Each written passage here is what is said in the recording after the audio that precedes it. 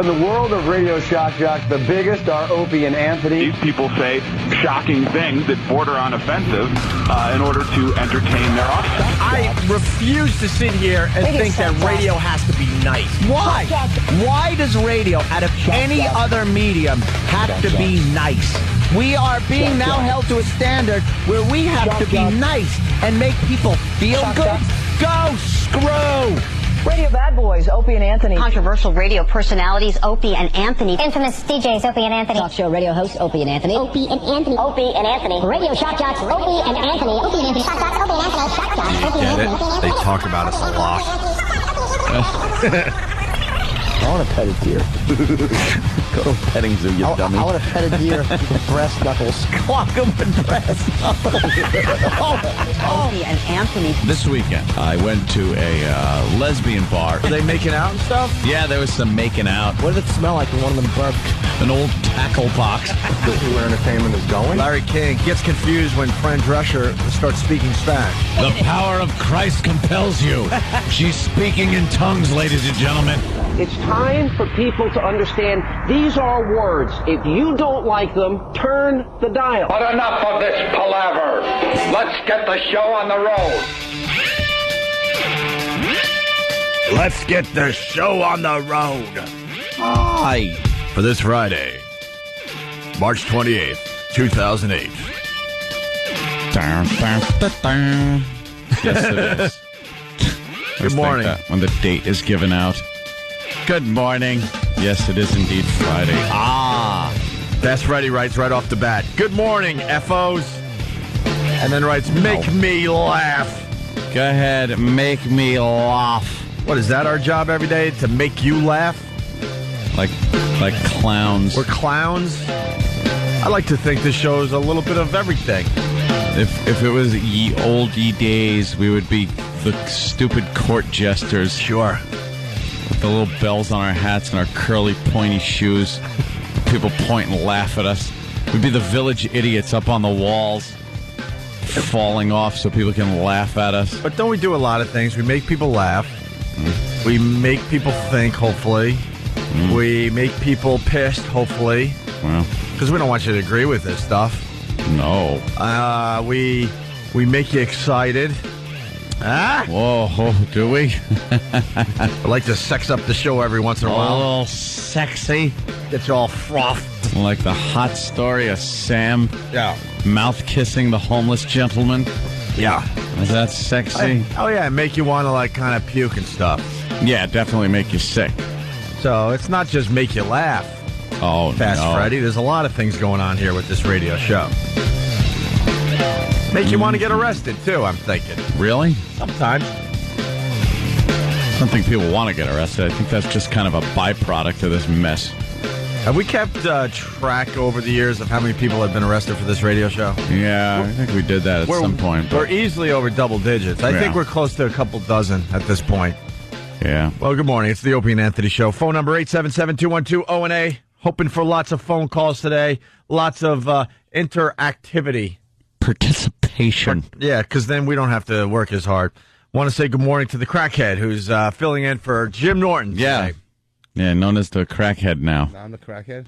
Yeah. A gentleman was in here yesterday. Put your headphones on so you can hear there, Rich, because you're low in the mix. Low in the mix. What was that, Rampage? Rampage Jackson was in here, and he goes, the last time I was on your show, you had that crackhead in here. And we're just trying to think, like, what homeless guy did we have in? Or did you think Tippy Tom was a crackhead? Or were we doing something with people from the street?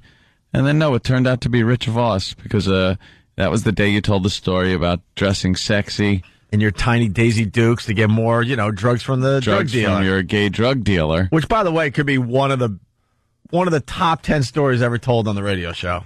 I'm telling you. Yeah, that was a good one. That was a good one. That was a good one. And I think Anthony said, if he's admitting to wearing tiny little Daisy Dukes, just imagine what he's not admitting to. It's that whole iceberg thing, You just see the tip of it. But underneath, that's what he just did. lies. Yeah. No one is 100% honest, so you're holding something back. You're holding something back in that story. Yeah. Or maybe another story that's a little uglier, a little racier, a little uglier than the one you told. You know, when you do stuff like that, drugs or whatever, that's you don't have to blame yourself for the things you've done. Because you're. Yeah, because if you let it go and just forgive yourself first, then everybody else forgives you. Your family, the people in the clinic. Everybody. That's why you guys clean up. That's why you do, because if you were still doing drugs, even if you got to the point where you could moderately do drugs or alcohol and actually be functional, live your life, you wouldn't be able to justify doing the awful things you did for drugs years ago. Yeah, but so you have to cut yourself off completely and go, hey, that was another person. It wasn't me. You can't modify yourself. You can't go from addict to modify. You know, can you say rapist? Let's say a rapist. You can't go from a rapist to a peaker. You know what I mean? Yeah, you can't downgrade anything really like that. Downgrade. No, you don't go. Yeah, you don't really go from chocolate cake to to a cookie. You know what I'm saying? Do you think it's possible for somebody that's a drug addict or an alcoholic to actually just cut down? It's impossible. If someone hits bottom and they're just like a drunk and knows that alcohol has just screwed their life up, can't you just maybe have a couple of beers? Most of the programs would say no, right, Rich? Yeah, all of them. No. I think there's some like new age programs out there like have a beer. All right, have a beer, have a glass of wine. Yeah, those are in bars. They have the meetings in bars. You can't. I mean, because like I used to when I was doing crack. I mean, there was no kind. I would even take freebase. Yeah, and I would hide it around the house, right? Sometimes I'll tell you one. Oh, here's one. I went and I got tons of these, but I went and copped this girl of mine. It was Laura. She goes, "Get me an eighth. Get me an eighth. Mm-hmm. You know, here's $50, and I'll be with Dave sleeping. Just slip it under the door, right?" In the apartment. Oh, no. So I went and got her an eighth. I got a bunch of these. I got a couple good ones.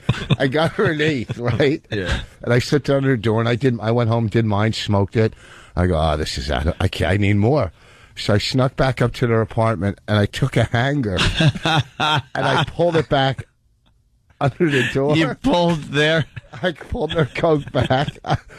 All right. By the time they got up, 6 trips later, back and forth from my house. Oh, my God. You had it bad. You had the bug. One time, this guy said, listen, I was on the road. I just started comedy. I was doing it for like 2 years, and I did a week on the road. And he said, I'll get you high, man. Let's get together. You know, so he went and bought an eighth. That's 3.5 grams. He goes, we'll do a half a gram or a gram, and I'll sell the rest, get my money back. Of course. Well, some of the best businessmen. He cut it up in 6.5 grams and went to bed. I found out where he hid it.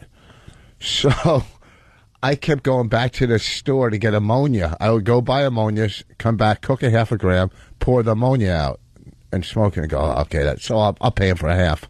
Well, I made 5 trips to the store buying ammonia. And I go to the guy, I'm coming in, my mouth is all like that, chewing on and I go, hey, I got a cleaning business, right? Yeah, they're buying. My God. They're buying that. Right? So I smoked all his coke, of course. Of course. And I'm sitting at like sunup, drinking straight vodka, and I hear him wake up screaming, right? He comes down and he goes, what? I go, some guys came by and I sold it for you on credit. Yeah, on credit. On credit. Yeah, I checked out their credit rating was very high. I believe they had a 750. I would go on the road and tell people, like, we were done Saturday night. I go, yeah, just front me a gram. Sunday night, you come after the show Sunday night, and I'll pay you, right? Oh, you're gone. You're out of town. And then what, you could never go back there again? No, it's no big deal. They're crappy one-nighters or whatever. Hey, I got to ask still cities he can't go to. I was going to ask exactly that. You've been clean for how many years, Rich? 18? 22. Oh, you're up to 22. Wow, time's flying by. I remember when you bragged about 18. Are there still people looking for you? Imagine. Are there still people going, come, you still owe me? Well, there's one guy I know, You know this girl, she was in a contest for you guys and had like a nice butt. I'm supposed to fire you. One of those butt contests you did, I think. Sure, we used to do nicest ass contest. Sure. I think I owe her brother 600 and something still. I'd pay him, I guess, if I ran into him, maybe. Well, we could have him line up outside the door today for you. That could be a bit we do. No, that could be. Hey, here's a guy that's actually trying to moderately use. Mark in Boston, listening on BCN. What's up, Mark? What's going on, guys? Hey. Yeah, I just heard you talking about moderately using drugs, and I don't know. I think I'm kind of halfway there. Yeah, you think you could do it? Yeah, well, I'm high right now. Seems to be working. Well, see, we're not saying that you're not going to get high. We're going to say, are you going to be functional? I'm at work. I'm functional. Were you at the point, though, where you were doing too many drugs and you knew it and it was screwing up your life and you cut back? Yeah, definitely. I'm like living in a program right now. Have you ever put brackets from a crane to a building? Brackets from a crane to a building? No. Yeah, what's your job? I'm security guard. And he's taking things. Yeah, what are you on? He's on heroin. Suboxones. Oh, yeah. What are those, downers, right? No, those are like opiate blockers, but they still get you high. They still get you high. All right. Thank you, sir. Seems to be working for him. Yeah. If he's up. Well, okay, let's say how much it's working for him. His career has taken him to security guard on the graveyard shift, okay? And he's doing opium blockers. Let's say hi to Mike in Brooklyn. Mike, what's going on, buddy? Yeah, what's up? Yo, that Suboxone stuff that he's talking about is really wicked, man. Really, really wicked stuff. But I went through a type of program called a therapeutic community. It's a longer-term program, and back in the day, they used to actually like give you drinking privileges after you were clean for a certain amount of time. Nowadays, they don't do it now, but nowadays they're realists, and they know that there's a good chance that you might have a drink again, and you might want to kick back a beer or something. So they kind of talk to you about drinking responsibly. TPs. Hey, didn't they, when you went to a TP, didn't they break you down, like try to break you down like the Marines and have like some guys like clean the floor with a toothbrush and stuff like that? Nah, it ain't like that anymore. It used to be like that. You hear stories like that. They don't need to break it down when you come in. It'll make you want to do dope. But aren't you a heroin addict, that they say people who are messy? Yeah. That's a terrible almost 10 years, and I kick back a few beers. You still kick back beers? Absolutely. Well, then you're not clean. You're just off of heroin. He's clean. If you're doing heroin and you go to a couple of beers, that's an accomplishment. No, it is. I'm not saying it isn't, but you can't say a couple of beers because people transfer addictions. Okay, you switch your addiction. That's all. Yeah. And I'm not saying he did. I'm not saying he. I imagine those couple of beers takes away the itch a little bit. Yeah. No, I mean, like going from heroin and being completely clean, I can't even imagine that. You're right, but for him that works, but for certain people, That doesn't work, right? No, because the beer isn't enough. That's not the high you're looking for. You think have the a beer couple leads you beers, right back to the heroin? Well, right? you get a buzz. You're going, you know what? This isn't the buzz I want. And Yeah, but the TC is more of like a behavior modification as opposed to a disease model. So if you get used to living a lifestyle that's a positive lifestyle, and if you're living a good life, you're not going to want to go and stick a needle in your arm or smoke crack. If you're living a good life, if you're being responsible and doing the things that you need to do. So if I have a couple beers and I'm watching the game, it's just kind of hanging out. It's not like I need to, get myself to a different place. I'm drinking for a different reason. Yeah, but if you're having a couple beers and watching the game through somebody's window, the thing too, the thing also, he's saying, well, heroin and cocaine are the worst addictions. That's not true. If I don't do heroin, I have a couple beers. For him, cool, that works. Do you see what I'm saying? But a couple beers, there's people that don't do heroin and do coke and don't do cocaine, but all they do is drink and their lives are a mess. So I mean, I'm not judging the guy. He's not doing heroin anymore. Right. Well, the show starts. Thank you, sir. Thank you. You can't drink a little bit, All right, sir. Thanks. The show started just because Rampage Jackson said last time I was in here. Yeah. I was in here with that crackhead. The crackhead Rich Voss. So we finally had to explain it's Rich Voss, a friend of ours. And anyway, there's a couple other things to talk to Rich about. We filmed a pilot for Comedy Central, And you and Keith Robinson, another comedian who we love, but for some reason is scared to do the radio show or something. I don't know. We tried to get him on. He's been on once or twice. He did well for us, but he can't get up in the morning or something. He lives in Philly. He lives in. First of all, he's not going to get up this early, okay? Because why? He's got other things going on in his career. No, but that's why certain people don't like getting up early. Yeah, get yourself out of bed. All right, okay.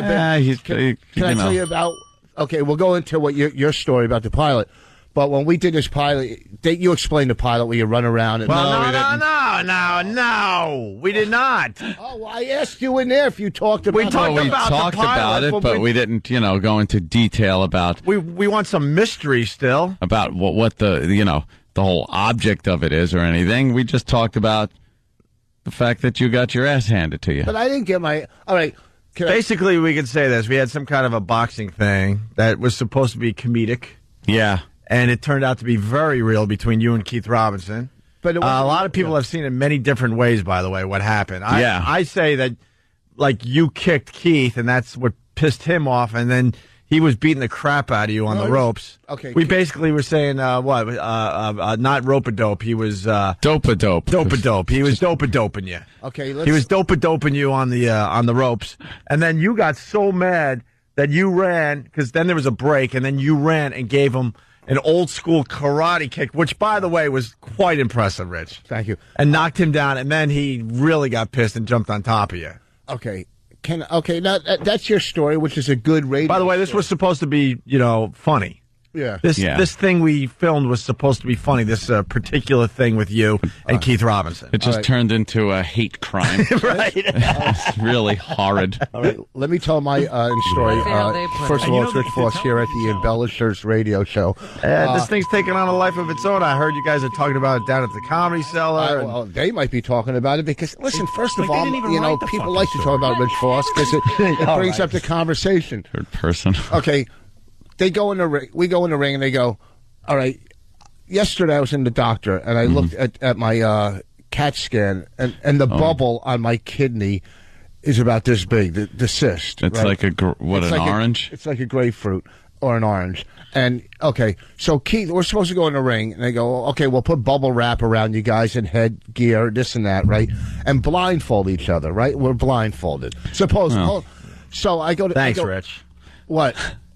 Remember how we said, remember when we were just talking? Do you remember a few minutes ago when we said to keep it vague? That's pretty vague.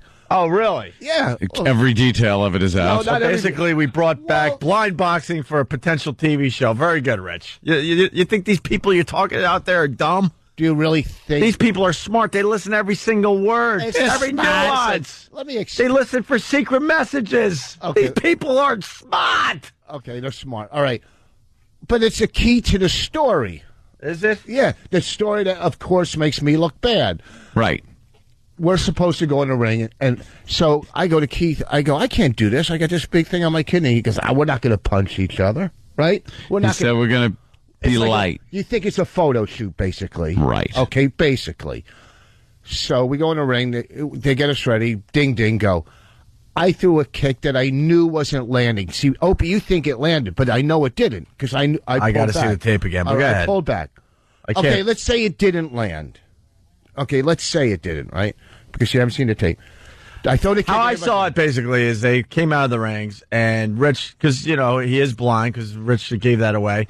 Rich kind of threw a kick out there, kind of feeling his way around. I thought it landed. Okay, I know it didn't. Okay, that's fine. So then Keith came flying at me. Why would he come flying at you then? Because he could see me. He had his blindfold, which we already know, up, or else he would have known I threw a kick because it didn't land. Dude, so he could see. We had a whole we had a production staff. We had Ant and I. We had the rest of the comedians. Yeah.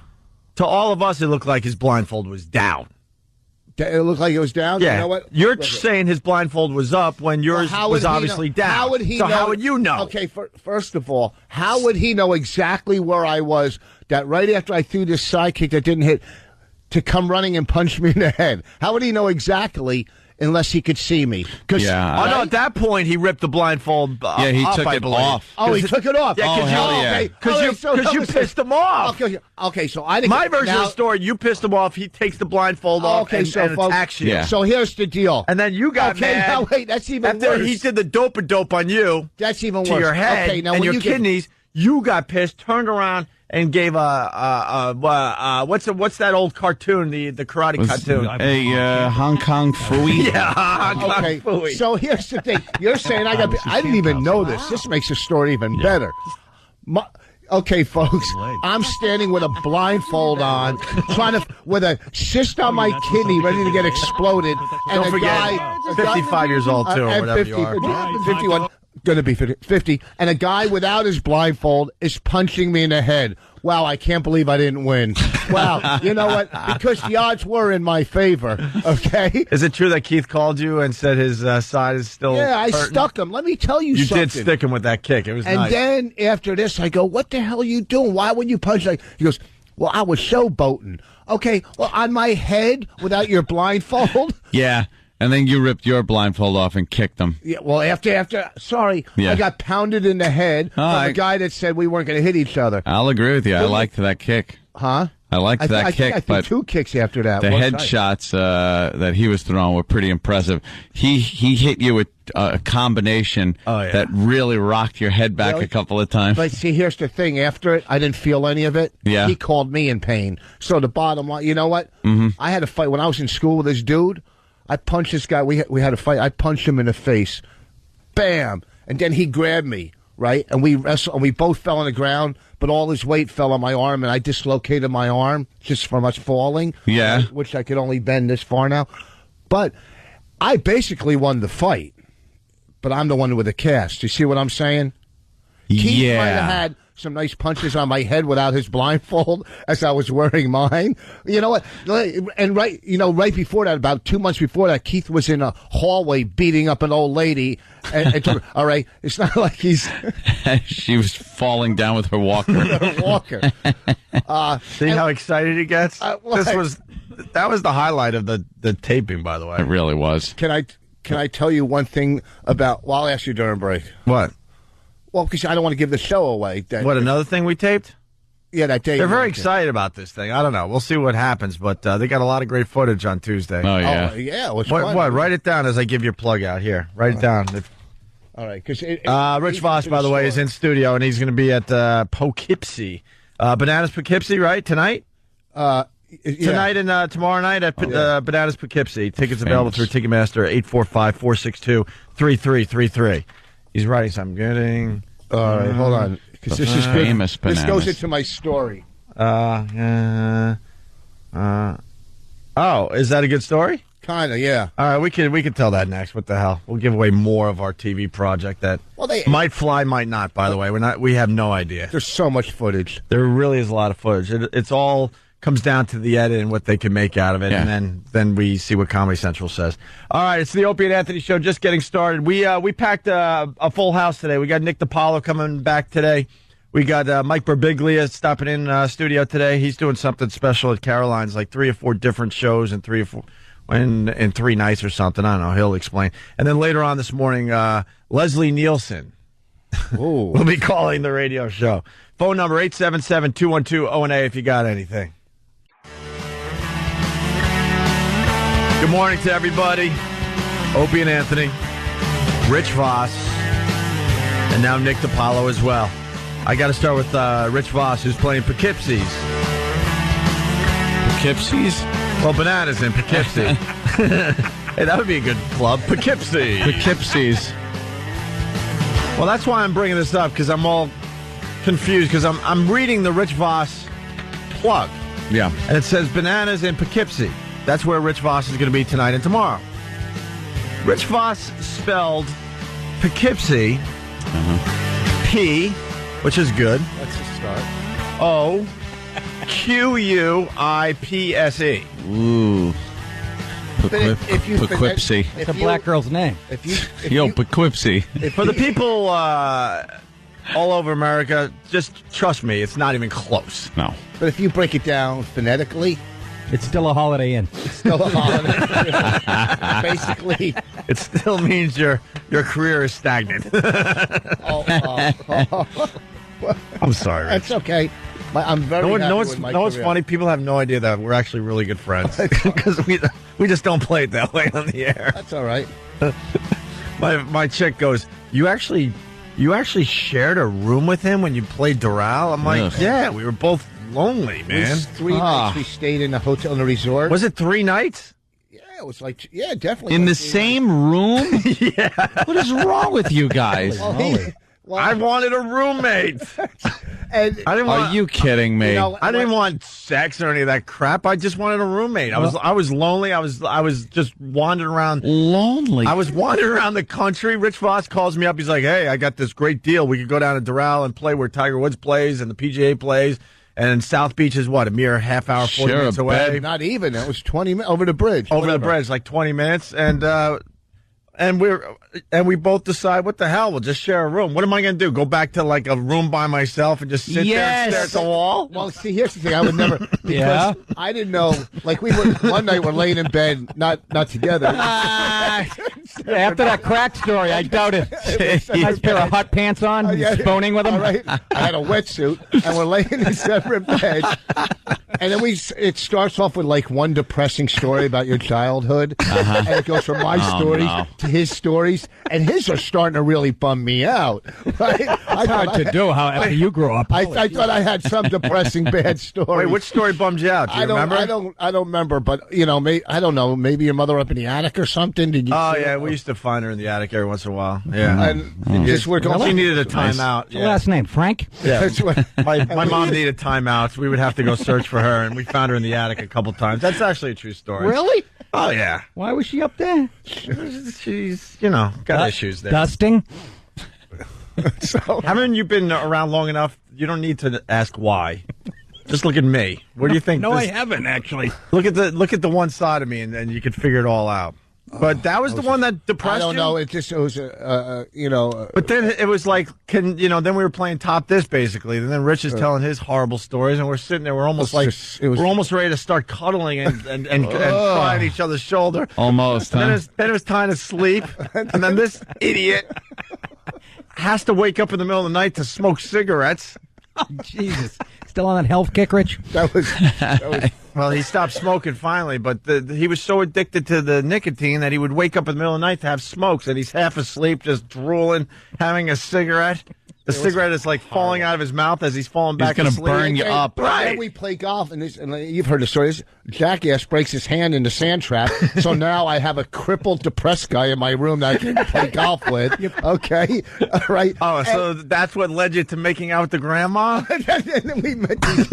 What? I almost said these hot chicks. We met these girls. I almost said the grandma. They're not girls. The grandma was Johnny Winter's mother, basically. She was an albino. This woman was an albino hippie with the weird blue eyes, not the cool blue eyes, almost like the albino eyes. They're like faded jean eyes. Yeah. Okay, so we're both single at the time, but the daughter was hot. And he had a nice... She had some awful Indian name, I remember. Hiawatha. Something. She was like some hippie kid, the mom name. It was between that or granola. That means you know what I mean? Or sunshine. Yeah. And so the girl the hot one was going towards Opie, because maybe, whatever. She was... He's going to try to rationalize it. Whatever. Maybe it was the cast on his hand. It was a mother-daughter combo, so to say she was hot... Compared to the mother, she was hot, yes. And Opie had I don't think he had a rap, but I tried to take one on the team, take one for the team. Wait, I didn't have a team. I didn't have a rap because I didn't want her. Oh, well. You were desperate for sex, so you're like, you go walking off at where were we? The Delano? Some hotel. Some really fancy, trendy hotel. We decided to go to the pool area. Pool area where you sit in these cabanas. And we're all sitting having a drink. The Rich doesn't drink, so he's drinking whatever. And the mom is an alcoholic. And we're in this cabana just hanging out, having a nice night. It's a beautiful night in South Beach. All of a sudden, Rich gives some kind of look to the mom and walks off with her to another cabana and starts making out with her. Would you tell her it was a teepee? And that's when Hiawatha, whatever the hell her name was, said that that she's actually a grandma. She looked like She looked like the blonde in Billy Jack that was tied to the stakes. Wow, she had white hair. Way back. Wow, 1971. Billy Rich, Jack Rich, we're movie? not all 60 here. Oh, wow. All right, not the trial of Billy Jack. Billy Jack, where the guy dinner on the Look beach. like Richard Widmark and. And you know what the worst is, though, when you're making out with a 60-year-old lady? It's not that. She wasn't. I bet you in her day she was hot. You know? Well, it would have been a good story if I would have closed the deal, That's right? wonderful. A lot of chicks would be hot if you could get a time machine. Yeah, exactly. Yeah, But her not, breast stunk, too. Her breast stunk. Oh, God, what a winner. What the hell is that about? I don't know. Maybe because when you're 60 or something, I don't know, your breath starts, like, rotting away. Oh, her breath. I thought you said her breast. No, her breath. They probably did, I thought you too. said breast. No, her breath. Oh, like say, old would you lady spend the night baby with powder. Her breath stunk. Well, she's an Indian. Her liver's probably rotten. We laughed pretty hard though. We had some good times. Good times. So yeah, when they beat me, can I tell this quick story about going to the doctor yesterday? Can I tell it with that? Yeah, thing? since that one went by so fast. This is what you wrote down before the break? Yeah. I don't know why that came up, but yeah, we shared a room. Yeah, what's the big deal? Two guys. You know what it was? I didn't realize that I would make a little money. Two guys, one bed. What? I just wouldn't. I wouldn't share a room like that. We did. What's that? And I shared a room once. We had to. But we were both really poor at the time, and they flew us out to L.A., and we had to share a room. They made us. That was very awkward. Sounds like a Barry Katz gig. I know. I got Opie bumped up to first class, too, on my gold then. You didn't have freaking flyer miles or something. Yeah, appreciate I got him bumped up. Wow. Isn't that something? I took him under my wings then. You know, I said the guy, he's little bouncing hummingbird around. wings, you call hands. Bouncing around. Not under his wing. Under his wing. Yeah, wings. Both of them. What are you, a pilot for Delta? I have When you were spooning, you took them under your wings. I think Rich Voss secretly wants to date me because then we went. That last summer was it last summer that I decided to go play golf with you and you showed up with a nice little lunch for me. Well, that's a sad story that's too. Not sad. I'm not kissing. No, we show up to play golf. It's like at the halfway house you can get a hot dog and a beer, or whatever the hell you want. All of a sudden, Rich goes, "I packed this lunch," and he pulls out a nice little like cooler. It had a nice juicy. I think he got me a juice box or something. Were you just sitting in the middle of the fairway on a checkered blanket, right, with the old time basket? What did you make me? Bread. It was like egg salad and what was it again? Old time basket. Yeah, I'm not. Wait, what was the lunch? Seriously, it was egg salad. Did you cut the crust off it for him, honey? Yes, I cut it was egg salad. I'm not going to. It was an egg salad sandwich. I think it was like an apple, a piece of fruit, and like a juice box. I take my portion and I go, and I threw it in the garbage right in front of him. I'm not going to make myself lunch and eat in front of somebody. So really? Yeah. Where did you get manners? No kidding. Bonnie? And there's other places to buy stuff to eat at a golf course. Yeah, that's so you didn't have to. You could have packed your own lunch and been, the cheapo that you are, and then let I'm Opie. not cheap. I'm far from cheap. I'll spend some money. Oh, really? Okay. Sure. I just like a good deal, too, though. Of course you do. Voss, that's with the territory. Voss is all about the good deal, man. I like a good deal. He likes a good deal. I'm sure when you guys split that room, it was just like, this is great. Half the price. I sublet the couch to another person we didn't even know. I was lonely. So, you packed me a nice little lunch I'm sorry. That I threw in the garbage. Because I honestly, that was creepy. Too. Yeah. Sharing a room wasn't creepy to me, but making me a lunch, that now you're going over the line. Now you're getting a little weird. You two are creeps. We're all just a bunch of messes. Who are you together. kidding, man? Anthony, it reminds me I have an omelet in the green room. Right. Hey, let's go. Join you for breakfast. We'll do brunch. And then the famous story where this ass is more concerned about how well he hit his wedge from 90 yards out that he doesn't bother to yell for as I'm standing there on the green wondering where the shot's going.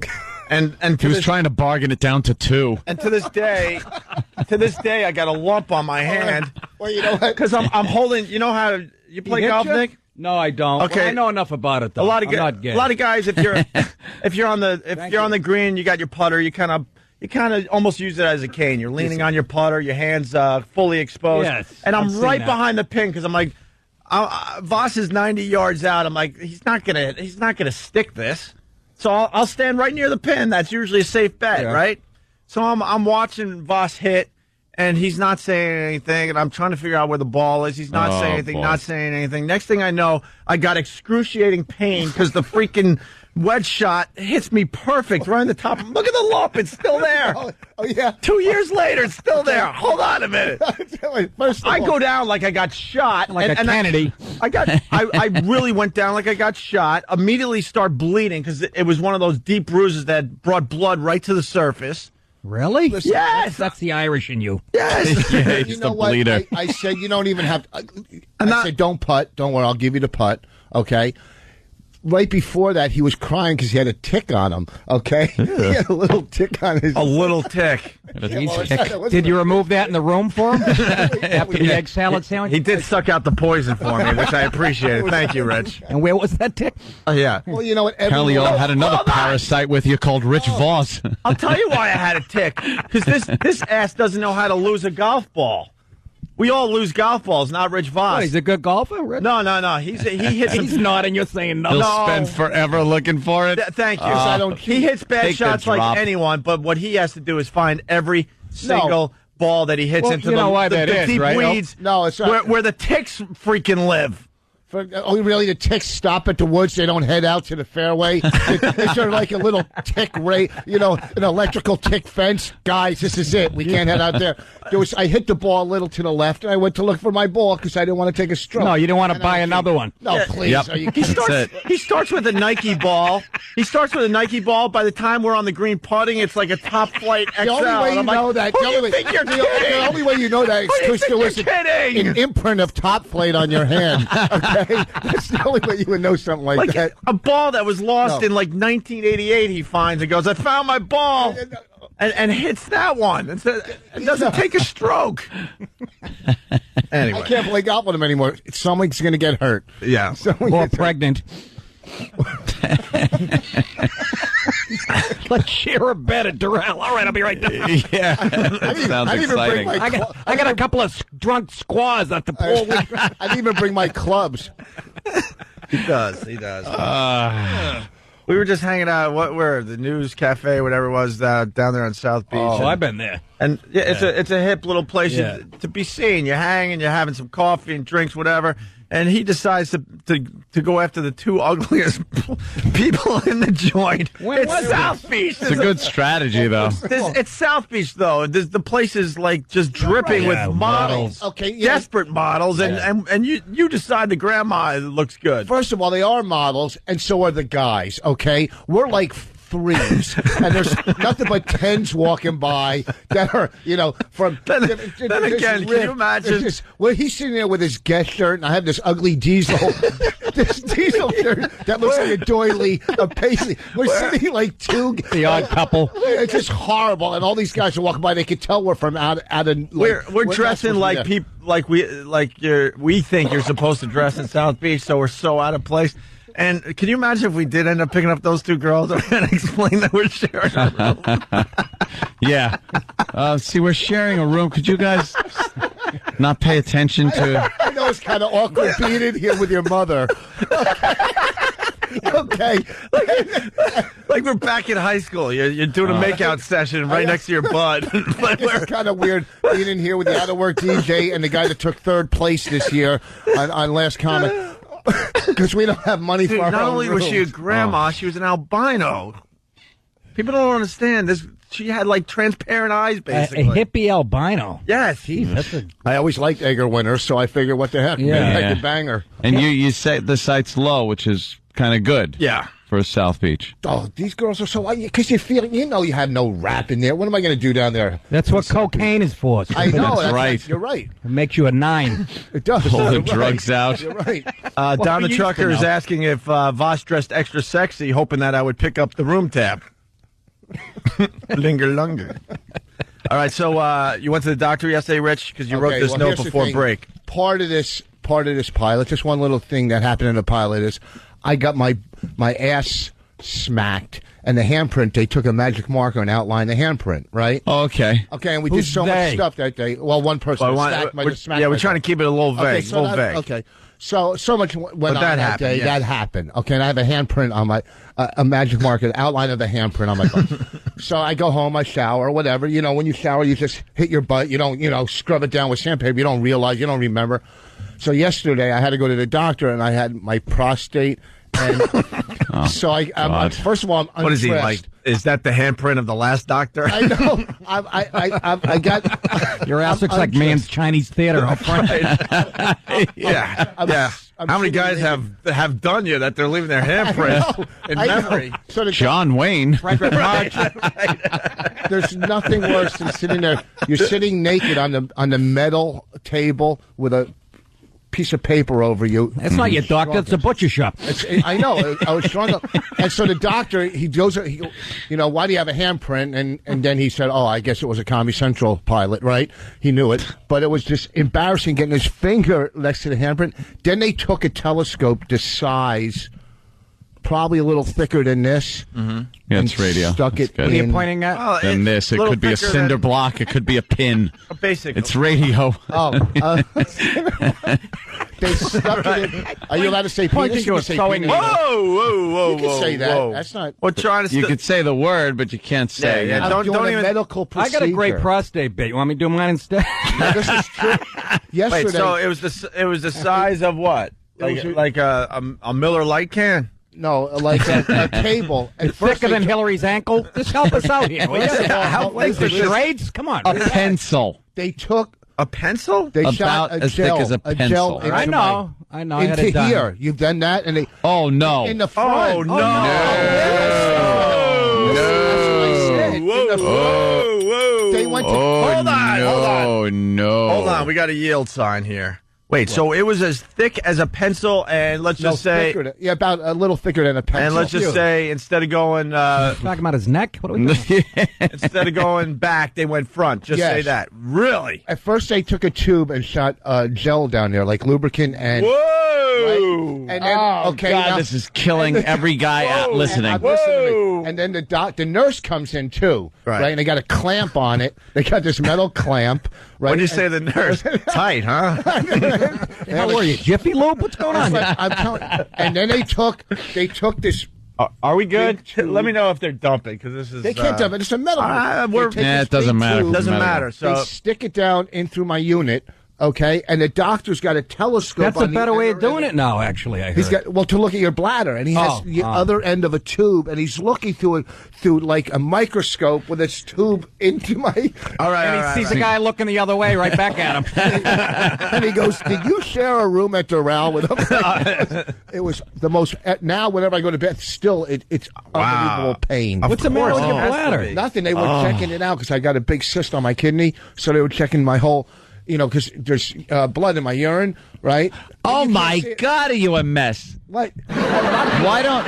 Wait. I gotta get this. You've talked about the growth on your kidney. Yeah. Why don't they cut you open and look at it and say, "All right, we're taking it out"? I am in a week and a half. They're going to drain it. Will you bring it in here in a jar? Drain it. We could do something with that. No, it's full of liquid. It's a cyst. What do you think it's full of? Confetti, you idiot! It's a pinata on his kidney. A bunch of baby Snickers bars. See a bunch of little Mexicans hit you with a bat. Yeah. So it's a cyst. They're going to drain it in 2 weeks. Yeah, really? Yeah. They stick. They stick a needle through, like, in your back. Whatever, or your side, and they drain the cyst. That's got to be. Because I saw the CAT scan. I was going to bring it in, but I'll bring it in after I use it at the what do you call it, at the hospital. But I saw the CAT scan yesterday, and I'm looking at it, and he goes, "This is your kidney," and plus I have a kidney stone here too. Kidney on drugs. Yeah. And then he showed, and this is the cyst, and it's just a big black round. Oh my God! That's why I didn't want to fight Keith. Did he say what it's? Did he say what it's full of? Huh? What is it full of? V8 juice. Yeah, it's full of water. What's water. that from? Now, is that from drinking and stuff when you were young? See, Did you damage your kidneys? I'm hoping. Now, a lot of people have cysts on their kidneys. You don't even know it. It's not a problem. Don't bring us into your Yeah, world. we're fine. I'm telling you, you're gonna die. Everyone does. You and Schimmel ought to get a room together. Everybody has AIDS. It's just what everybody has. And then some people get it worse than others. Yeah, thanks. It's not. What is My that? kidneys are fine. That's right. Everyone out there has a brain tumor. When's the last time you went in for a CAT scan? For a CAT scan? Yeah, they look on the inside, a CAT scan. I know what a CAT scan is, stupid. All right. When's the last time you had one? I don't know. Probably, I probably didn't need one. Yeah, you don't just go in and go, could you have a full, CAT scan of my body? Something has to hurt. Something has to... Yeah. So you probably had a pain in your some kidney. stomach pains. So they did a CAT scan, found this friggin' conjoined twin on your kidney. So the doctor says, a lot of people get cysts, but it's just that yours is the size of a baseball. That's why we got to... Wow. It's about good for you. I know. Why don't you have somebody sign that? Sell it on eBay. Get Jeter to sign it. You should throw out the first tumor at Shea Stadium this year.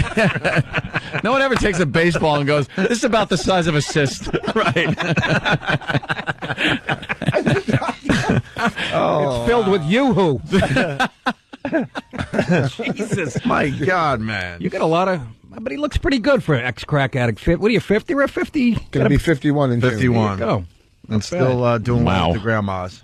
Picking up your albino grandmother. I don't know. We've told that story many times, I know, but I still don't think we did that whole story justice. But you get new listeners, and it's always... No, I know. We get more into it. Like in the beginning, we just said, we shared a room at Doral. I got and then Hiawatha, whatever. She lived in Orlando, and I was heading back that way after I met up with you. Did you give her a ride?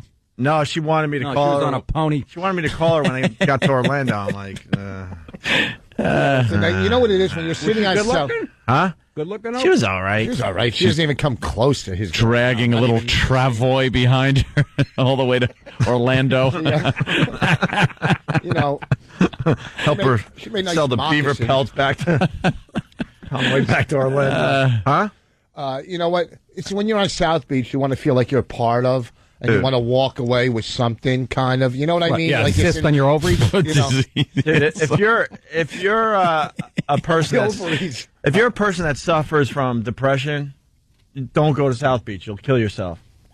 Yeah. What do you mean? I fit right in there. I'm ripped. Like you got a big unit. I can't wait there it to get is. down there. If you think you're a man with some pride, if finally, you think you're somebody, and you walk around South Beach, you realize you're just. You know what it is, though? You're a genetic disaster. I got to be honest with you, though. You got to use what you got a little bit. Oh, you. If you were in that situation, if I'm hanging out with a Rich Voss down in South Beach, and he's picking up grandmas, I am going to be flashing cash, drugs, booze, whatever it takes to get one of those hot, long-legged girls down there, and not have to get Voss's friggin' throwaway daughters from the old bag he's making out with. What you need is a handful of date rape drugs. There you go. You know what, though? In a way, hey, look at that. Doink. Plop, plop. You know what? Plop, plop. In a way, though, it was. I don't know. It was entertaining that it went down that way. He had you know what I mean? He left with a broken hand, and I went and got a tooth pulled too.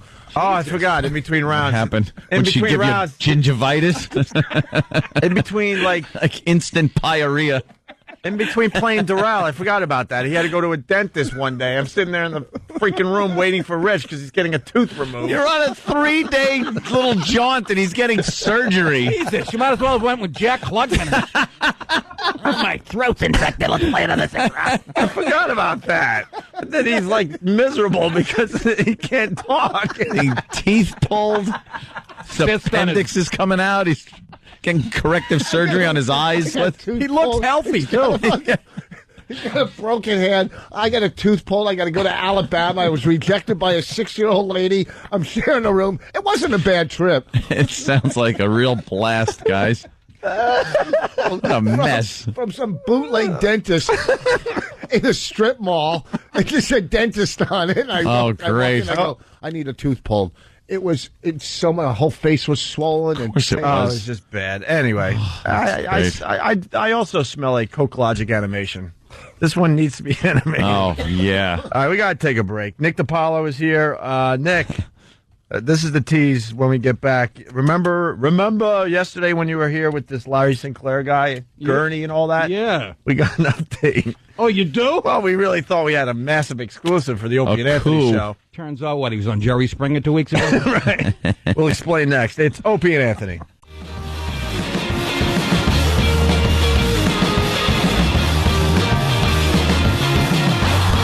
You're checking out Opie and Anthony. Rich Voss filling in for Jim Norton. Also invited Nick DiPaolo back today. Nick killed for us yesterday. Nick should be on the radio. Thank you all. Oh, yeah. Nick got effed.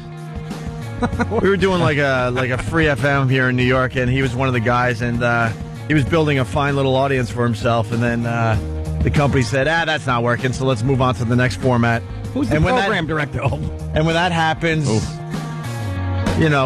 good broadcasters get kicked to the side, and Nick is one of the good broadcasters that got kicked to the side. I don't know who the programmer was at that point. No, now who is it? It's a woman, right? No, she's gone now, too. Oh, really? Jesus. Yeah. And I think they just named somebody that, I don't know. I don't know. Yeah, there's a new program director. We went back. Alan Seuss. We came back to regular radio almost 2 years ago, just under 2 years, and we've been through, I think, 4 PDs. Yeah. 3 GMs. They keep I don't getting know. fragged by the staff. And 3 different formats. This is what radio has become. I would take the job as a program director. I'm open. I'm But you're doing blog TV. Yeah. So you went from, broadcasting in New York City for fun. That's not what my career is. I do that, I can sit home and make a few bucks, but that's for fun. It's like eBaying. But I was just, it's kind of pathetic, though. You went from broadcasting in New York City Don't say it like that, to doing something in your basement. I'm trying to help you out here, Nick. How is that helping? You're like my manager, for Christ's sake. How is that helping? Pushing him in front of a bus isn't really helping him in any possible way. I want him to be pissed. I want to be. You went from broadcast radio New York City to your basement, and that's not fair. To talking through a walkie-talkie to a friend down the block. Well, I don't know. I'm just doing it to keep my chops up. You never know when WRKO may come calling. With Dale Dorman. I want to be back on the radio. I love it. You just went local for Boston. Very nice. I know, and that's stupid. No, but that's right. You're in Boston. I hear the blog TV things is doing well. It's just fun. I mean, it's fun to be. I'm sitting there with a camera, and people are watching me in my basement, and I'm talking to people in Tel Aviv and South Africa, and they know my stuff from Comedy Central. That's nice. And of course, my manager had nothing to do with this. I found it on my own. A dick. Are you really talking? Are you really? See, there's the anger I want. What are you saying to them in Africa? What am I saying? I like your policies over there. There goes another Again, one. it's South Africa. Do you have to do a lot of clicking? Like, I'm leaving here today. I'm going to Voss's doctor to have a lip plate put in. how does your cyst removed at the same time? How does your comedy translate when they have to, It's there's only a few people. It's mostly my fans from over. Don't make it sound like there's a. All of Zimbabwe is just loving Nick. But this He's is now so cool. a king in Zimbabwe. Yeah. Hey, if you go to nickdip.com or go to Blog TV, you can find me. But go to nick.com and if you register in my forum. When I do the Blog TV show, you're automatically in the chat room. I didn't know how to control the chat room at first. You have to and all people's come pouring in, and they just say mean stuff to you. Even to me. I didn't know that. Yeah. I mean, just getting deluged by effing you, dirty, stupid guinea. Just vicious stuff, you know? Yeah. Finally, I learned how to control the chat room. So just the people that go to my website and register are in there. Okay. But it's like a couple hundred fans. I got a website, so I got a webcam. If you have a webcam, I can click on your name, and you become my co-host. But it's really hilarious. I mean, and I'm getting paid. He could just pick a co-host like that. Let me tell you what Nick is doing, and it's brilliant. Nick is a married man, and he has figured out how to go on Pal Talk and see hot chicks. And are you helping him out again? And get paid for it. His wife is like, all right, you go down in the basement and do your blog TV. I'll be up here, and Nick's down there, and he's checking out hot chicks. No, believe me, she taps into the show at any time. All right. All of a sudden, I see her face in the chat room. I'm like, get out of here. What did you say about? But yeah, the girl's real cute. The girl who's the girl in Tel Aviv who worked for this company. She's a Jewish girl. She went to NYU. Her name's Kara, and she's like 23, and she's really cute and smart, and she got like a filthy mouth. Wow. She's a great co-host. Perfect co-host. And she knows all my stuff from Comedy Central. She's reciting jokes to me. She lives in Tel Aviv. Oh, you're gonna hook up at some point. No, I can't. I love my wife. She's terrific. Is it refreshing to be uncensored, knowing you don't got it really people breathing down your neck? Exactly. I mean, you say anything. You know, anything. It's probably I record some of the segments. Oh. And once I do that, you can, anybody can watch them. And my wife's like, what are you, you're going to trash your career over a basement show, you idiot? I got to check this out. Now you got my interest. NickDip.com. That's one word, NickDip.com. Mm-hmm. And register on the forum and then go to Blog TV and you can find me. And I'm doing, April 2nd at 9 p.m. I'm like the featured comedian on Blog TV. I usually do it in the afternoon, like 3 or 4. But, April 2nd, I'm doing it at 9 at night. April 1st, I'm doing it at 4 p.m. But it's hilarious. You can see my finished basement. People are making fun of my house. First of all, you're the feature comedian, but it's your show. So aren't you every day the feature comedian when you... No, there's a few people. There's only like 3. Me and Joe Rogan, like 2 other people are doing this. I swear to God, that's it. It's like brand new. You know, it's the future. Jesus, I'm on stupid pal talk all night. Yeah, but I ought to do that. I ought to do it. You guys are getting deals at. I'm sitting in the green room listening to you guys doing pilots at Comedy. I got a relationship with you guys. I have a relationship with Comedy Central 15 years, and I don't even know about this. And my dink manager goes, "Yeah, Rich Voss did. I think he just did some deal with it." And I'm like, you stupid. I'm sitting here learning. All my friends at Opie and Anthony and at Comedy Central doing crap, and I'm sitting up at my house. You know how that goes. I don't even know if you're going to pick it up. I do know how it goes. If I'm not involved, it's going to be a huge hit, Opie. You don't have a black cloud. You guys, everything you touch is gold. Unfortunately, we have Voss on it, so that balances it out. It's like a cyst. Who said that once? You've killed more pilots than Al-Qaeda? Oh, God. I said that in a roast. It's unbelievable how the money they put into these things, and they just, we're not using. You know what? Don't give me the pilot. Just give me half the money for now on. Yeah, we'll see. This you one, just want half the money? They gave you that much money? No, my pilot, the last one. You and the wife? 3 million? 3 what? No. No, 300. No. Yeah, 300,000. It was. They put out so much money for this pilot. It's funny. I got. And you did with your wife? Yeah. Well, and two. I did 2 with her, and I did the one with Patrice. Yeah. It's and you know what it is. The one you guys did. I'm not just saying this because it's you two, because you guys. But I think no. Yes, you are. You know why I think it's going to go? Because it fits their demographics. We'll see. It's a pretty good idea. We'll see. You know, I just... hey, we got to move on, though, Rich. We'll talk about pilots later on. I'm plugging my website like it's a legit thing. Jesus, what happened? You're right, Ope. Now that I'm thinking about it. I just want to get you mad because... Go to nickthefowler.com. We were on this Larry Sinclair story yesterday. We were very excited. We thought we really were on to something. This is the gentleman that came up with this story that years ago, back in 1999... He had done drugs and had certain sexual favors that he gave to Obama. Right. And he made a YouTube video. And the video is very convincing. Is it? Jimmy and I really believe that the guy believes what he's saying on this video. So you think he's a kook now, then? He believes it. I'm not saying it's true. Maybe it was some, and then we were speculating that maybe it was some guy that said he was Obama. And the guy just decides. Yeah, but back in 1999, no one would say I'm Obama because no one really knew Obama. Locally, they did. Yeah, I guess you're right. Locally. And here's the video. Gurney. Here's the in Gurney. This made us laugh all day yesterday. Here's the audio of the video, just in case you missed it. I think the video was linked to onaradio.com yesterday. Hi, my name is Larry Sinclair. I'm making this video and posting it on YouTube because of an incident involving myself and Senator Barack Obama between November 3rd and November 8th of 1999 in the Chicago, Illinois area. The mainstream media and Obama himself has done greatly to prevent this story from becoming public. Done greatly. During those time periods in 1999, I met Obama at an upscale lounge in Chicago, Illinois. After having a few drinks, Obama and I left in my limo, began to drink. Mr. Obama acquired powder cocaine for my use, crack cocaine for his use. I performed sex on Senator. That's my favorite part. I got to stop the tape. Yeah. The fact that he got coke for him and crack for himself. I need some powdered coke and some crack. Right. This guy sounds hook like me up. Tested on Project Runway. And he obtained it? Real. Like, wouldn't you send the limo driver out? Right. Give him a few bucks and go, hey. Wouldn't he if know you're where in to get the drugs? Maybe you don't want to go searching around for coke and crack. Right. And also, if you're driving around in a limo, do you need somebody to buy your coke for you? I think you have that kind of money, right? If you're in a limo. But like you don't want to do it yourself. Yes, you do. Why? You want to isolate. You want to do as much as you can, and you don't want to have to talk. You just want to sit, do coke, and not have to and drink and smoke. Yeah, but what happens if you get caught in some kind of a sting operation? You're a politician. You're buying your own coke. No, I'm crazy.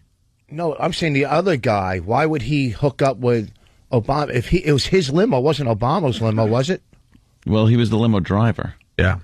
I am really done. All right, we're going back to the tape. Began to drink. Mr. Obama acquired powder cocaine for my use, crack cocaine for his use. I'm sorry. I performed sex on Senator Obama, who at the time was a state representative for the state of Illinois. Mr. Obama knows these allegations to be true.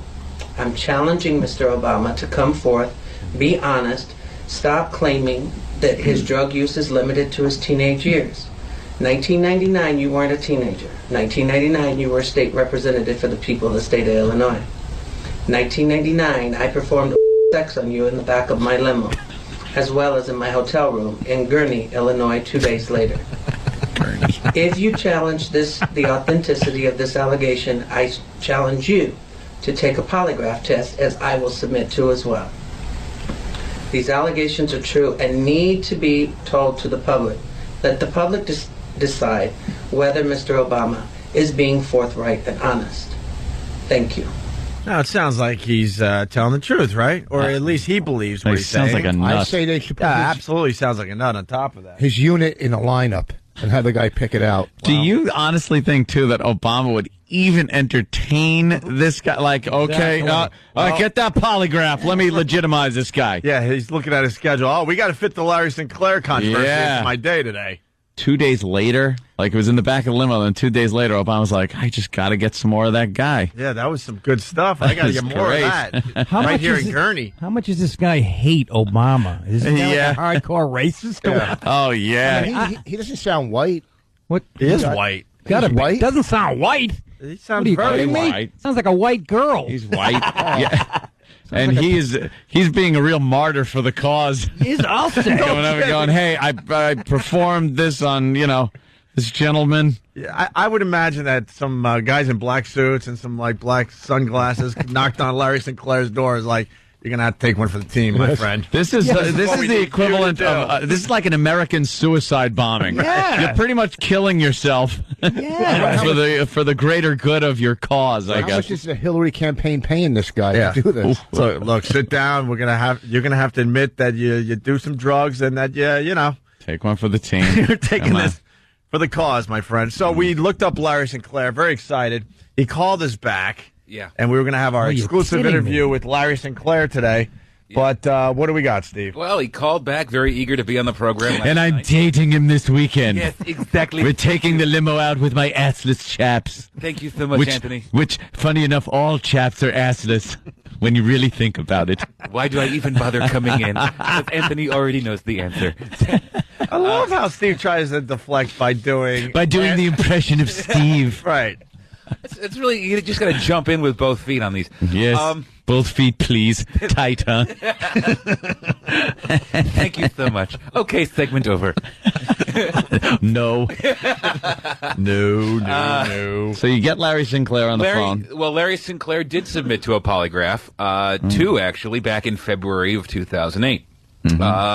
And both experts indicated that his results indicated deception in regards to his sex. Now, what color were the guys who gave the polygraph to? Yeah. Both Caucasian. Back in February 2008 would have been last month. Yeah, I know. Thank you, Rich. I know.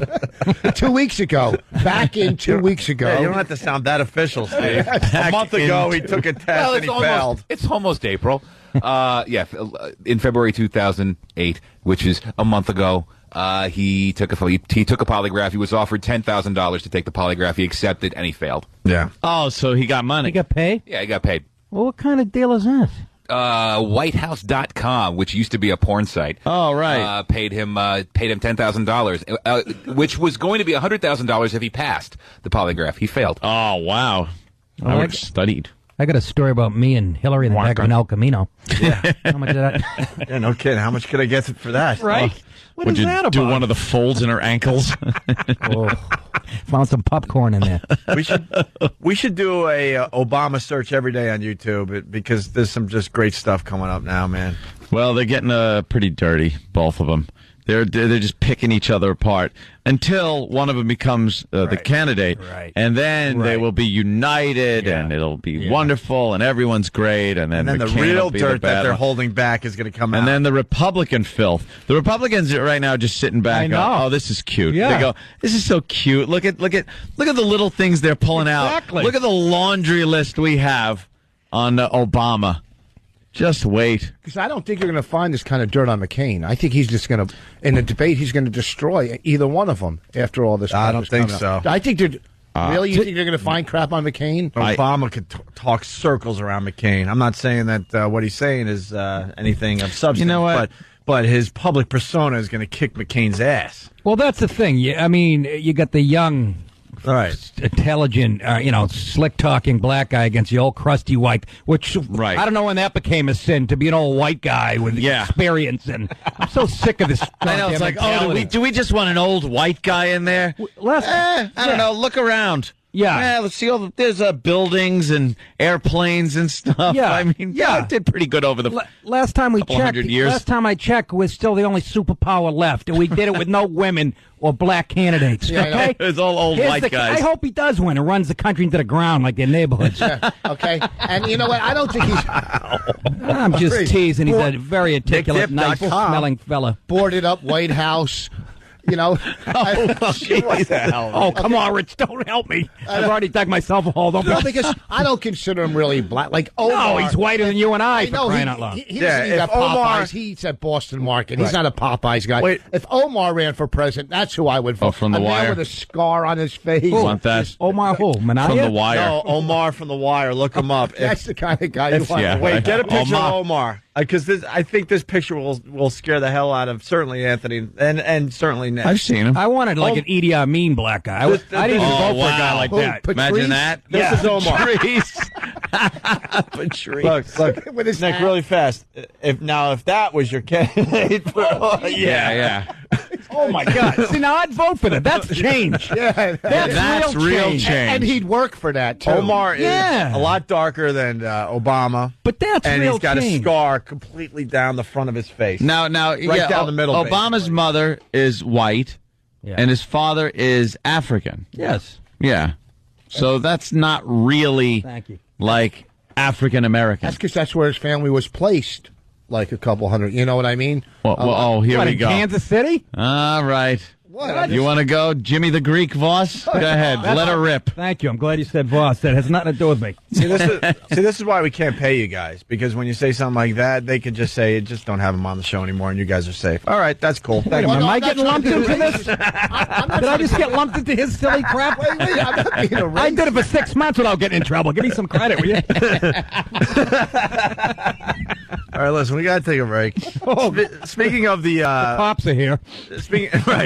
Speaking of these two taking shots at each other, we did the whole Hillary Clinton Bosnia sniper fire thing yesterday. Remember that? Remember? Sure. Do you remember? Basically, Hillary saying that she landed, in Bosnia, and there was sniper fire. Oh, under sniper fire. She was rushed to the cars and then rushed to a base because the bullets are flying. Yeah, everyone knows a big story. Well, we took that lie. It turned out to be a lie, and we had a little fun with it. Hillary Clinton is running for president. Hillary Clinton has a spotty memory. I certainly do remember that trip to Bosnia. These events never happened. And I remember landing under sniper fire. Alzheimer's is a devastating illness that affects millions of people worldwide. Okay, listen up. Did anybody see a sniper? Did anybody see anything? Anybody see a sniper? Including Hillary Clinton. There was supposed to be some kind of a greeting ceremony at the airport. Murph will receive an enemy sniper fire. 8 Ball is down. But instead, we just ran with our heads down to get into the vehicles. Give generously to the Hillary Clinton Alzheimer's Foundation. It was a moment of great pride for me. This promotional message is complete bull.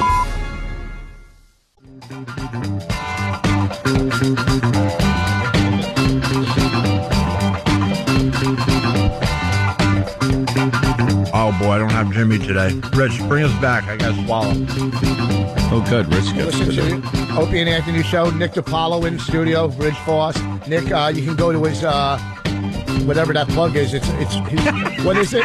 It's nickdip.com. DIP.nickdip.com. One word, folks. Rich Voss, Poughkeepsie this weekend. And this is the main show. You want to come see Voss in Arlington, at Arlington, Virginia. At I forget the name of the place I'm at in Arlington, but it's in April, and it's like some kind of bear. I'll think of it. What it is. It's called the Red Roof Inn. No, it's yeah. And Nick will be doing his TV show from the room next to me. He travels with it. It's called the redroof.com. Nick Dip. Wow! I could actually do it. I could bring my laptop with you. Just have do 11 it from there. Just waiting for Jim Morrison to kick in here. Nah, he doesn't come in. When is he going to start singing? One of my favorite Doors songs right here. Come on. No? People just commenting on what a train wreck I heard he used to Voss is. smoke marijuana. You know how drugged out they were? They weren't invited to Woodstock. The Doors, they said, you know what? I don't think we can have you guys at Woodstock. Too many drugs. They had Hendrix and Joplin, but how bad a drug Yeah, but they addict also had Sha-Na-Na. That's right. They picked some weird bands for that dumb thing. That dumb thing was the biggest concert in Yeah, I history. know. I understand that. But a few of them, look at the lineup for Woodstock. There were a lot of dumb bands in there. Yeah. And You did have the Doors hanging around already. Why not the Doors? Besides the Who. I left early when the Monkees came on. That Richie Havens gives a crap. You want to sit and watch that? You know how many crap? You know how much crap? No, everyone watched the Woodstock movie because everyone says they were at Woodstock and wasn't really. So they watched the Woodstock movie and it looks like, oh wow, that must have been great. You know how much crappy bands must have been? I mean, it just look, all right, I want to see the Who. No, wait, go up. This is the actual lineup of Woodstock. We weren't going to go here, but that's fine. This is the beauty of this show. It was Richie Havens, who gives a crap. Freedom! Ugh. Well, and he also just did Beatles songs. Then you had Swami Satchidananda. See? You're going to sit through Swami? A Swami? I liked his old stuff. Swami Satchidananda. Say, Swami, you got to fluence these dice. Yeah. Bugs Bunny reference. Very nice. Love that. I actually got that one. Yes, Swami. Some of the cartoon ones I don't get from you, but I got that one. Love that. Country Joe McDonald. Country Joe and the Fish. Well, no, I don't think the fish were available. I think it was just Country Joe. It was just Country Joe? Who the hell's Country Joe? Country Joe, he wound up doing that song about Vietnam. Yeah, he had that 1, good 2, 3, song. what are we fighting for? I don't give a damn. Next stop is Vietnam. Hippie. Yeah, well, another filthy hippie is what he was. Then you had John B. Sebastian. John Sebastian. Yeah. Okay. From Love and Spoonful, I think, right? Yes. Sweetwater, who never made it. No. Incredible String Band. What? Who? They never made it. You had Bert Sommer. You're sitting through Bert Sommer? This is like Not Last even Sommer, Comic it's Standing. Yeah, that's the lineup for Last Comic. Oh, that's very good. He's just getting you back from that Red Roof. No, I didn't even. I like Rich what's was there. that was just a reference. I like what's going on now. Nick's feeling very comfortable. You better bring out your A game. You're going to make fun of Nick. He's coming back strong. No, Nick is quick. Believe me, I just grabbed the reference. I forgot Rich was even the star of that. So did everyone else, apparently. Let's go back to the band. All right. Yeah. Bert Sommer. Then you had Tim Hardin. Who? Then you What the had hell are these guys? See? The doormen? This is what you're sitting watching. You're right. In a bunch of mud with stinking hippies. But everyone remember it as the greatest thing ever. Oh, it was great. The Who played. Yeah. Shut up. I mean, shut up to the people that say that. Of course. Ravi or Ravi Shankar. Ravi Shankar. What the hell is that? Then you had Melanie. Melanie. Wasn't she? Did she do I got a brand new pair of roller skates? Oh, is that Melanie? You put them on the Hold top on. of the stairs. Here's the best part of Melanie. That's her hit that most people, that just went over their heads, which is fine. She actually did 2 songs, Beautiful People and Birthday of the Sun. Oh, Birthday of the Sun. She did a Marilyn Manson cover? What? Oh, no, not. She wasn't doing the Beautiful People. Oh, I got a little confused. I don't think that one. But there was a time machine involved with Woodstock. Arlo Guthrie did his dumb crap. Well, Arlo Guthrie. At least that's a name people know. And Joan Baez finished out. Joan day Baez, one. who is just, couldn't find an ounce of douche at that show. She gets up on stage and starts babbling about her boyfriend or husband or something. And he's in prison on a hunger strike. He was like, who was her boyfriend? Ruben Hurricane Carter? It was probably. But wait a second. That was the nighttime shows, too? That was all of day one? All of day one. That's day one. There goes my argument. 2 more crappy days to go. All right, day 2. Here you go, day 2. By the time Hendrix played, no one was there. He was playing a bunch of blowing around garbage and a few passed out hippies. So day 1, everyone was stuck on the thruway, obviously. They didn't give a crap. They were trying to find a parking space. Day 2, you got Quill. Exactly. We're the 8th largest city in the country, man. Shut up. Get a job. Jose Feliciano, was he day 2? He was there, right? Was he there? I think so. What were they not supposed to do? The brown acid or whatever? Don't take the brown acid. And stay off the towers. They should have taken the brown acid. Yeah, take the brown acid. This lineup would have looked a lot better if they took the brown acid. Keith Hartley Band. Then you had Santana. All right. That Santana came out. Which, by the way, Santana. no, you can, because if you've seen that, it's nothing but a 2-hour-long stupid Santana guitar lead. Well, a couple bongos in there, too, though. Yeah, of course. Bongos. Got to give it up for the bongos. Oh, enough. And then you had Canned Heat. Canned Heat. That was a good band. Yeah. Great. See, now it's good getting one. Good, though. Santana can't. And then you got the Grateful Dead, but they only did 4 songs. But their 4 songs probably lasted 8 hours. Yeah. That's all right. The first concert I ever went to was the Grateful Dead. They played for 5 hours. Enough already. All right. I don't like Then Mountain got a big set list. 13 songs. Wow. 13 songs. What was their big one, Ope? What was their big one? Mountain. Ooh. They did Mississippi Queen. Yes. Oh, okay. Thank you. You're Mississippi Queen. They played that 13 times. Is what guess they what? did. They played a 13-song set. No Mississippi Queen.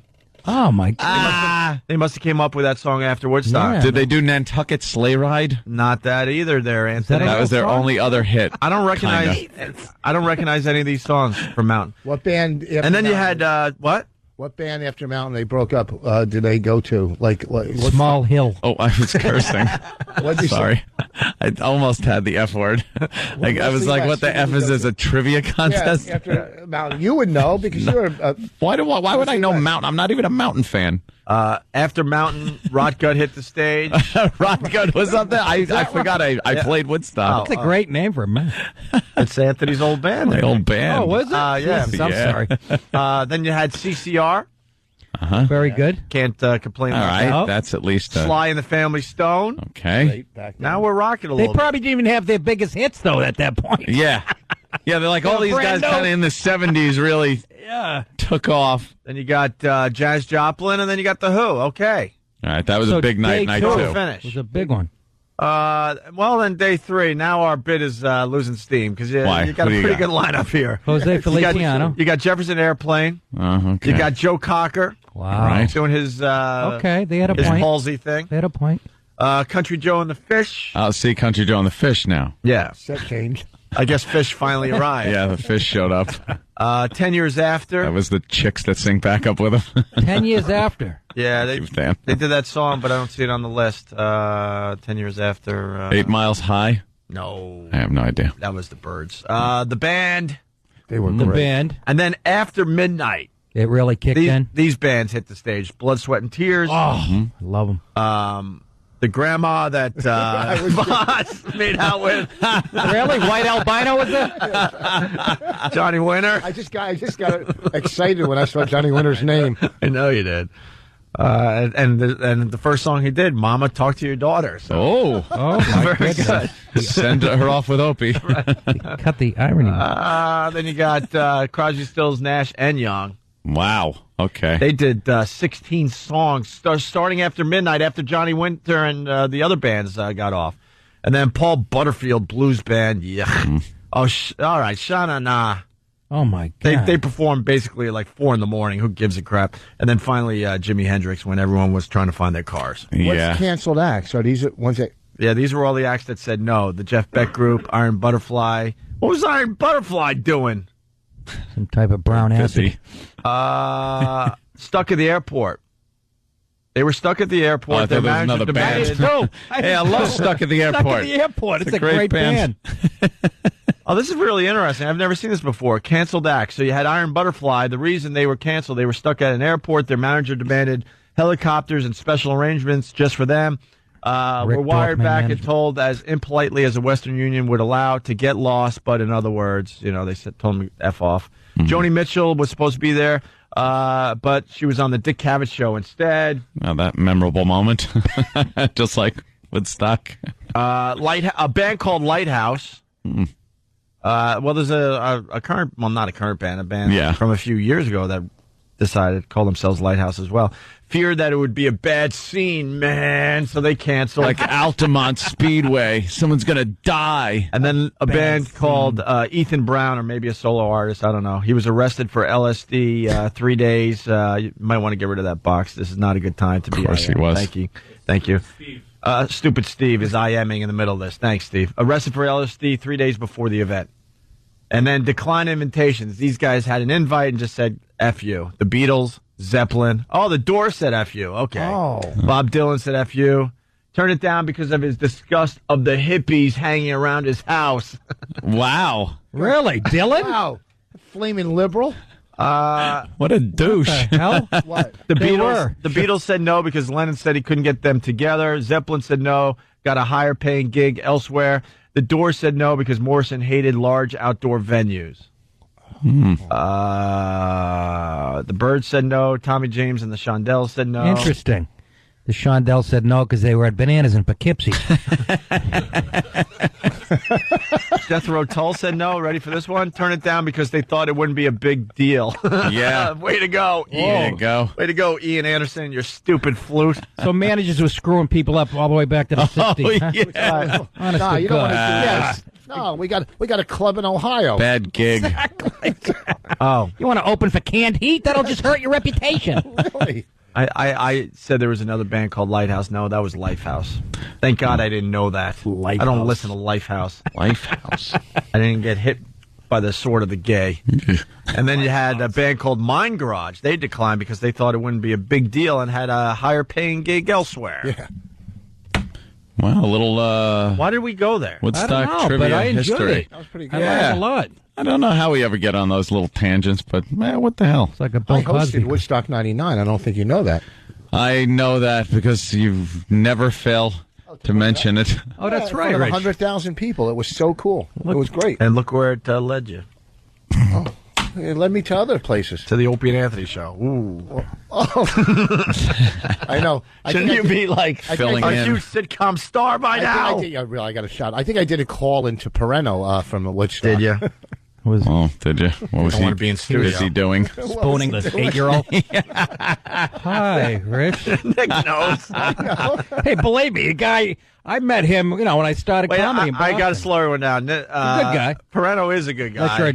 We buried the hatchet with him years ago. Oh, did you? Yeah. Buried a few other things. Well, no. I believe he attempted to bury other things, and we weren't listening. But he used to do afternoons at BCN, Yes. and I kicked his ass back in the day.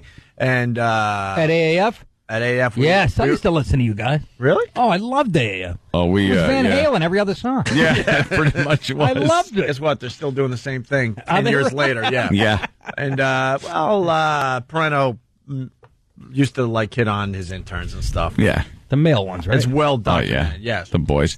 And he just did a stint Yes, he did. He got out of prison recently. Did he get out? Yeah. Did a little stint. There was some allegations that were made. When he was working for XM, by the way. Working for XM, of him maybe going around with some PlayStations to youth centers. Yeah. Really? And getting young boys to come over his house and play a little PlayStation. He had one, like, hatchet. allegedly had one chained to a radiator, I heard, for about a year and a half. Yeah. That was the rumor. I don't know. And it was in D.C. He liked little ethnic boys. Yeah. Yes. Apparently. In prison, like, now when one was done, before the next one, do you say commercial break or something? Or now we get a live read? Nothing on that one. No, that one. That's the first bad one not today. bad, Rich. Not bad. It's almost 8 o'clock. You're doing good. First bad You one. really are. That was horrible. But I did bring up Pereno to give you the story. I did lead you into it. Okay, so maybe I was. You get an assist. I get an assist, and then I got picked off. Got an assist on his kidney. Going back to this. Drained it. Very nice. Going back to the Hendrix thing and Woodstock, I didn't know any of these facts until today, but Hendrix insisted on being the final performer, and he was scheduled to perform Sunday night at midnight. Oh, really? Not a bad slot for this festival, right? Because all those other bands were taking their sweet old time. He didn't take the stage until 9 in the morning. 9 hours after he was supposed to hit the stage. And no one was there. That's because she came late, you know. And he played 2 hours to a dwindling audience. All right. Hey, before we take another break, we got one of the stories of the day. It's kind of a slow news day today, I think.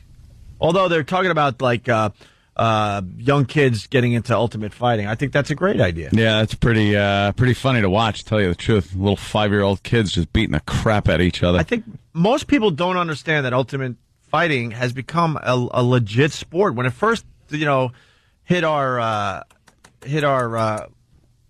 I just got so distracted. Sorry. What? When we first started hearing about ultimate fighting, it was just a blood sport. Right? Yeah. Oh, it was great. And then watching just have elbows in the face. Knuckle, bare knuckle. Yeah. Broken arms and stuff. And then they kind of like adjusted the rules a little bit. And ruined it. It's a legitimate sport Wrecked now. it. I'd watch them just smash their noses. And it's brutal. It started with a tough man. Remember the tough man competition? Yeah, tough man competition. The round robin tournament. You had to fight 5 fights in one night to win it. Yeah. And I saw that guy Don Fry. He's like, already people don't even know who he is anymore, but he's like a handsome fireman from like Arizona. He was like 6 foot, 205. Yeah. And he won the whole thing that night. He beat the last 2 guys who were like 6'8". One guy was a black guy who's still doing it. He's like a champion. He had like a 9-3 black belt. And Don Fry just beat this guy. I go, this is the type of guy you spill a beer on. And you're like, yeah, what up, man? But talk about a tough. Yeah. Oh my God. Yeah. It's a real badass. They did put a bunch of rules to it and stuff because it used to just be brutal. Yeah. I liked watching it. I can't decide if I like it or not. And a lot of, fighting? I put it on. A lot of times it's 2 guys in a missionary position for a half hour. You sure you're on the right channel? You know what I mean? They have to get up though now. They changed that rule, right? Oh, really? Yeah. They make them get up after a while? Yeah. I should call Rogan. He knows. I would get bored. Yeah, they would get tied up and forever. And you're just waiting there. Yeah, submission holds. It's like being at a gay beach watching 2 guys on a towel. You want to tell us why you know that, Nick? You want to share today? I'm from the Massachusetts area. So I had a small home in Provincetown for a couple summers. Shared a room at Doral. All right. Linger 2 hours ago. Why can't these kids have ultimate fight? Kids take karate class. That's what I'm saying. It's a little different. Well, who says they can't? So they go to another level. So because someone's going to complain and it's going to ruin it. A soccer mom with a. What's great is the videos they're showing of like kids under the age of 10 just beating the crap out of each other. It's very fun to watch. Because that's what the news does. Kids fighting is just fun to watch. Why do the research and tell people that this is a legitimate sport now and there's a lot of safety bars in place, whatever? They'll have just show 2 10-year-olds kicking the crap out of them. It's probably one of the best things to watch on YouTube is just kids getting hurt and kids beating each other up. Knocking each other out. I love it. They always have a couple, like, 12-year-old kids boxing in the bedroom. Yeah. And one kid will play another kid out. It really is. Clocks them in the head. Beautiful. They all start laughing. Yes. Kids out like a light, and they're all giggling. Might have a broken neck. You could be paralyzed. They're high-fiving each other. That's great. Do you watch the ones on the video where they have fist fights, like up in the desert and stuff? What desert? Well, I saw these guys. They just fight clubs. Fight clubs. Yeah. They just completely beat the crap out of each other. They do it in the parking lot. Last time I played Governors, I go out for a cigarette break in between shows, and there's like that's about a year ago. There's like 10, 15 white kids with their shirts off in a circle with one kid in the middle, and they're wailing on each other. That's Long Island. On a Friday night. It's beautiful. Oh, God. I guess you had a bad night, huh? I'm trying to hand them flyers for the show. Nick, you're supposed to make them laugh and have them leave the club feeling, oh, wow, my life, I'm feeling good about my life. They're beating the crap out of each other in between Nick DiPaolo shows. That's the thing. That was even more depressing. They were my demographic. They were kids that had known me, and they weren't even coming to the show. They were fighting on the they're just using the parking lot for their having a fight rumble. club. We're all standing out there. Even the owner, Jimmy, we're laughing. They're in a circle wailing on each other. I'm like, what is going on in this world, man? Fights are great to watch. Yeah. They just are. Street fights. Yeah. I love watching them. I'd rather see him doing that than like skateboarding on a Friday night. Yeah, You know what I mean? beat each other up. The hell? We're a violent country. Yeah. All right, we're going to take a break. When we get back, woman forced to remove nipple ring at airport. Big story today. Big story today. Obviously, another slow news day, huh? Get off her head. It was White Plains Airport. Yeah, yeah, big story in White Plains. And then you got a man claiming he was molested by Bigfoot. Big news day today. Come on. Big news day. That is not true. Wait a minute. We just talked about Can I just make a bet? Yeah. Absolutely. Danny found that story. Of course he did. What? Maybe. Of course he did. Where do you find that stuff? We don't want to give away our secrets. But we got a story about a man claiming he was molested by Bigfoot. What? What? All right, Opie and Anthony. Back with the Opie and Anthony Show. Nick DiPaolo in studio, nickdip.com, Rich Voss in studio, Bananas in Poughkeepsie tonight and tomorrow night. And Anthony was admiring what the radio station here in New York is doing after we get off the air. Is that what I was doing? Oh, boy, were you admiring it. What's going on? What are they doing after the show? Well, I was commenting on March Madness. Yeah. And how I don't understand why it's so mad, and apparently I was told there's so many games and so many college basketball teams. It's just madness. It's crazy. So I looked and I thought what I saw was a March Madness bracket where, you got all the teams and it narrows down to just the two that are going head to head after all of them move on. Can I stop you for a second? Yes. This is where we see if the new PD has a sense of humor. Yes. All right. Exactly. And then I said, it says March Bracket Brawl. And I thought perhaps that there was a problem with saying March Madness like there is with Super Bowl and things like that, and they had to call it something else. Until, Opie, I looked a little closer at the brackets and didn't see college basketball teams. What I saw were rock bands. And what they are doing, I guess, March Bracket Brawl, very clever, is putting bands. They're pitting bands against each other, and I believe they are now down to the Elite Eight. I have Canned Heat and Country Joe in the finals. Why don't they? Oh, you're out. And they've started off with wow, how many? 64.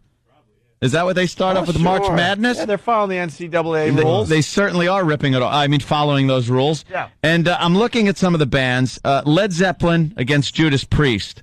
Who do you think won that one? I would have to say Judas. But of course, Zeppelin. It was Zeppelin. Zeppelin's taken it all the way down. They better go They've all the defeated, after Judas Priest, they defeated The Who. Wiped out Captain and Tennille on the Elite Eight. Pink Floyd, who took Aerosmith, got wiped out by Led Zeppelin. Oh, boy. And now I'm looking at Metallica just killing The Cult, Def Leppard, Ozzy Osbourne, who beat out Bon Jovi, by the way. Shouldn't they go by what band has more members alive right now? Okay, The Who has a half a member. Okay, who's looking at kitty porn? And how do you go Nirvana against the Foo Fighters like that when they share Dave Grohl? See, I wouldn't even show up for that game. That's no. That's insanity. Now that's madness. That is crazy. If you ask me. Nirvana against Pearl Jam, it's a battle of the 90s right there. Sure. They're head-to-head now. They're going for the next bracket, trying to get into that Final Four position. See, I'm 46 years old. Everybody on the left side of the chart are my favorites. I can't stand any of this crap on the right. You don't like the people on the, which is the exact opposite of your political views, which is interesting. Tool running away with it, beating out Coldplay and Green Day, Linkin Park. Tool and the Foo Fighters going to square off. Oh boy! On the March bracket brawl. You know, wait! It's Tool and the Foo Fighters. That should be a. When I saw that and realized what it was, I seriously asked if the window opened here on the 14th floor because I want to throw that thing out the window. It's like Albany versus Syracuse. I was in the gym yesterday and I hear this thing going on. I go, "What horrible radio station would do this?" Oh my God! He doesn't know how to keep it. He doesn't know how to keep it between the lines. And I'm with Rich. Trust between me. the brackets. I was in What were you doing in the gym? Oiling the machines? Yes, no oiling a man in the locker room. We're gonna go play golf this weekend. Hey, how did Cinderella do? Cinderella on that list there? I don't. Who were some of the bands that got knocked out in the first round? There? First round knockout, REM got knocked out by Bon Jovi in the first round. Twisted Sister lost to U2. I mean, stop it. Oh, my God. Stop it. Why are you putting that That was a nail biter, huh? Yeah. Who saw that coming? Tom Petty lost to Pink Floyd. Wait, how many points did they give Twisted Sister? I don't know. Probably no. Tenacious D beat Metallica? What? No, I'm just kidding. Oh, look at Metallica going all the way. Now with the final here's our Elite Eight: Zeppelin, Hendrix, they're going to square off. Metallica, Guns N' Roses, Nirvana, Pearl Jam, and Foo Fighters and Tool. Wait a minute, there's no Stones in there? What happened to? Oh, they lost in the first round? Oh, they lost. They beat Van Halen. Oh, they lost to Hendrix. Okay, they lost to Hendrix. They beat the Ramones. Lost to Hendrix. They beat the Ramones, Van Halen. What, wait a minute. Did Mick Jagger pull a hammy or something? How do you lose to Hendrix? Yeah. He's day to day with a heroin infection. He pulled David Bowie's hammy. What happened? That old keg. Couldn't make it. They're pumping his stomach. God. Hendrix beat out the Stones. I don't know. You know, there's no rhyme or reason to it. That's why it's madness, but it doesn't say it because they'd be sued. Is this like the callers vote? How does this work? How does it vote? Who gets to choose? How does this work? They play the song and somebody votes? Who gets to choose, Tim? Why is Carlos Mencia in this? What? As they play like 3 songs from each band. Oh. They're playing it. You either. Anyway, we got Mike. We got Mike Birbiglia in studio, joining the madness that is ensuing in studio. Wow. This is a morning madhouse. We burned that. Boy, is it? We invited Mike back. He was on our show about a month ago. How you doing, man? What's going on, man? And you're doing the Carolines thing this weekend, right? Yeah. And then I'm doing guest sets on Rich's show at Bananas. Really? I'm commuting up to Poughkeepsie. So, I just wanna, for one. I just want to. Wow. I just want to go. I liked it. I liked it too. I like Birbiglia. It wasn't bad. No, Mike's doing something different though. Friday. He's making money. Compared to me and Boss selling crack to kids up in Westchester. Yeah, but at least we do it. Oh, forget it. Oh, good. He completely lost confidence. At least we. Wow. All right, Birbiglia moves on, and Voss is knocked out. Look at the bracket. Bracket brawl. This is comedy madness. I remember. Yeah, when we're going to do comedy madness on our show. We're going to invite all the guys in. When I moved to New York City, Rich was so funny. I remember that so well.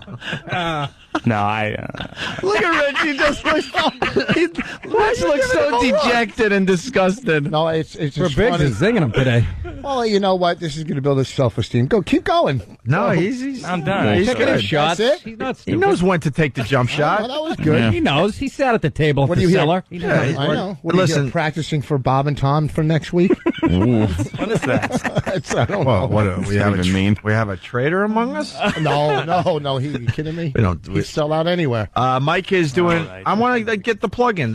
Tonight at Caroline's, he's doing a different show than tomorrow night at Caroline's, which will be different from his Sunday show. Yeah, three we're doing different shows three and 3 different nights. Yeah, and the Sunday night one, people, the first 100 people who show up get a free copy of my DVD, which isn't out yet, called "What I Should Have Said Was Nothing."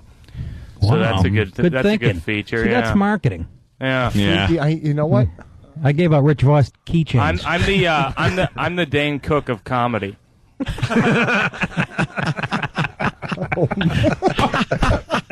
It's like Ron Popeil, this guy. You know what? Just That is set a it and forget great it. Marketing. You think I should say that? No, the DVD. I can't believe. Yeah, why not, right? I know, they cost like It's nothing. yeah, I you mean, want people to have them. That's a good thing to do. That's smart. Maybe I should make one. He's smart. The Dane Cook of comedy. We're trying to come up with a name for this this show if they pick it up for Comedy Central, and we're thinking naming Call it Cancel. Seinfeld. No, Seinfeld. we're thinking of naming it Seinfeld. Let's call it Seinfeld. I'm serious. Just People spell it slightly tune- different. You're just going to get some. Put the I in front of the E. Is Yeah, yeah. There you go. You're going to get some peripheral viewers that, they'll watch a little bit of it and go, where's Seinfeld? Where's the wacky neighbor? Yeah. You guys have such a highly rated first 10 minutes. Hey, is it true, Toucher and Rich? We love these guys up there in Boston. They're doing the worst comedian brackets. Oh, wow. That would be a funny Worst bit. comedian brackets. You get you get 16 of the worst and have them battle it out. Like hacks. That's a great idea. If they're doing that, that's a great idea, man. Like Sinbad against Gallagher. Yakov Smirnoff. I would have to pick Yakov.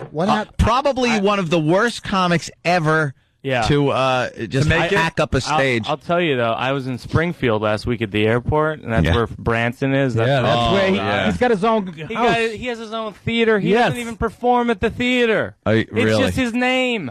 Oh, is that right? That's how rich he is. I know. The Yakov Smirnoff Theater. Wow. Well, what happens if Gallagher had to go against his brother? Because, I don't know. Let me go home and mull it over for you. In a mallet match.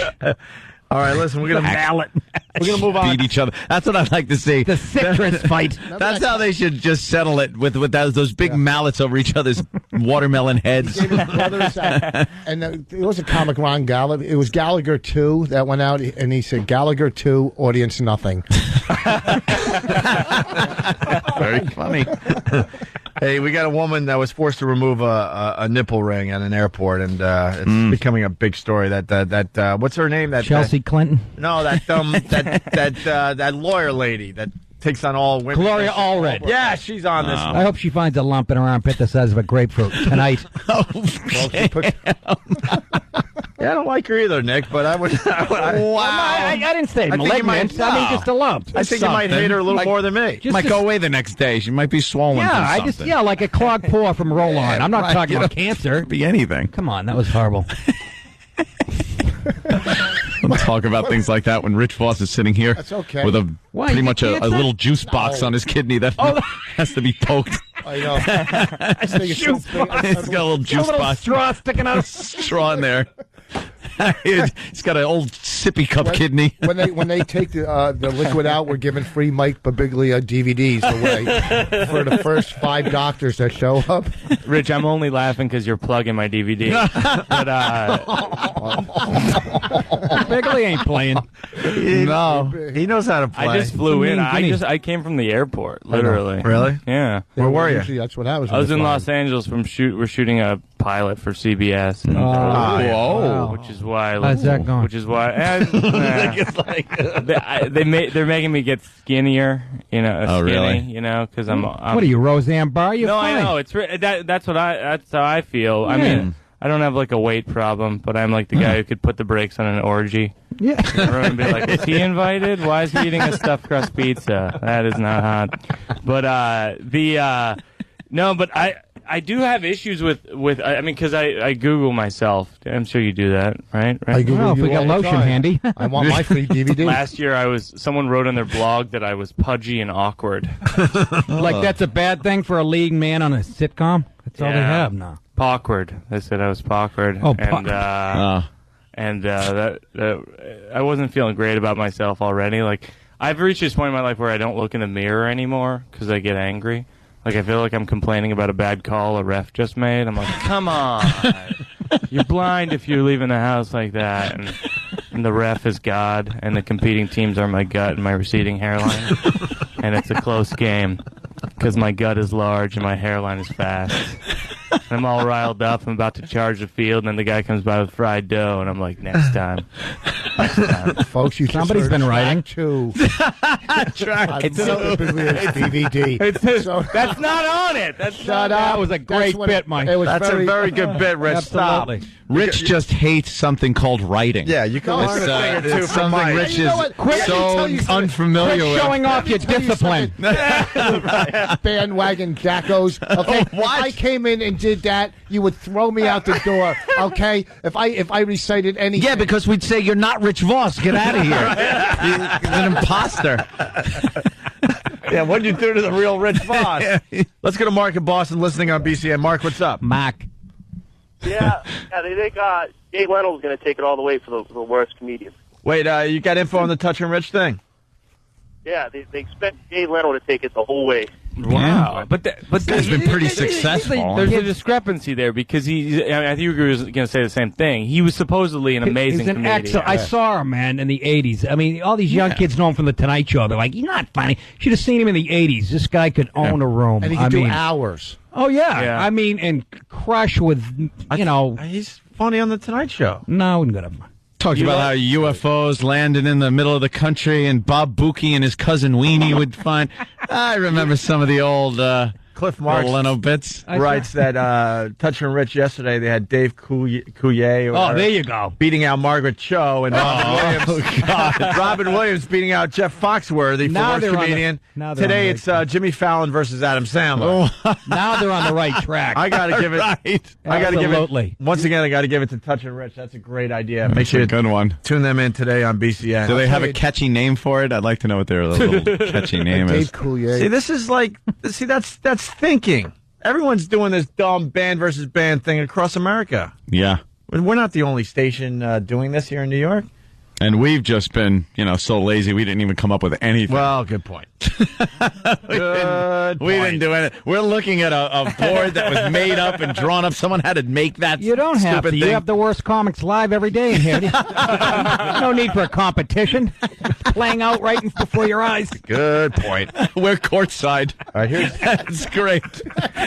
and then when we run out Got of Spike Lee seats over here. and then when we run out of things to do, we just play audio clips of news stories.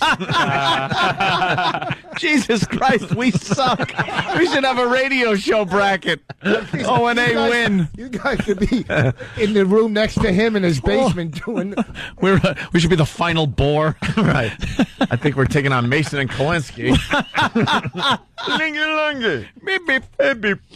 You want the nipple story or what? Who doesn't? I did set it up. So, a woman forced to remove nipple ring at airport there, Mike. Want to include you Nipple here. ring. It's a big story. Wow. I don't have much to add, but Wait, you might, though. Listen to the audio. This Texas woman says Transportation Security Administration agents put her through something she wouldn't wish on anyone. Mandy Hamlin says drop the the federal nose cadence, officers you at douche. this Lubbock airport told her if she wanted to board her flight, she'd have to remove her nipple ring. A nipple ring.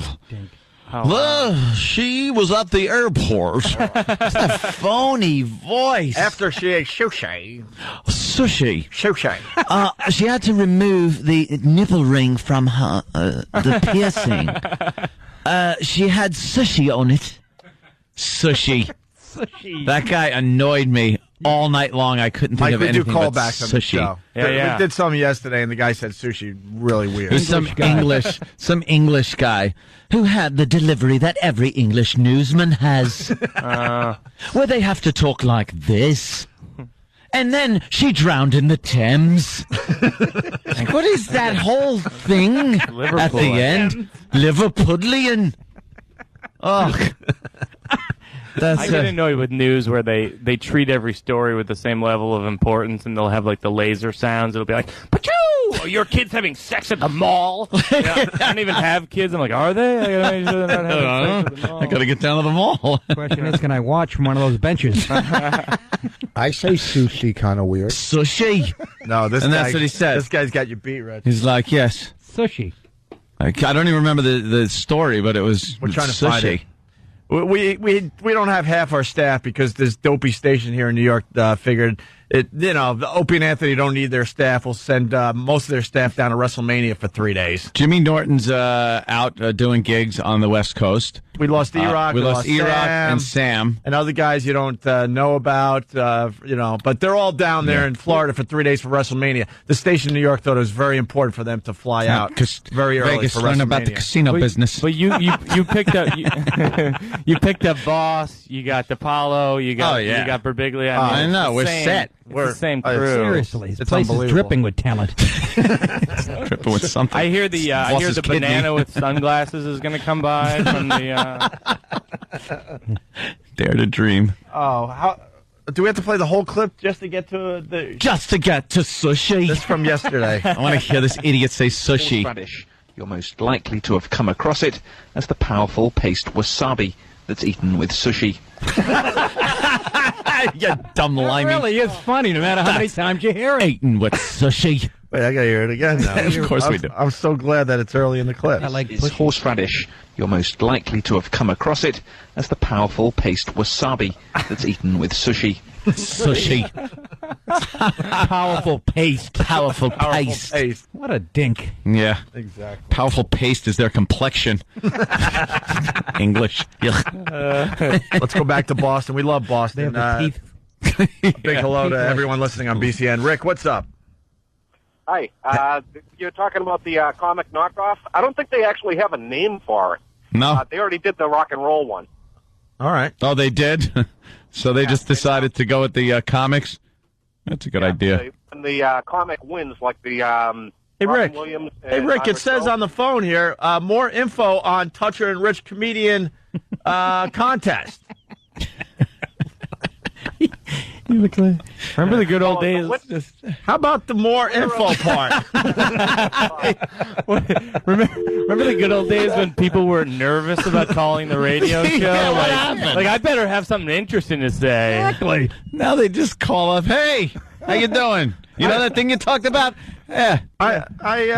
Yeah, I know exactly what you're talking about, so I figured I'd call. I listened to that. They don't even ask for gifts from this station either. They just call. They don't expect anything. No prizes. What do you got? We have no prizes. All right, back to Nipple Lady. Told her if she wanted to board her flight, she'd have to remove her nipple rings. Pause. Oh, he knew he had something good. Her nipple rings. Nipple rings. Play that up. 12-minute dramatic pause. Yeah. Rings. Something she says she has never had to do in order to clear airport security. It was just total humiliation. How is it humiliation? You got a nipple ring. Yeah, How exactly. humiliated Did they are lay you? on Come on. Do you have to do it on the conveyor belt, lay on your back, you dumb whore? Take the metal out of you. Oops. Right, I feel safer. Just take your metal out. Out. Her piercing was at 38, which is a little odd. How does a girl with a nipple ring get humiliated? She got it at the mall a week ago with people watching in front of the Orange Julius. Some guy with a rusty pair of pliers. Her father stood next to her. Yeah, exactly. Humiliated. Humiliated. Oh, God. Shut up. She's on the nose. It was just total humiliation. Yeah. In front of people I have no earthly idea who they were. You gonna cry now, bitch? Who did the piercing? That I felt like DiPaolo crossed the line there. Uh-oh, what happened? Oh, yeah. I don't know what it was in your tone, but it felt so real. Oh, when he called her a whore? Yeah. Yeah, that was good. That was real emotion. Well, this touches home with me, this story. It happened to me once. I had to take my nipple ring out at Westchester Airport. And she was flying to do another dollhouse in Florida or something, you know? Yeah, exactly. She's on the dollhouse tour. She's being humiliated in an airport. Now, the 37-year-old woman is demanding an apology and a civil rights investigation. Oh, for Christ's sake. High-profile attorney Gloria Allred has taken up her cause. The conduct of TSA was cruel and unnecessary. The last time that I checked, a nipple was not a dangerous weapon. The ring is stupid. It's first of all, it's not the nipple. Pull it off like Odd Job and wing it and take someone's head off. What are you going to do? They didn't cut her nipple off. It's not a third world country. They took the ring out. It went off. I mean, the TSA, they stripped me down last week. They're the worst. Did they? It was unbelievable what they made me go through. And I was yelling at him. He goes, supervisor, Strip you down, really? Yell at him. What do you do? You know, the people don't understand certain things.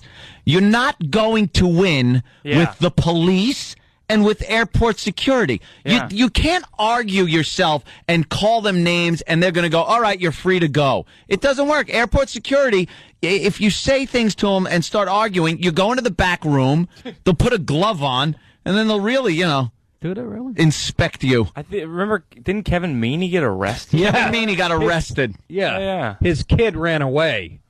Here's a kid and he's gay. That's kind of weird. That's why the kid ran away. Daddy Now it's making sense, this whole story. Forget about what I said.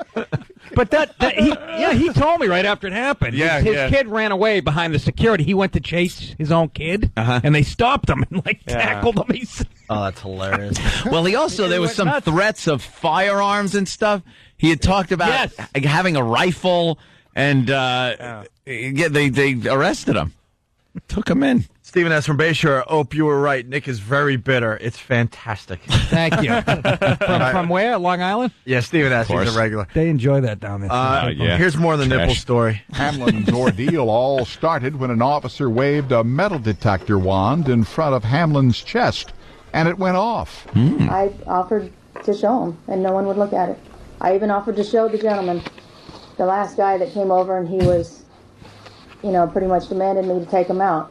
And, okay. Now it's making more sense. Okay, it's making more sense now. She says it goes off. She was willing to show and say, look, I have a nipple ring.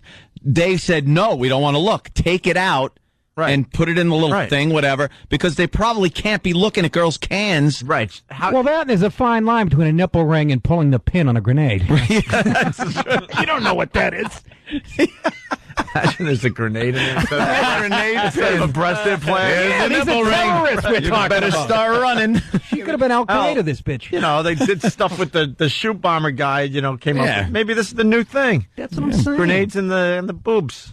Pull the pins. Wait, so she was humiliated, but she was willing to show exactly. Shut up. She's willing to show the inspector, the nipple ring in her nipple. I love, but since they said no. Maybe because it was the first 2 weeks, and with piercings, you got to keep them in so that they stick.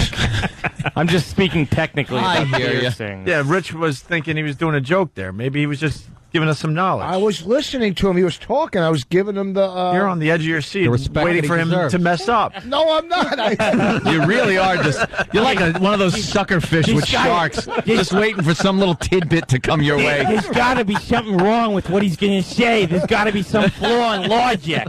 Track 4. I was listening to it. It was just how you were looking at him. Maybe if you're like, I think he's finally going to bomb. This is going to be the one. This is going to be the one I can jump on. You're supposed to look like him in Kevin the eye Meaney looking at a Cub Scout.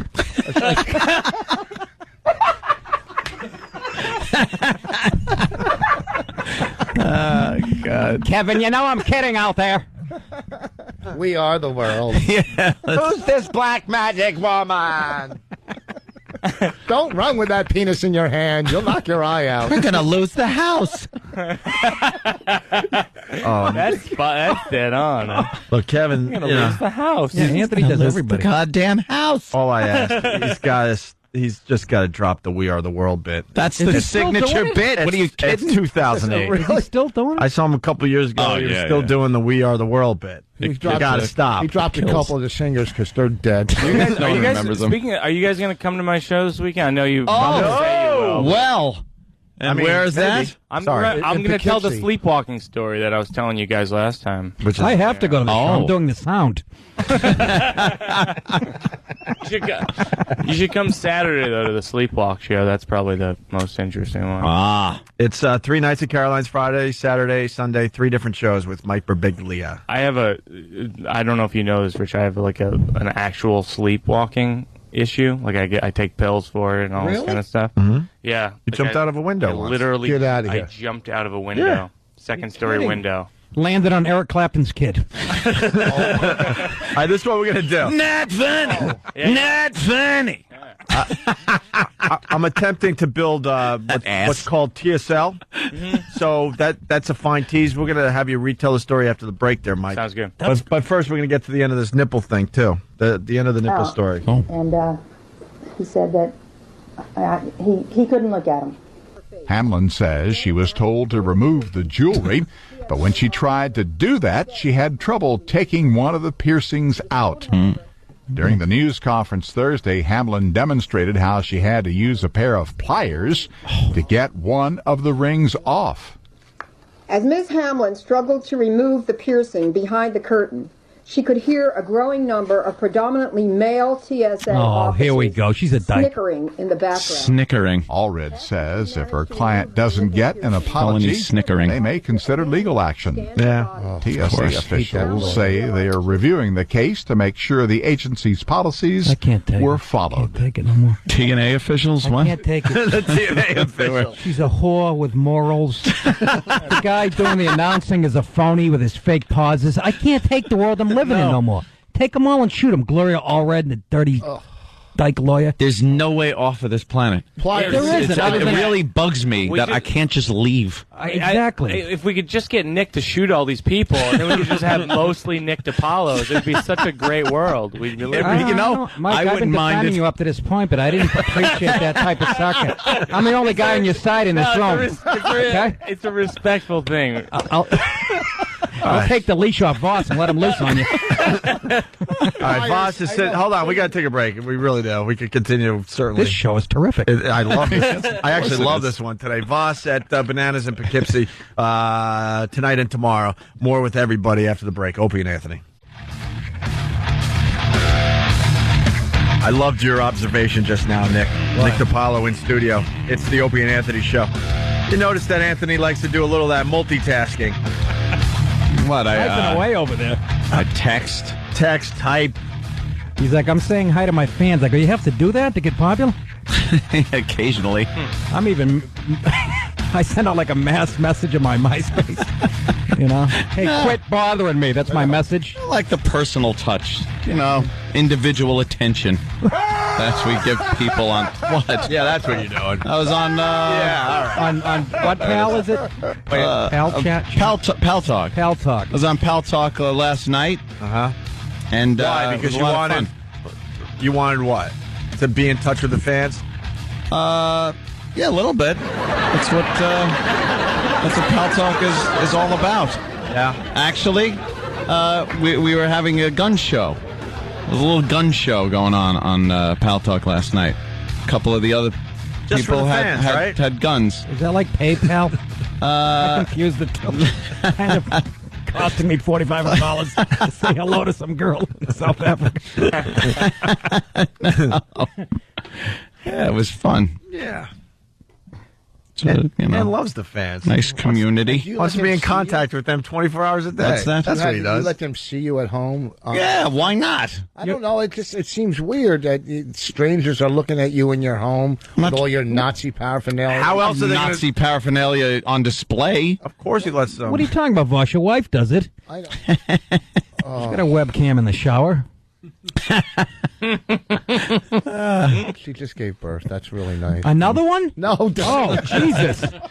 She bounced back well, though. They were like twins 6 months apart. She just pretty much gave up on you now. Is that her birthday? I got to get her something today. Yes. You forgot? Who are you kidding? It's already, you picked it out a week ago. You shake it in your shoes. Come on. No, I didn't get it. I'll get her something at the outlets on the way to Poughkeepsie. My girlfriend and I were hanging out with Rich and Bonnie at where was it? At one of these tapings. I don't even remember. And Rich looks at my girlfriend does so and goes, many. "She's way out of your league." And I look over at Bonnie. I'm like, "What are you talking about? What leg do you have to stand on?" And Boss goes, "Yeah, she's damaged goods." That was my response. Damn. Oh, you are a bastard. I loved.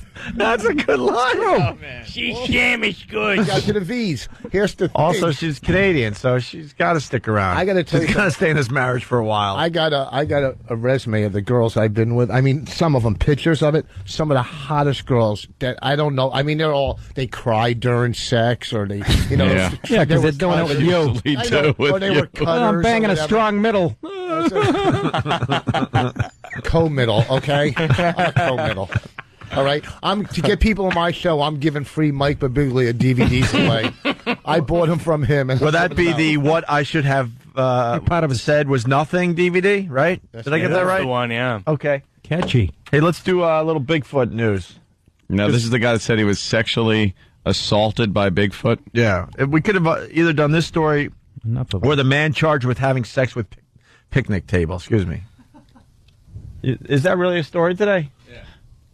God, we got to save that one for Bob Kelly. Because he has sex with the sinks. Oh, you're right. Yeah. Picnic table. I hope it was Naughty Pine.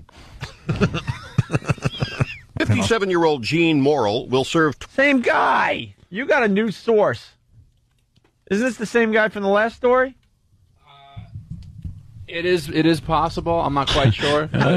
Possible, not probable. Why does he insist on, staying in the news voice persona with these wacky stories? 57-year-old Gene Morrill will serve 20 years in prison for molestation charges. He pleaded guilty in a Virginia court. Does everyone have to sound like Rush Limbaugh? You hear the Rush Limbaugh now? Absolutely. Yes. Excellence in broadcasting.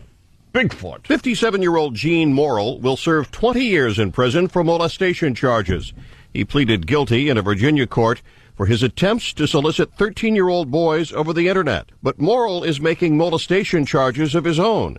He reportedly is telling an investigator that he had been sexually assaulted by the legendary Bigfoot in New Hampshire. Here, the creature is... Wait, in New Hampshire? New Hampshire. What was Shaq doing in New Hampshire? Exactly. Water skiing.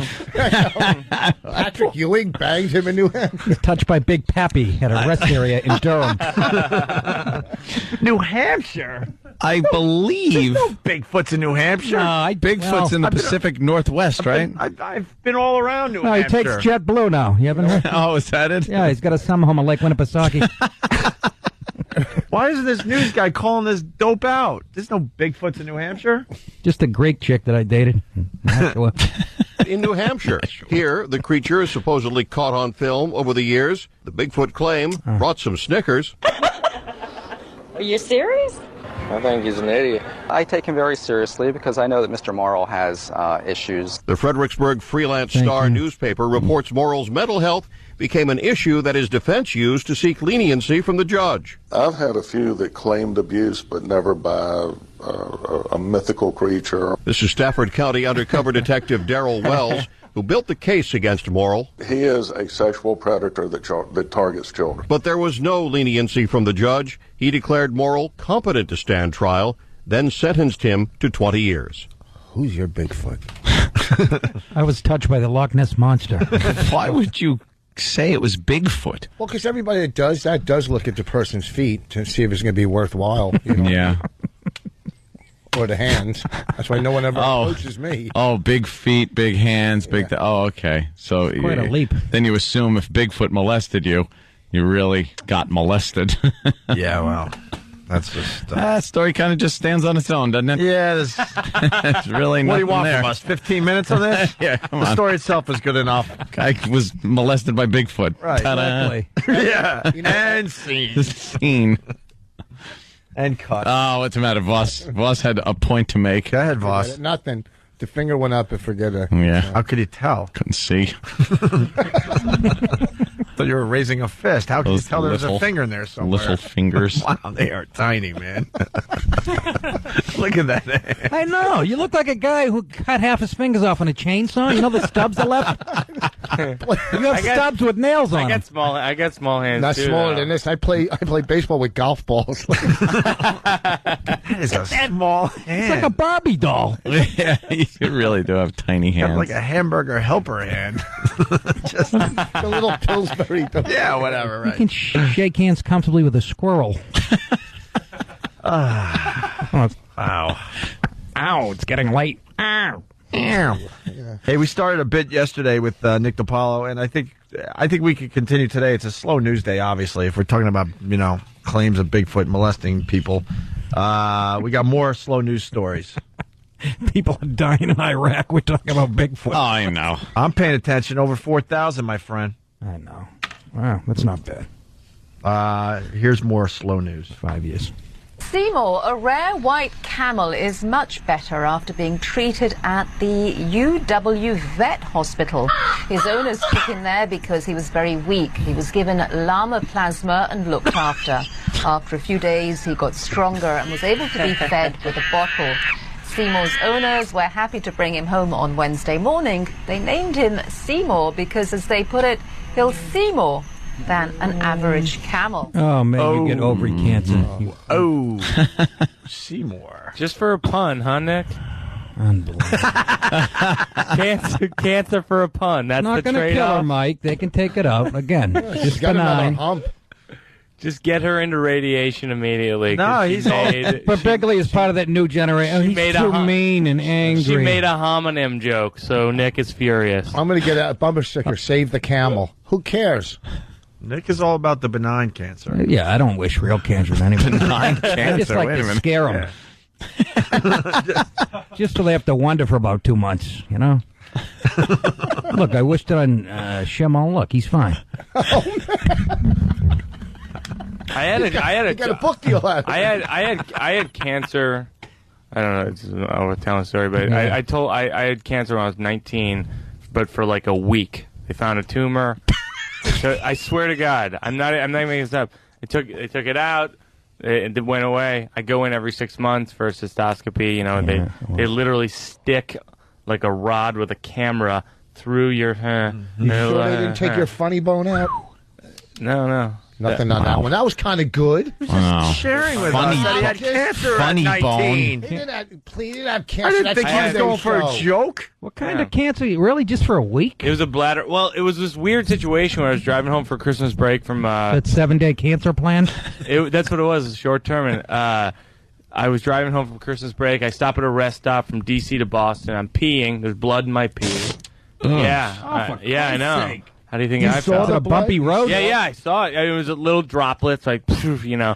And I knew it could mean like 5 things, and 3 of them mean I die, and the other 2 aren't like a trip to the Bahamas either, you know. And so I drove faster. I got home at like 2:30 in the morning. I woke up my dad. He's a doctor. He looked very grave because, you know, he knows about the Bahamas, and so he took me to see a urologist. And like, I didn't know what urologists do at the time. I was naive. Oh, yeah. So I walk in, and he was like, "Put your hands on the table." And I was like, all right, I can put my hands on the table. And then he stuck his finger in the hand. And I didn't know it was going to happen, so I shouted.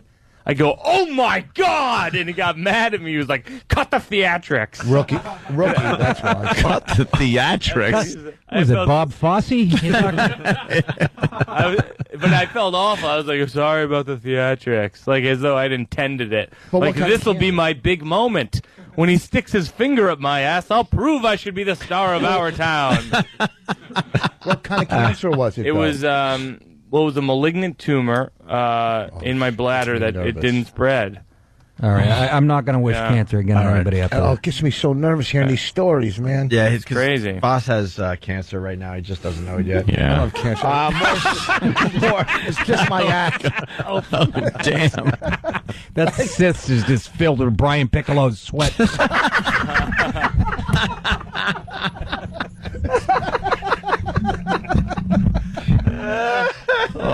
We're all going to go visit you in a few months. You're going to be all pale. I know. I'm feeling a little punk. I'm feeling good.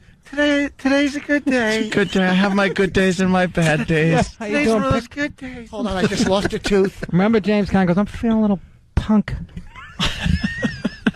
All right, another slow news day story right here. This one's terrific, though. Police say vandals use signs and businesses as their canvas for destruction. Ron Jones is in Stockton with who police are searching for tonight. You know, we have noticed a greater police presence here on Pacific Avenue along with private security. But the one tool that may bring these vandals to justice is the city's surveillance cameras.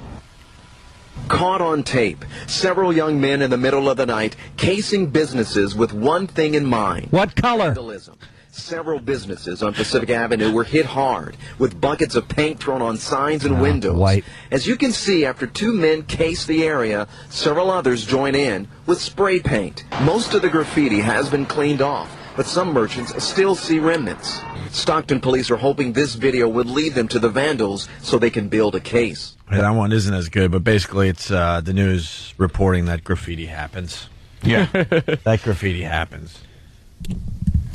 Don't worry, we'll come back strong here, Mike. Don't look at me like that. We've been doing this a long time. We always end with a laugh. Here it is. Have you noticed? Bluebonnets are beginning to blossom along the highways, but they may not be quite as spectacular as in years past. Experts say relatively dry weather over the past few months will make for just an average bluebonnet season at best. A little more rain in the weeks ahead could help strengthen the showing. We'll just have to wait and see on that. Peak bluebonnet season is hard to pinpoint, but it typically comes during the first couple of weeks of April. What's he talking? What was that about? They did a story on bluebonnets. Is that a flower? What's he talking about? Is it a flower? I'm staring. I'm listening to that story, get mad, and I'm looking at Brian Poussin's ugly face and get even more angry. Glad I spent the $1,000 on my headshots. I know. Jesus. It's those little blue flowers, like little blue-purple flowers that you see on the side of the highway. You know, it was butter. Driving into upstate New York. Butter. Butter season. Buttercups. I have this thing where I listen to a clip like that, and after like 5 seconds, I'm gone. You zone out, right? It's white noise, right? Yeah, completely gone. Because you got cancer. Oh, God. I got ADD, which you, I think, have, probably, right? A little. A little? A little. A little? A little? I had a hard time. I was just thinking about this recently. I had a hard time reading when I was a kid. Yeah. And I think it's because, like, when I would read these books, you know, it'd be like, there were 4 rabbits, Mopsy, Flopsy, Cottontail, and Peter. And I would think, like, if you're going to name your rabbit Mopsy, you really shouldn't name the second one Flopsy. It's, like, kind of obnoxious. And, like, Peter's, like, the only one who made it out okay in the naming process. He's, like, an investment banker now. And he's doing really well. He's like, I do not know those other rabbits. And while I was thinking about all that, the other kids read the book. 3 different hours, 3 nights in a row. Thursday, Friday, Saturday, Caroline's coming. Thursday, we're up to Thursday? Friday. Oh, is it Friday? Speaking of that is a joke. Look at Rich checking his calendar. Yeah, I'm looking at my rabbit fur. He just did a rabbit bit. That is a joke, but I'd venture to say that's funnier than you gave it credit for. I don't know about that. No? You're not into it? No, a lot of people are into Peter Cottontail humor in Easter. Peter Whatever. Cottontail humor. You're telling jokes about it. I'm wearing it. Ooh, yeah, you're wearing it all right. Remember when I said we were going to end with a laugh? Yeah. Yeah. You weren't talking about this hour. Well. Arlington It was Cinema great. Draft House. That's it. April 18th and 19th. Arlington Cinema Draft House. Who, you? Yeah, that's Or what your wife? Oh, both of you. Both of us. Yeah, Arlington Cinema Draft House, April 18th and 19th. And you're also going to be at Bananas. That's this weekend. We already gave them enough plugs. You really don't want to promote them, do you? I did enough for them. You I don't did like radio them, do you? yesterday morning, a call. You don't really like them, right? No, I do like them, but Arlington Cinema Draft House, April 18th and 19th is, you know. All right. Is a big night. Mike Birbiglia? Yeah. The big plug. Yeah. Are you all right? Oh, yeah, I'm good. Caroline's this weekend. Are you getting sad? You all right? No, I'm totally good. All I right. just flew here. I'm tired. You had a Tired, he's got cancer. Give him a break. He sleepwalks. No, we got forgot blood, the sleepwalk story. blood in his stool when he's got off a plane. He teased that for never. For never. Yeah, next time. Next time. We'll rest that one. It's a great story. It's not going anywhere. But Caroline's tonight, tomorrow, and Sunday. Yeah. 3 different shows with Mike Birbiglia. That's very cool. Sunday night, free DVDs to the first 100 people. Oh, that's Sunday night? Yeah, Sunday night. Nick, it's to you, my friend. The big plug. NickTip.com, and I'll be carrying Lisa Lampanelli's luggage at LaGuardia tomorrow afternoon as she flies off to a theater in Tampa. Wow, you're really going Universal to the website. Amphitheater with Artie Lang next April 5th in L.A. And I'm somewhere before that. I can't remember. It's not important at this point. You guys, what am I going to get an extra 3 hits on my website? Who gives a crap? I love you guys. You just don't know how to promote. It just amazes me. No. Patrice finally decided to get a website like 2 months ago. I'm like, what? Get a website. Patrice's Leather 2008. Jackets had a website like 5 years ago. I'll show you a good market. I'll show you a crappy comic. All right, we got to get out of here. We're off to the other place. That's called XM Satellite Radio. Thanks to everybody for stopping by today. And you guys have a good weekend. Bye. Oh, you were. The Opie and Anthony Show. XM 202. In the world of radio shock jocks, the biggest are Opie and Anthony. These people say shocking things that border on offensive in order to entertain their audience. I refuse to sit here and think that radio has to be nice. Why? Why does radio, out of any other medium, have to be nice? We are being now held to a standard where we have to be nice and make people feel good. Go screw! Radio bad boys, Opie and Anthony. Controversial radio personalities, Opie and Anthony. Infamous DJs, Opie and Anthony. Talk show radio hosts, Opie and Anthony. Opie and Anthony. Opie and Anthony. Radio shock jocks, Opie and Anthony. Opie and Anthony. Shock jocks, Opie and Anthony. Shock jocks, Opie and Anthony. Opie and Anthony. Shock jocks, Opie and Anthony. Opie and Anthony. Paris, you were strip searched. Was the search something we like to call the old two-hander? Did they do the old grip and rip? This is where entertainment is going. What is that? Extreme camel toe. Ew. Oh, God damn. Oh, God, you got a complete camel toe. Opie and Anthony. If you are here, give us a sign. Oh, boy. My wallet is gone. Oh, my God. It's with us beyond the grave. It's time for people to understand these are words. If you don't like them, turn the dial. But enough of this palaver. Let's get the show on the road. Here we are at XM Satellite Radio. Don't let the coats fool you guys. We really do want to be here. I was going to say. I know. We have our coats on like we're ready to run out the goddamn door. Don't let the coats fool you. Is it a coincidence you have like 19 comedians in here and you guys have your coats on? Yeah, maybe one day we could do that. Just have a bunch of comedians and we'll slip out and see how long before anyone even realizes if they do. Be home. I'd know if it was my show. Yeah, like, screw it. You guys have been doing it long enough. Let these assholes do the heavy lifting. Yeah, go ahead, do it. That's what I'm starting to think. I'm starting to think franchise. Franchise. I'm starting to think franchise. Yeah, the Dunkin' Donuts of comedy. That's right. It's the Opie and Anthony show, but they're not there anymore. That's right. And we get a little paycheck as we're on a beach somewhere. Yeah. I'm talking franchise, my friend. I just opened an O&A branch in Right. Belmont, Massachusetts. Right. Really taking off. Good thinking, fellas.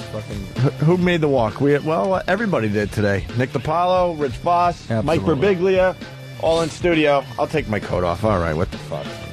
What were we talking about before we got here? Because there was some good stuff going on. Mike, you were what was that story? His thing you about were leading. Sleepwalking Well, he did that over here last time. Well, so. you know what I was actually thinking on that audio intro, the go screw moment. Go screw. Yeah.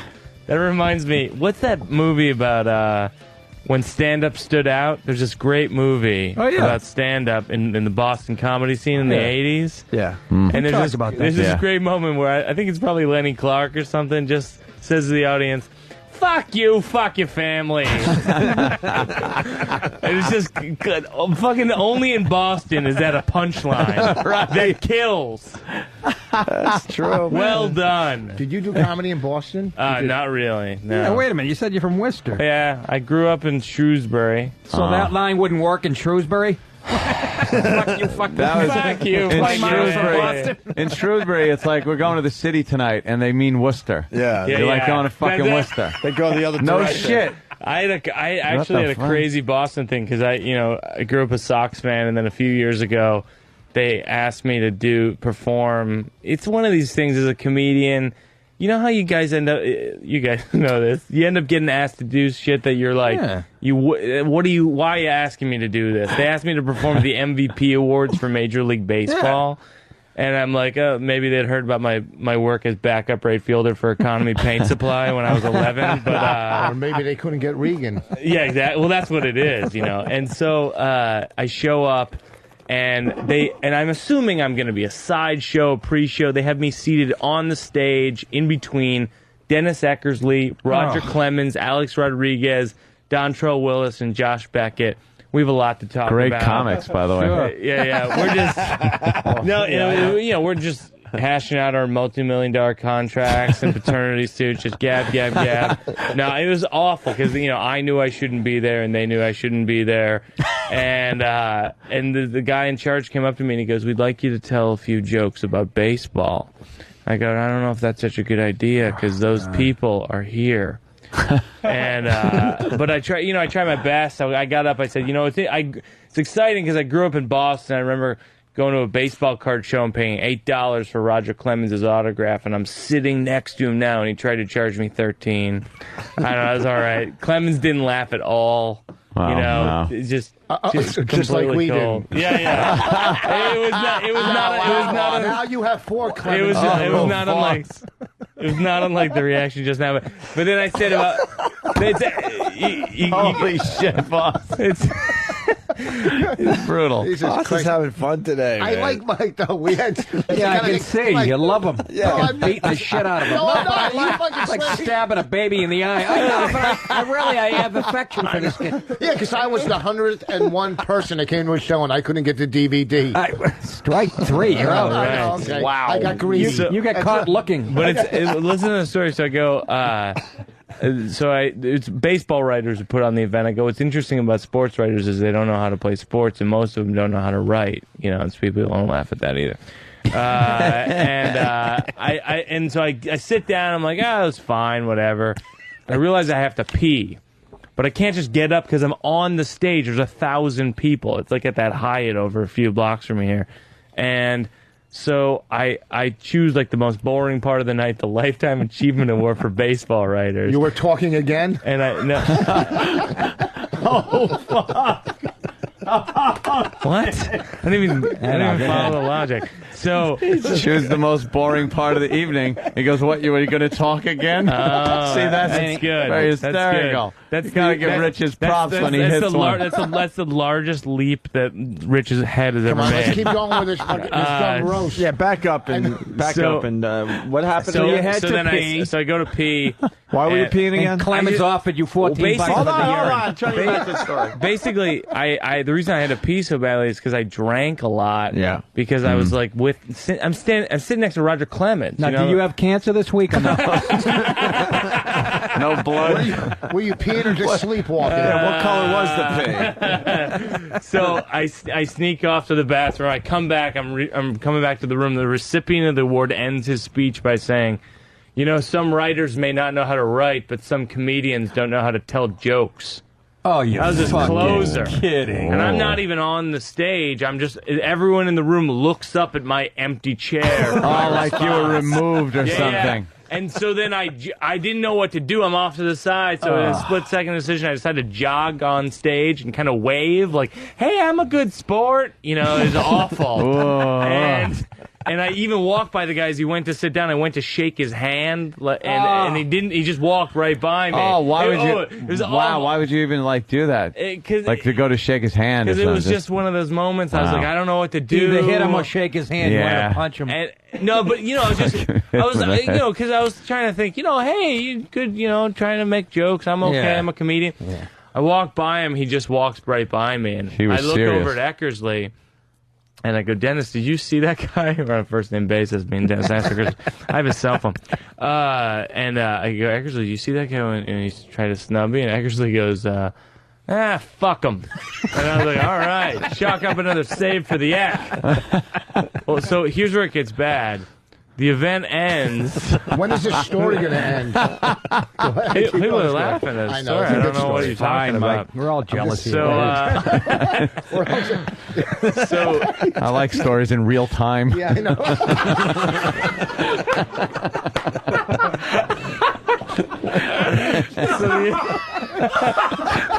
You think a guy with cancer in his history might pick up the pace?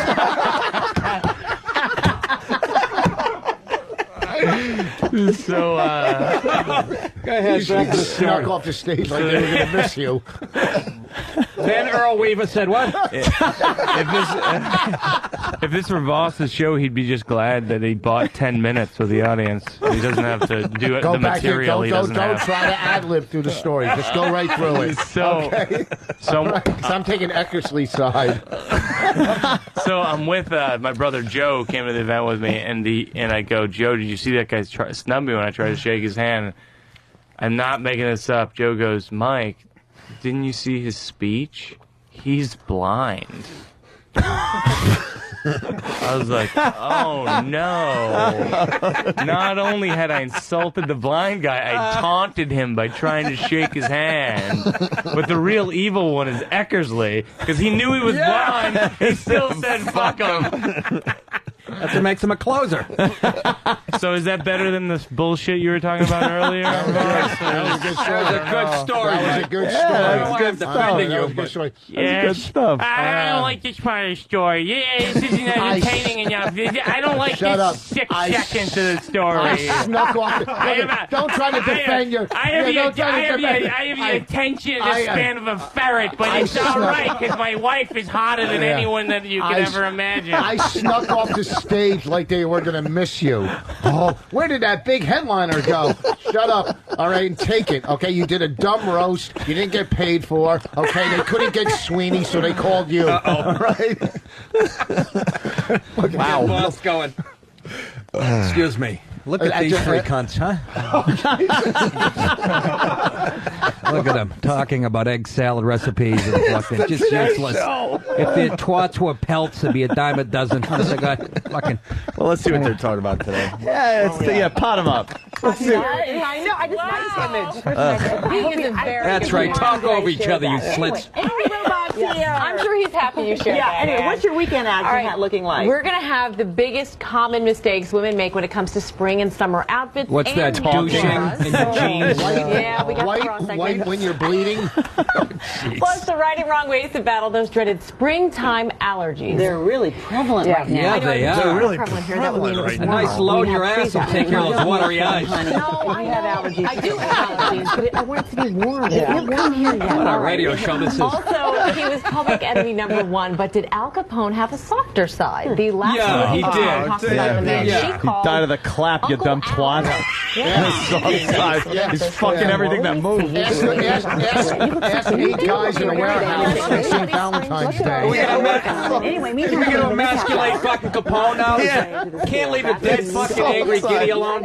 His soft side. I mowed down a fucking garage full of guys. Yeah, and the dog. Yeah, let's stick him up and ask him. A lot of years in their lives, so they finally could feel comfortable about their bodies and not worry about focusing on losing weight, but really how to be happy. So we're going to find out. Listen to this psychobabble. Everybody hates it, and sometimes it's hard to make it stop. It's when your kids are whining. The toddlers do it, the tweens do it, the teens do it. You're doing it. Don't have them! Don't fucking have them! What do you think they were going to do? They're babies! Turn down that volume. We are How about going when to your have wife's some whining, huh? hints for harried parents. Give you examples on how you can fix it. Okay, also we've got somebody here who... we're going to show you how to declit somebody with a cleaning knife. Yes, and then she can translate in a few minutes, your they're going to man. turn up the volume on our show. Translation right there? That actually did need a translation, I think. But anyway, sometimes, we don't always get what they're saying. They don't always get what we're saying, so we need some... What are you talking about, black people? First, let's get a check of the weather from Bill Karen, who's filling in for Al all this week. Very well, man. Go to the emasculated weather, man. Yeah, there you go. Receding hairline, small dick. They make us sit in the cold. My hairline isn't going right. We're standing in the cold while they're just yapping inside. Let's talk to the really ugly little girl. Yeah. I think Neil Diamond wrote a song about her. Anthony beat me to it. I was trying to think of something vile to say, and he just laid it out there beautifully. Jeez. Ugly little girl. Ugly little girl he went to. Let's pick out the little he-she in the hood. See so what hard the weather to is. find an ugly little girl, too, that age, She's just like, usually there's something cute about him, but he picked the ugliest little fucking kid. Let's see what the weather's like in this troll's neck of the woods. Let's go to Chris, the trucker. Chris, what's up? Hey, Owen, how you doing? Hey, you got a laugh for us or what? No, not really. I just want to see if we can get the word out about the trucker strike that's going to happen April 1st through the 4th. Strike. Oh, no. Yeah, we're going to a lot of drivers are going to shut down about the fuel, about the rates, about everything that's going on in the trucking industry. And I just want to see if I can get the word out. How am I going to get my DVDs to the Funny Bone in Denver? Well, what's supposed to do about the fuel?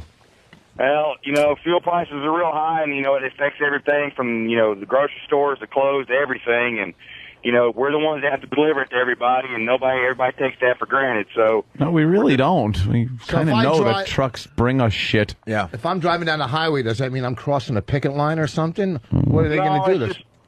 It's just, a lot of people take us for granted, the government. We're the ones that bring the stuff to y'all.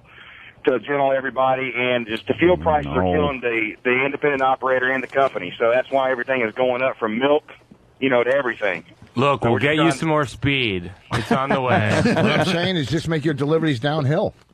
That'd be nice. Coast, brother.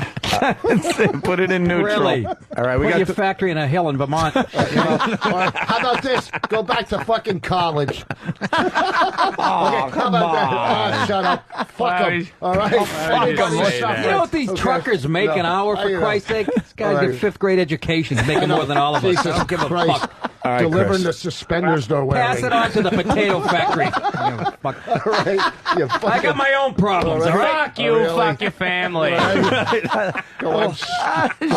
I'm enjoying Confident Boss, though. This is different for you. He'll ruin it. It's amazing. Yeah, let's say hi to this guy. I don't know his name. Sir, what do you have for the show? This is the trucker's mother. She's crying. Yeah. That was mean. Hello. You guys there? Yeah, what's up, buddy? What's happening, man? Hey, you guys kick ass. Hey, DiPaolo, you fucking make me laugh, man. You're awesome. Thank you. You need to talk these guys into letting you do that hour between you guys and Ron and Fez again. I don't. But, hey, It's my manager you guys pretending he's a need to caller. on old Mike Bahuski in there. Last comedian they give this much of a hard time to is Richard Jeni, and y'all know what fucking he did. Wow, yeah. He's a splatterpuss man. Hey, he didn't jump. He hung himself, didn't he? No, he did. He blew his brains out in the shower. What? I'm not making fun of What's it. the matter with you people? What? Come on, Rich. He was a good friend of mine. Man. Shut up. You're talking about my cyst like it's Brian Piccolo Sweat. All right. He had everything going for him. Did you give him a hard time when he was in here? Well, I'd like to hear this story. has enough time gone by? Break out the Richard Jeni disc. We were going to play it the day after he died. We were so excited. We got something to play. And then we decided maybe we should let some time go All right, by. yeah, let's Do you hold know what off on that Bonnie one. said when he... I actually like Rich. There was a picture of Not that Chris I'm mad. Rock, Yeah. Jenny, and me from when we did the Oscars. It was just us three. Yeah. And Bonnie goes, out of these three people, which one would you thought would have killed himself? God, you guys are the worst. Don't say guys. That was Voss. No, Singular. you guys are, well, That was Bonnie's wife. Rich's wife. Yeah. We got it. Well, Richard Jeni tried to do our show, and we made him wait outside, and then He was getting pissed. Then he had to audition to come in studio because he was getting pissed off, even though we could see him through the glass. So we made him do a prison visit. We made him talk onto a cell phone through the glass door. It's legendary stuff. We cut it up recently. He was so pissed. We'll find it. E-Rock's not here, unfortunately, because he needed 3 days off for WrestleMania after we took a week and a half off. This is the only radio show that has the staff behind the scenes takes more time off than we do. It's amazing. It's not like we've had everybody that's going to be in WrestleMania on. Yeah, right. Exactly. Might as well send the crew out. You got it. Hey, all right, This then. is brutal. What is it? It's the Richard Jeni stuff. We'll listen to a little of it. Well, I'm going to be a puss and step out. Voss, you can say all the mean shit in this segment. What the fuck? What kind of fucking... He was probably in the top 5 best comics in the 80s. Probably, without any question. All right? Yeah. But still, he was a dick. Fuck He had a diva. Wow. Right? I think what I But he was, I think what I need Like, to he He was say. a bit of a diva, but, I think he was great. I think what I need to say is that we did bury the old hatchet by the end of. Yeah, right in his hand. I know, I'm trying to... Well, as the friend representative in the room, and he's still having a hard time. I know it's just Mary very well. No, I know. She used to work at CAT. Yeah. Great gal. We had when we were A lot of people at the Oscars. A lot of people are saying we ran this last week, but Did we? well, they did worse stuff. But Well, just run a little of it, and we'll comment. Yeah, and this will it'll be a little completely different, wrapped up in a different package. it's our show, and we don't remember this. Voss will insult a dead man. It'll be great. Oh, I'm the only one who's ever done that? You fucking trashed an old lady that was getting beat up in a fucking hallway. by She wasn't getting out of the way of the black gentleman, so he had to punch her in the side of the fucking head, knock her, and walk her over. Stayed 15 minutes. 15. It was like a half hour of laughing hysterically at some savage punching an old lady in the side of the head. Oh. She reaches over to grab her pocketbook, and he clocks her one, and her hair goes flying. The walker falls over, and you just see the little walker wheel going. Very recently. Yeah. It was a few months back. Seeing it. Yeah, it's on the news. Yes. Guy just walks in. Straight right She's hand. coming out of the elevator, and he pops her a couple of times in the face. Gives her a few jabs. What color was that gentleman? Oh, he was, I believe, an African-American gentleman, and the woman was an old white woman. Yeah, it's a wonderful story. I would have wanted Polish. Yeah. Then. Yeah, you never know. Well, here we go. You just don't know. We'll play some of the Richard Jeni stuff. You know every time. This is, What? Is this him getting angry with you guys? well, it's I want to hear. It's involved because then he put out a 9/11 like CD. Oh, he played. All right, we'll start with this. This is Richard Jeni coming to our show. Hello. Who's this? This is Richard Jeni. Who's this? Richard Jeni. Hey, Richard, it's Opie and Anthony. How are you? Opie and Anthony. How are you? Good. How are you doing? Good? I'm just peachy, thanks. When you coming in? I was thinking about coming in today. Today? Yeah, I'm really close by. Where are you? I'm actually staying in the lobby. We made him call from the lobby. Richard Jeni. I mean, this isn't like. I know, it's not like Voss. it's not like this was Voss. Thank you. It's not like it's an open mic or something. The top 5 comics of the 80s. This is probably. one of Top 3 O&A, man. They get that mean streak. Yeah, well. You're outside the studio? Yeah, I've been staying in the lobby. I didn't want to miss you guys. And you want to come in and do the show? Yeah. You want to do a prison visit? Do I want to do a what? A prison visit. No, why would I want to do a prison visit? Well, that's where you're on the phone like you are now, and then you step up to the glass on the door to the studio. Right. And you talk that way. No, I'm not doing that. Come up to the glass. It'll be fun. It's like Oz. Why can't I just come in? I can't just come in the studio? What, are you worried about germs or something?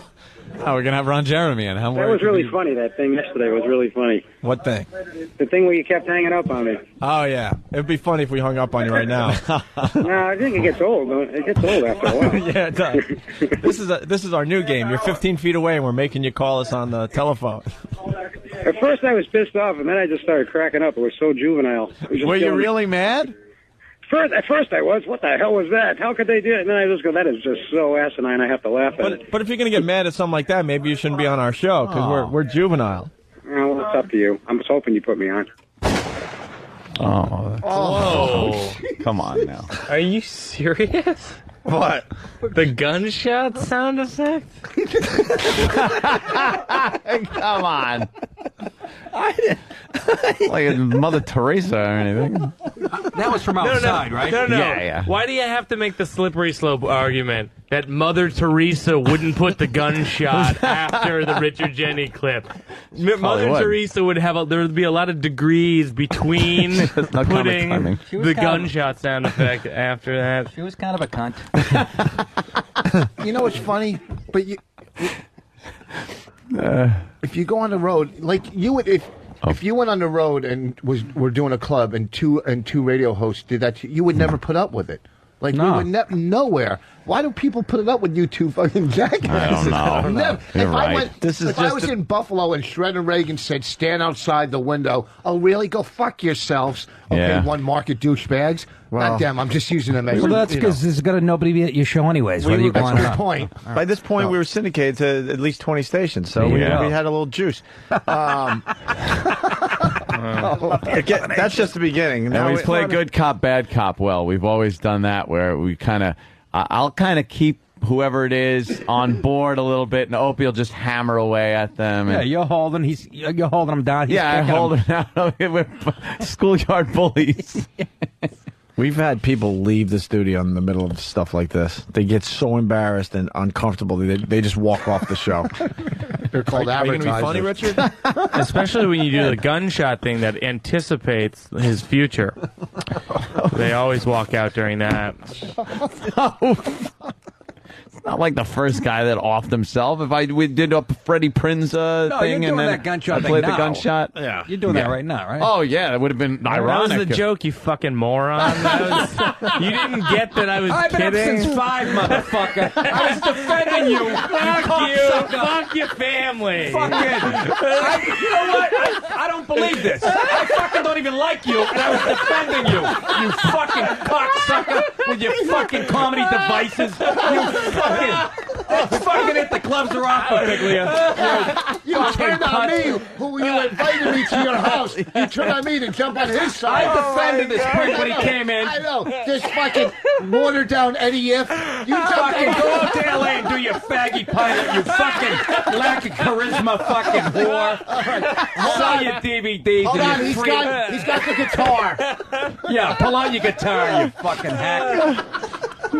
Nick's like fucking Siegfried and Roy's tiger. Trying to be nice to this fucking guy. Oh, Jesus God, am I happy Christ. you turned on him and not me, thank God. I thought if we double teamed it would be too much. Well, I wanted to enough. Hey, you guys think I got no allies? My publicist is in the other room right now. Fuck him, too. Goofy-eyed bastard with black shoes. Didn't he kill Mitch Hedberg? Oh, come on now. Fuck you. You're making fun of Jenny, my friend. Fuck him. Heroin addict. Shit. Fucking. Oh, wow. Yeah. Fucking. Get blood all over your hands. You're going to end up dead in a Red Roof Inn, too. Fucking drug on you. With 99 DVDs laying next to you. Holy shit. Where does the one go? Can't believe it. I was doing the math too. I'll never be nice to anybody again the rest of my fucking life. That's what you killed yourself with, listening to it. Should we, I'm thinking we should continue with the Richard Jeni stuff. I don't give a fuck at this point. This could be a good day. I thought he actually thought that the fucking gunshots were recorded. He is that stupid. Sorry. Nick's like that fucking bear that was sitting next to that woman in that crazy animal clip. Was just kind of sitting there and all of a sudden wants to just rip her fucking head off. Holy That's shit. one of my favorite I clips love in that the one. whole It's sitting next to the big fucking bear, dummy. I feel like I'm at the San Francisco Zoo right now. He smelled the trout between her legs. And I'm fucking. All right, I'm feeling like we should continue. What do you think? Yeah, why not? Let's give it a whirl. And all right, so last we left what the you, fuck? Richard Jeni was outside the studio talking to us, and we were trying to decide if he was worthy of being in the studio with the great Opie and Anthony. Yes, of course. The great assholes we are. Then I think I start by asking him if he's ready to be funny now. Are you going to be funny, Richard? Yeah, I'll be funny. Well, I'm sold. I'm sold. Not to put the pressure on you or anything. I'll be funny. Like, what's the first joke you're going to tell on the air? Stop it. You're totally putting him on the spot here. Any riffs on things in the news? There's lots of riffs on whatever you want to talk about. Yeah? But I got to be in the studio to do them. I'm not funny in the lobby. Yeah. So you got any knock-knock jokes? He's laughing at the juvenile stuff again. Knock, knock. Knock, knock. Who's there? Uh-oh. Richard Jeni. Richard Jeni. That's a great comic.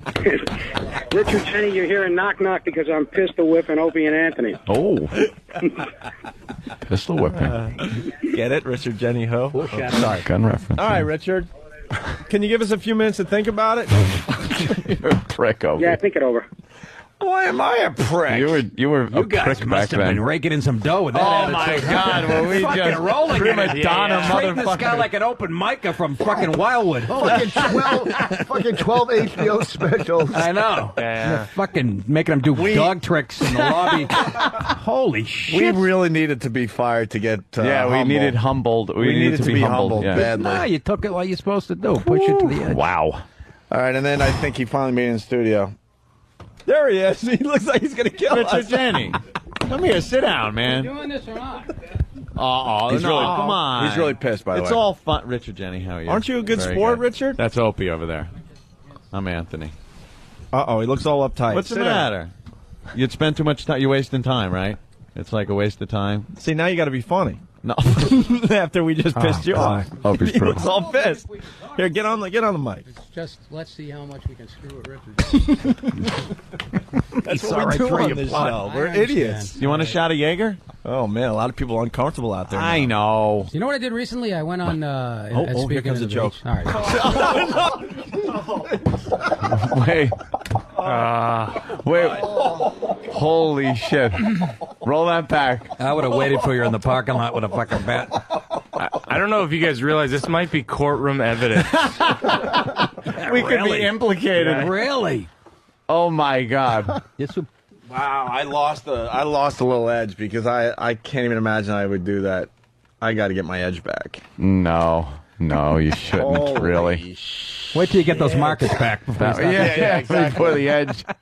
So we're idiots. You want a shot of Jaeger? Oh, man, a lot of people are uncomfortable out there. I know. You know what I did recently? I went on... here comes a joke. Opie, that was a joke. Come on, Richard.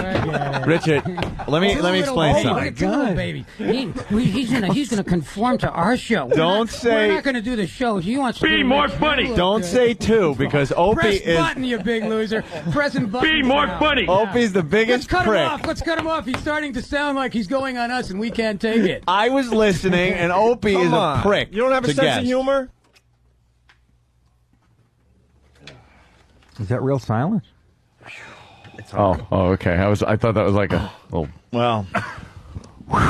And then I was playing the Be More Funny. Here comes Homer a joke. Oh, my God. That's brutal.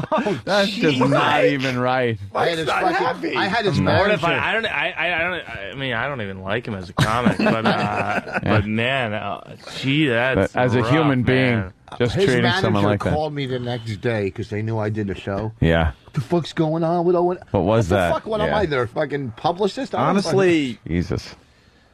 That guy should haunt your fucking house. No, something went down, though, which really pissed us off. I can't remember anymore. I know I'm what serious. went down. I'm serious. It was Stern. He was on Stern. Trashing us. Saying, but then now he's doing our show. It's like, what? Oh, is that what happened? Was he trashing you guys? I don't think he was trashing us, but I think Howie was, and he was kind of joining in or something, chiming in. Not directly, but saying, you know. No, what happened was you were just you were fucking with him that day. Then he went on Stern to promote his 9/11 CD. No. Then he left. He actually did a few minutes with us, and he was fine. He was good. And then he kind of trashed us on Howard. And then he actually, after that, was brave enough to give us his 9/11 CD, which was literally came out months after 9/11, which we found a little weird. So then we started playing clips of his 9/11 CD. That's where we're up to. It sounded like you fucked his girlfriend or something. I can't believe he trashed you guys on another radio show after what you fucking did to him. The nerve on that guy. Here's his 9/11 stuff. Well, let's try the next one. Maybe the next one's a little better. So now we decide we're going to just go through his CD, and we're going to review his CD live on the show. Well, let's try the next one. Maybe the next one's a little better. You know, last night I turned on the television and Miss Cleo was wearing a fireman's helmet. She had a helmet, you know, she was all, I'm giving 3 readings at the firehouse, man.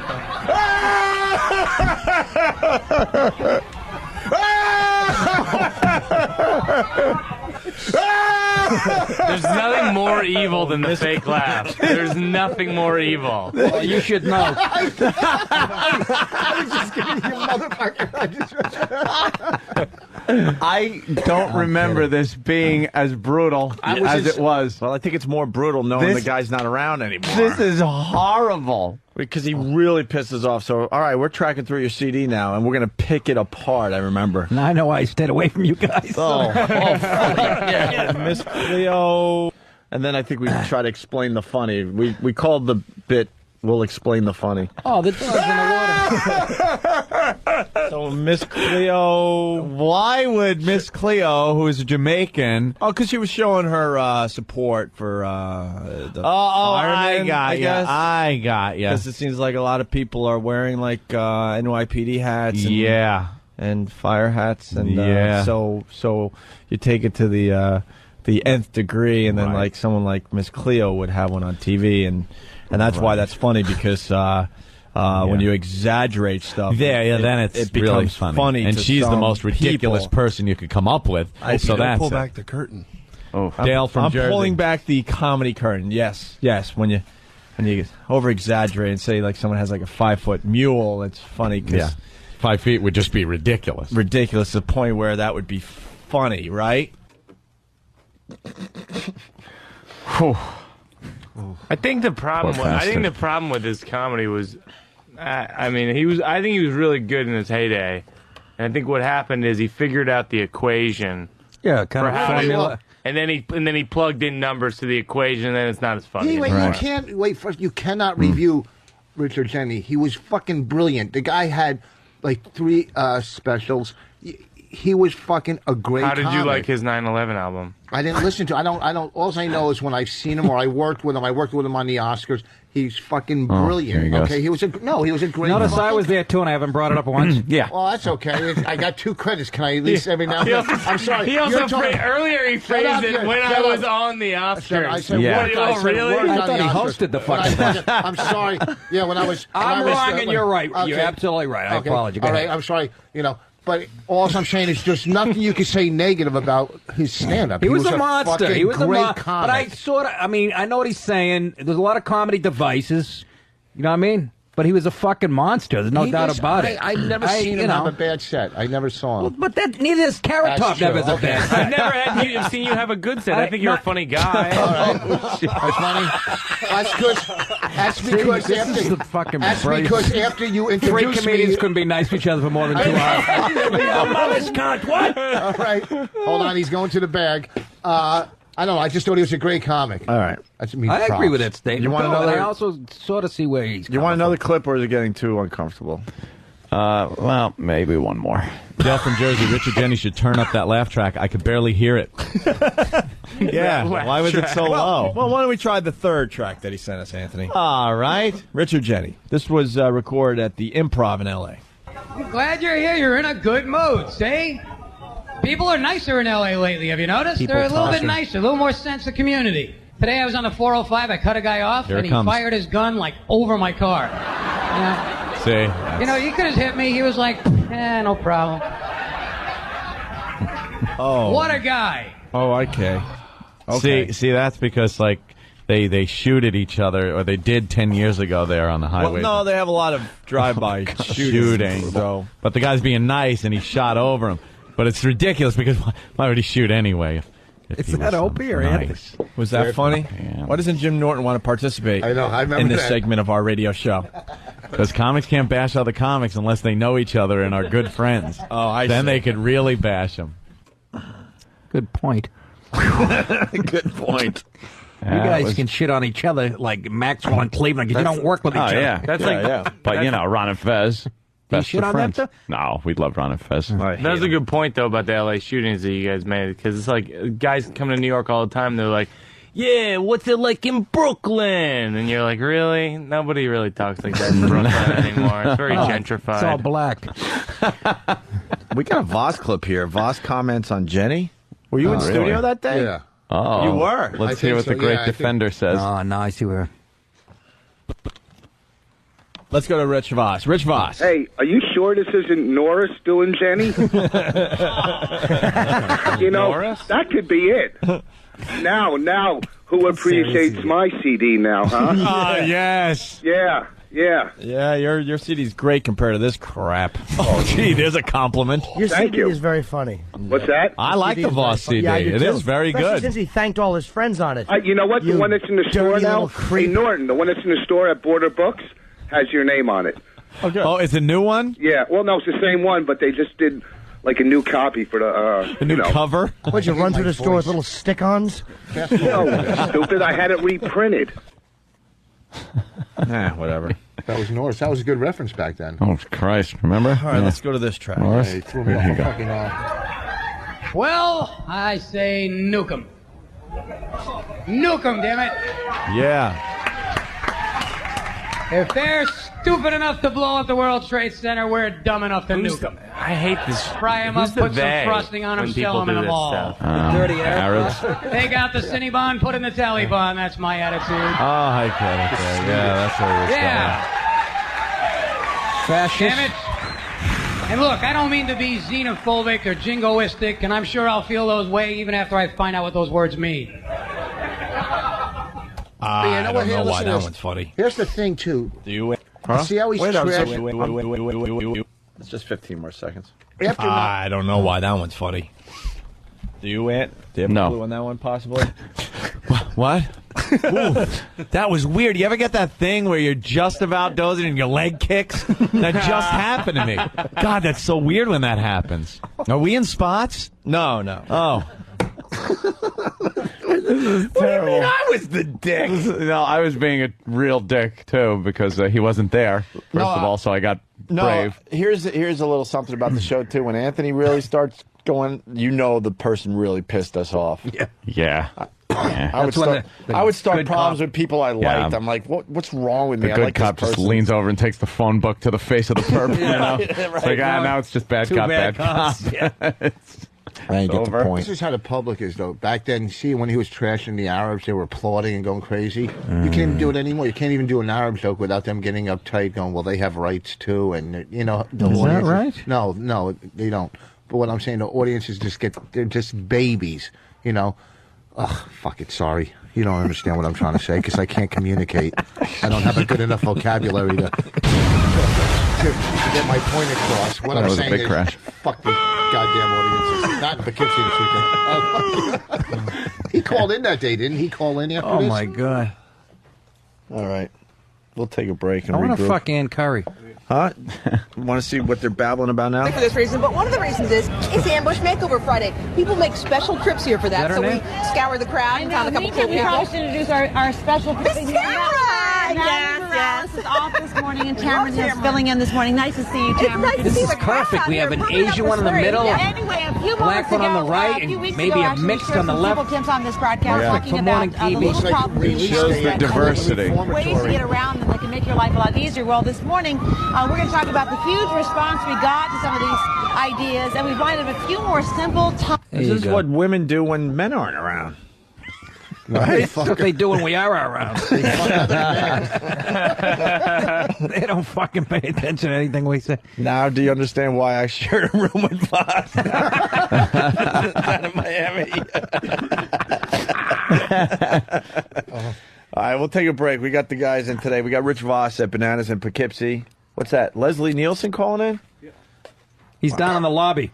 Let's make him do the fucking bulletproof window shit.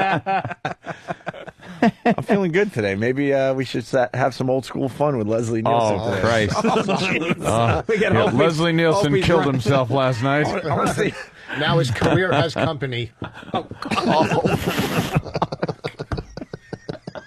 That's a good one. That's a good joke. Did you just think that one up? Yeah. That's a good line.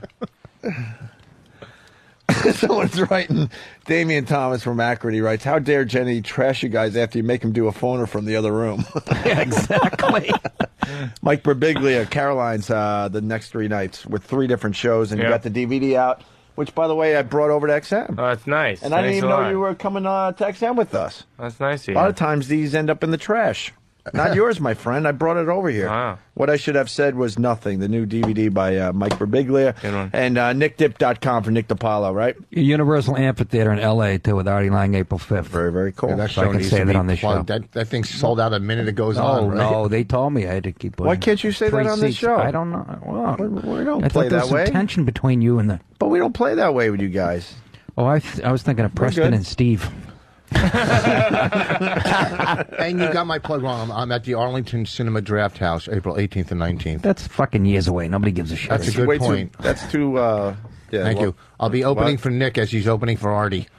I'm not opening. It's co-headlining. I make the same money as he does, stupid. As Artie Lang? Yes. Come on. Okay, I'm lying about that part. It's not opening. It's fucking... You guys are going for it, which means it was fucking plausible. Ain't that right? You all fucking got... You all turned white, all 4 like, fuck, look at it. He's Nick, we're privileged to have on the radio, believe me. We better start treating him better, man. I gotta have you guys have to make calls for me. Is there a program director at 92.3 or no? They run him? I really don't know who he is, Opie. Come on. No, I really don't know. You just revealed yourself in that last Jenny clip. I know I know this much. They moved the music guy to the programming spot, but I don't know what that really means. That's kind of weird because I've always knew who my boss was. They don't really have a true PD, is what I'm saying. He's wearing that hat too, but I don't know what that means. See that? Oh, should make it even easier to get in there. No he doesn't kidding. know what he's doing. No kidding. Drive time. Give me a 5 o'clock, whatever the fuck. This is an emergency broadcast. The unpleasant noise you are about to hear coming from your radio is not a mistake. Opie and Anthony.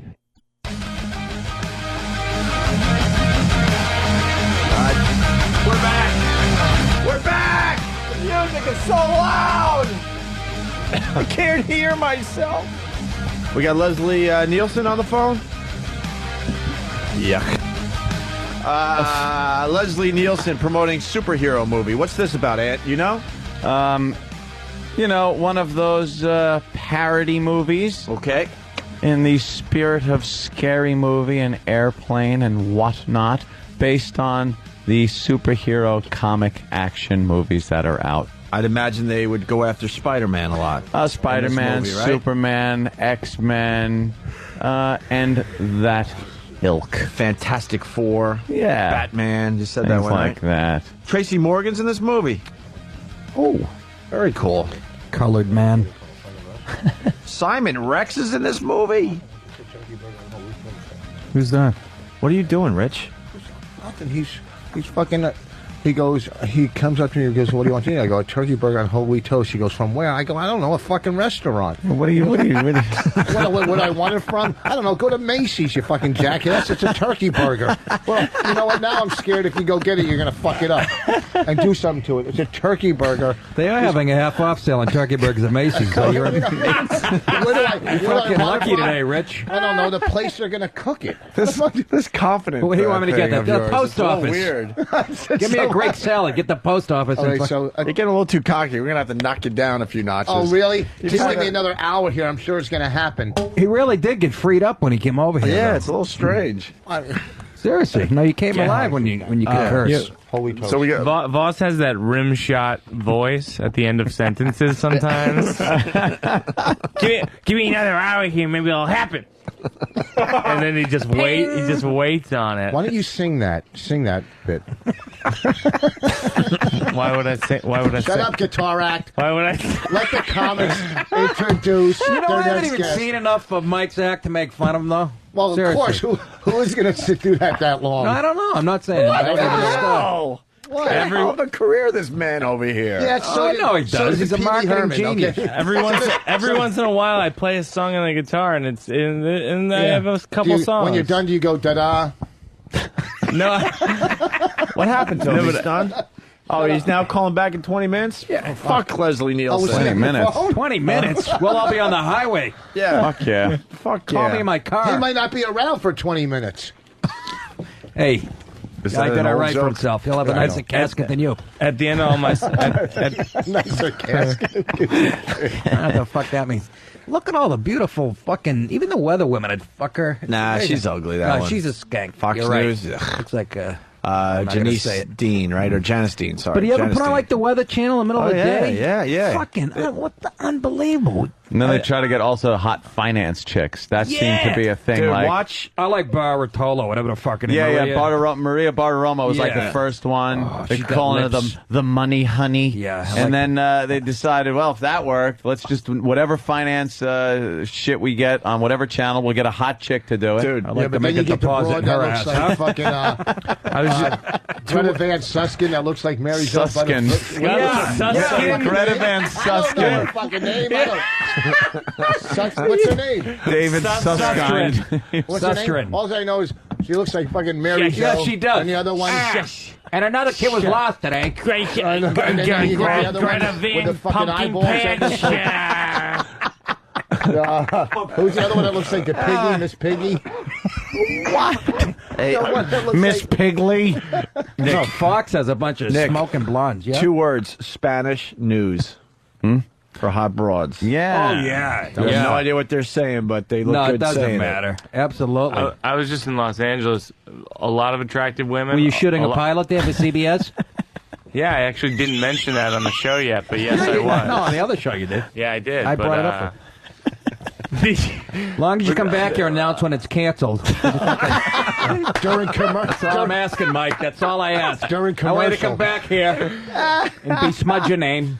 God. For the same. Yeah, you're right, man. We all brag about it. I mean, we get to play that game now. Brag about a pilot and never mention, well, it was never picked up well. I'm not even bragging. I'm just saying I'm busting your balls. I couldn't be happy for you, Mike. Why don't you look in the paper there, Nick? Well, I'm happy an Italian guy gets. Go ahead. Maybe I can get a part. A lot of attractive women in Los Angeles. And this isn't a joke. I'm not looking for fucking I'm not looking for you to jump down my throat that it wasn't funny leave him alone, enough. Rich. I'm not that kind of comment. It's just a story. I've never let seen me- Rich Voss focus so much in my life. Every he looks time me in Mike the eye. starts talking, you learn that. stand. When someone looks you in the eye, you look him right back in the eye. He's looking me Yeah, in the eye. but we can see the hate. You're right. You're ready There's to no pounce fucking, on I him. really don't. Are you kidding me? There's He's gonna no tell a fucking nice hatred. story that He's you're gonna never tell a gonna story relate about to. pretty So go girls ahead. in Los Angeles. Yeah.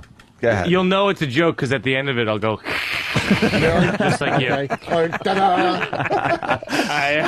I don't know. He was a tough little prick. Comes Hold back on. at you. Getting back to Nick, people are helping us out. John in Virginia, Opie, I agree. Watch Premiere or Primer Impacto for hot Spanish news chicks. Yeah. Primer? Premiere? They just spelling it? All right, Premiere Impacto.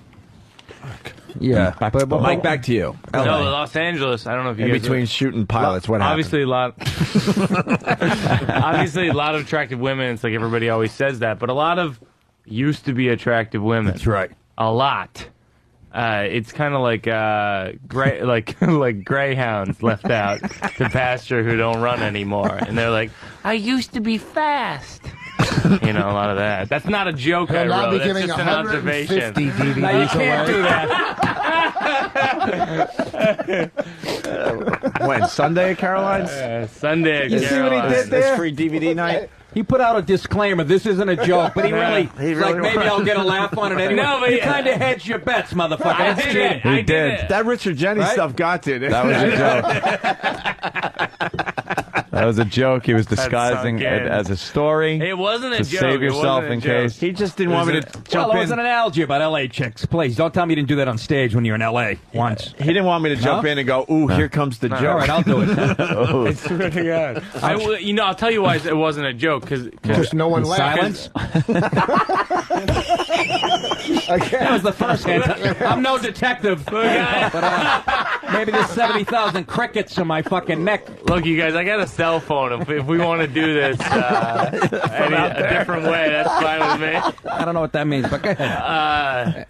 No, but it wasn't a written joke because I don't fucking greyhounds don't go out to pasture. Isn't that cows not or pasture? I wouldn't don't think. even No, know. out to I would have stud. thought it through. I write out to jokes. humps. Yeah, I know you Rich, would have mislaid. Rich doesn't understand this, 25 but like I years, would I'm have. a legend. He would have Shut up on Googled and go- fucking greyhounds to All right. patch. 25 years. 25 I'm a years legend. of pure legends. Of what? Me. Rich was one of the first guys I opened Wait, for. when we did Really? you wear? Yeah. Rascals. You don't Get out remember of it. here. Yeah. Well, why would I remember it? Hey, I barely People get remember you ripped off now. that night. Rich Voss says he's a legend. Google Rich Voss. I want to see how many. Where's this legend come Might up? as well Google Jew cab driver. Rich Voss legend. But what do you mean Google? What does that mean? What are you looking Rich Voss for? Google. Just Oh, Rich look at Voss. little kids beating each other up. No, not even Rich Wait, I love look it. up Rich Voss. Kevin and Meaney's watching this and Look up jerking Rich off. right Voss and Legend. All right, go back. Rascals, which one? Down. Ocean. Rich Voss. Well, just Rich Voss. Every reference will be from the Opie and Anthony show, not by true. the way. Rich Voss. Just not the legend. No? That's it. Oh, that is it. Okay. That's all? 251,000 mentions on the web. Let's go to Mike Birbiglia, see what we got. Yeah, let's go to Mike Birbiglia. 250 what? But there's Rich Vosses that are like mechanics and stuff that No, you there get fucking confused isn't. with. They spell it with 2 S's. Oh, this is how we judge who's the best comic now? Yeah. Fucking unfucking believable. know. Put in fucking Lenny Wait, Bruce. You how- get 50 hits, so how I much- guess he sucked. How much was Voss? Voss apparently has 3,000 more hits. Look at these little kids beating the fuck out of each other. I You had love it. 3,000 more Links or whatever. web views, whatever, than Mike Birbiglia. Well, here's the thing. I'm not competing Break with that Mike kid's neck. Birbiglia, okay? Because I don't do that kind of stuff. That's how you guys act in here. I have nothing. I'm just so happy. I'm just so happy I won. You're like English as a second language, boss. You're like, that's how you act in here. English is a second. He looks good for his age, though. Boss looks good for his fucking age. Oh, he does. That's what I was saying on the way over. I don't know how you stay so thin. You're a fit, I don't eat like fit you. guy. I know, it's true. Yeah. I don't cover the pain with food. I agree. He's on the tumor. Less than tumor. Wait till this gets drained. I'm going to lose 2 more pounds. No, you're going to blow up. It's probably... Oh, look. This is fun. Should we go with Richard Jeni on the Google? What does the Google say about Richard Jeni? I got 250,000 people. Fuck. I can't fucking sell out 20 seats. Oh. Richard Jeni's going down a little bit. Less than 200,000. Oh. I'm doing that fucking free giveaway. I'm just going to do bumper stickers, though. Fuck DVDs. I know the struggle bumper stickers I still have left over. Bonnie McFarlane keychains. Rich, Brian from St. Louis, he Googled your name, and this is what came back. Tight short wearing dick sucker for crack. Oh, God. Oh, my God. They weren't tight shorts. They were very loose, and you can see the tip. You could see, like, what, a pocket? See the tip. Was it a $50 bill? And the tip of your penis. Where's Leslie Nielsen? What?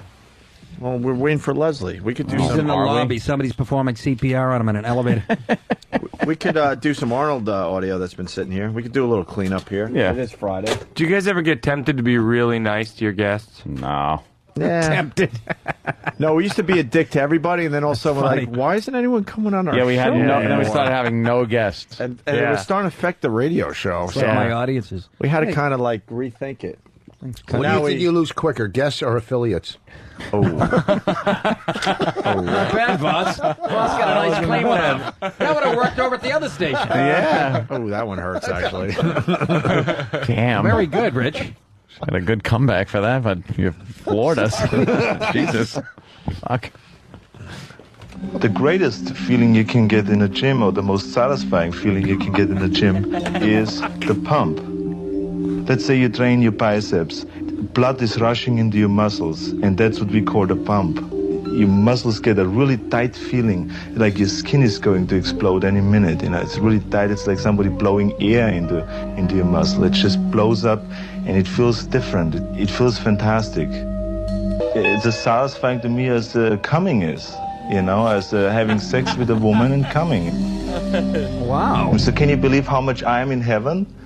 I'm like getting the feeling of coming in the gym. I'm getting the feeling of coming at home. I'm getting the feeling of coming backstage when I pump up. When I pose out in front of 5,000 people, I get the same feeling. So I'm coming day and night. I mean, it's terrific. How can we get this guy in public office? Is that amazing? Yeah, that's great. That's coming. By the way, because Rich, you started this. If you put in Rich Voss legend, because you said that, right? 4,600 views come up on the Google. 4,630. Mike Birbiglia legend, 54,100, my friend. But what is I don't understand. What is legend? You said Rich Voss legend. That you're a legend. Yes, I am. So all of those are actually links for John Legend CDs. Yeah, probably. I am legend. And I think we got one more Arnold clip here somewhere. Where? No, I think I put it away. I think it's the same one. Oh, it was the same one? All right. I killed a minute. God, this fucking burn. Killed a minute. We know This not is a lot to, of radio. we know, You guys do this every fucking day. We know not to fuck with Leslie Nielsen again. Well, really. We paid the price. We penciled him in for this bit, and now you have to, make it up. Well, let's clean up more stuff. There's plenty of stuff to clean up. I like the Arnold Cumming clip. That was funny. All right. Stood on its own. We have. Is it raining? Did you hear what we did to Rich Voss? This is worth one more play. Yeah. We you made him a name in the tri-state area. Try. Why are you giving me 3? Being nice. That's what I do. I'm nice to comics, so they turn on me. Rich was talking about his acting chops, so we set up a Chaz Palminteri? Set up a little bit where we were going to have Rich do an acting scene. With who? Jim Norton, right? Yeah, but here's the thing, too. And he was going to read from A Bronx Tale. It really hurt his career, right? we were saying how fucking hard it is to audition. It's the worst. When it's awful. It's fucking horrible. 3 fags looking at you. I know. Jesus. You never feel comfortable coming out of one. So go ahead. You can do it. But all I know is Can I? I'm sorry. Good thing you cleared that with Rich first, so. The fuck are you, the GM of this shithole? Well, he doesn't know. You gotta do a live read in 5 minutes. Jealous. He is way too cocky today, man. Oh, Voss is feeling his oats. I'm going to let you have your day, though. Because it's going to make the beating next time you're in that much better, man. Yeah, you're going to be down in the lobby calling in. Tortured. So we set up a scene that you were going to do it with Norton from A Bronx Tale. At the last minute, we did a switcheroo, surprised you with Chaz Palminteri. He walked right through that door, and fucking Voss almost shit himself. That's hilarious. Because I didn't even have to. You don't have time to fucking learn the scene. You know, they just hand you the paper and do the fucking scene. You know. Where's that fire? Please don't tell me in the sawmill. You just start looking, going, I got to get out of here. There's going to be traffic. Tanker explodes in Massachusetts. Is Wow. it Mass? My dad drives an auto truck in Massachusetts. Wow, you talk about a strike. What? That was. I have never heard silence like that. And I've been in the woods camping, fucking by myself in fucking Maine. Holy shit! Were you broadcasting? Oh my god! What? I missed that. He goes, what were you broadcasting? Leave him alone. Oh, that is great. I'm trying to get. Holy he knocked him out. He's over there. He's knocked out. Oh, that one hurt, Nick. That hurt. That one hurt him a little bit, Rich. This is just fucking brutalization today. Classic shit. I know. It's fucking fantastic. Rich Voss gay, by the way. 715,000 links on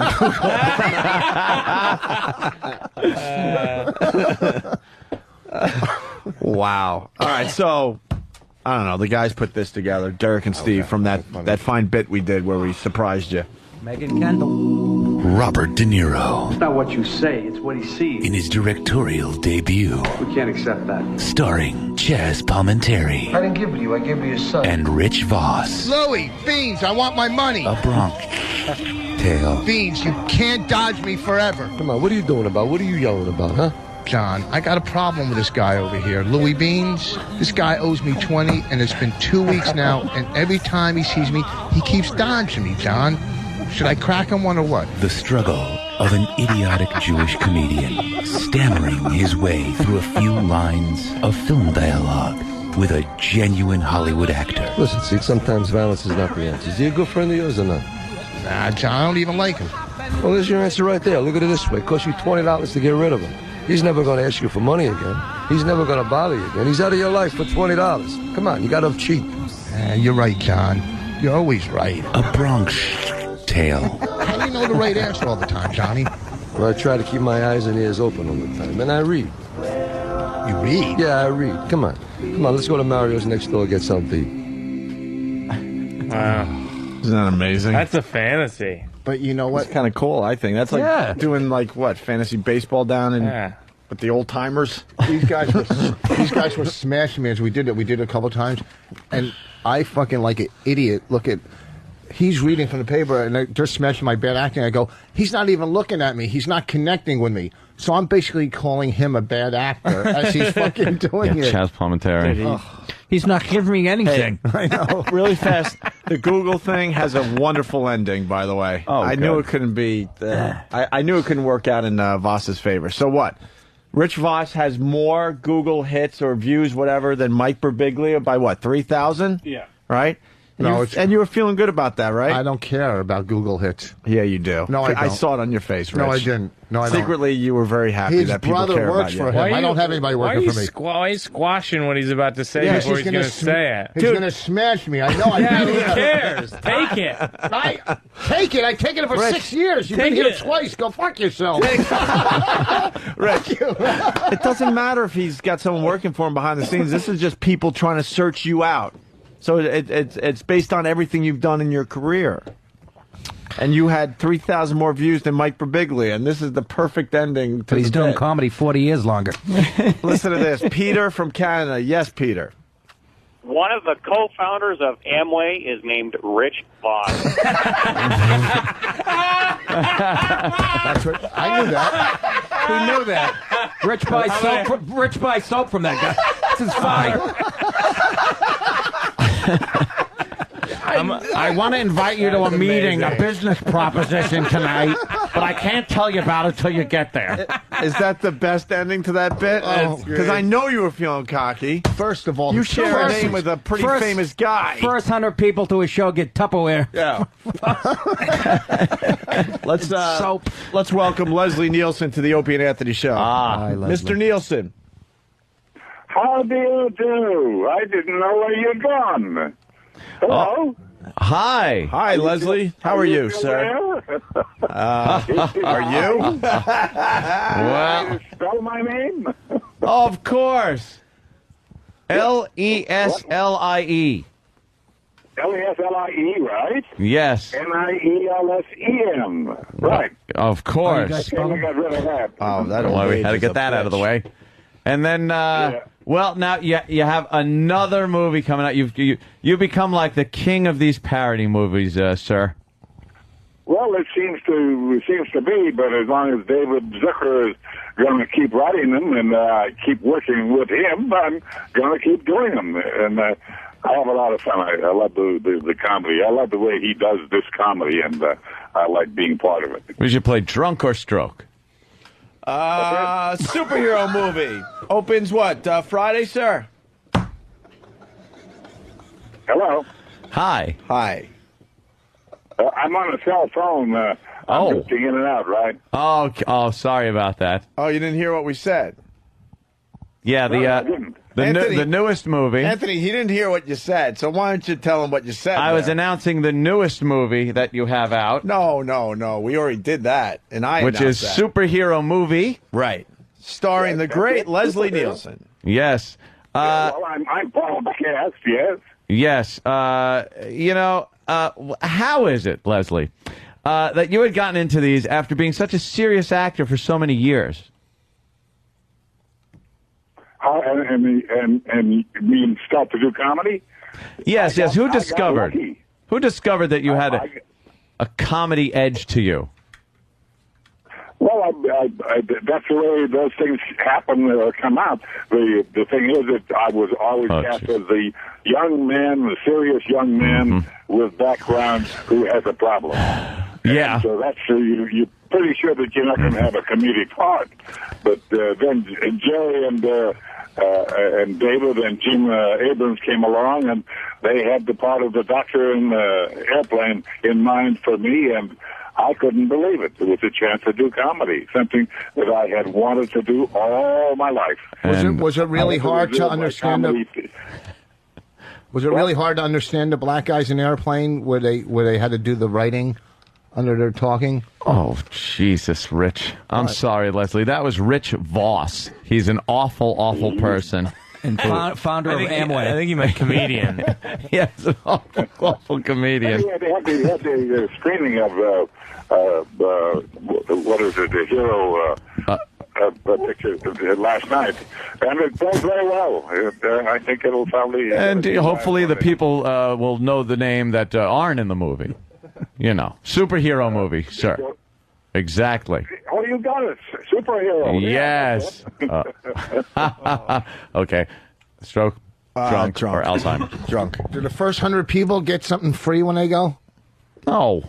I'm not too sure. A lot of people were leaving through a little door in the back of the theater and coming back smiling. Kevin Hart's in that movie, and Tracy Morgan. Oh, yeah. Do you know Kevin Hart? He was in the movie. One of the actors? No. How about Jeffrey Tambor? I don't know, Kevin. Jeffrey Tambor? No. Who? Jeffrey Tambor. No, I don't know him either. Hey, look, when you He's in the movie, too. Craig Bierko. How about Leslie, the great Craig Bierko? No. Don't know him. Is this Leslie Nielsen? How about... It's an ensemble cast, is what he's saying, Opie. Of course, you don't do all the scenes together. Well, yes. And you're not part of the ensemble you're part of. I feel bad for this guy. Gone home when they're into He's going to die soon. He's just babbling like a fucking idiot. Well, how about Sarah Paxton? She's just terrific. About who? Sarah Paxton. Holy shit. Well, how about her? Well, she's in the movie, sir. Hubba hubba. She's a hubba hubba, you know. How about hubba? And what's it's nice to have a hubba hubba every once in a and I while. see Simon Rex. He's a terrific actor. What does he do for the movie? Nothing. Who, me? Yeah. I play the uncle. You're the uncle. I try to lead the young actor whose mother and father were decimated in a terrible accident, and he has come to live with me and my wife, and we've been trying to raise him properly. Did you get to say it's our secret? Swearing and all of that stuff, and drinking and carousing. Right. Well, that sounds great. What happened to Priscilla Presley's face? How was it working with O.J. Simpson, sir? Yes. I'm sure you asked that a lot.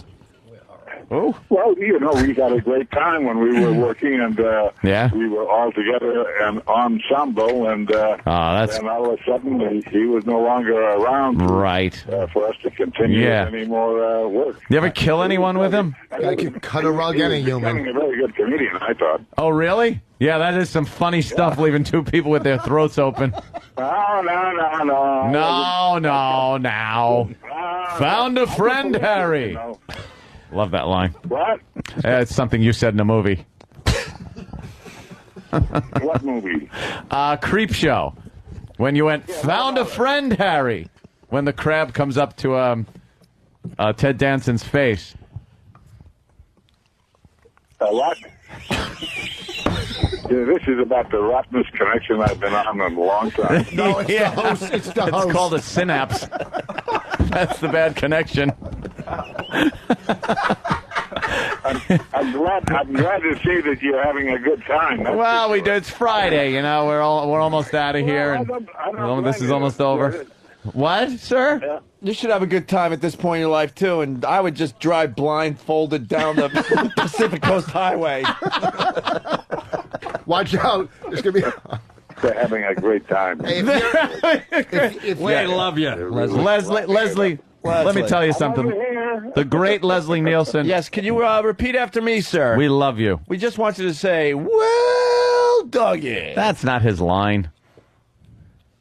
Yes. What line do you want me to say? Are you going to be in Arlington, Virginia, April 18th and 19th?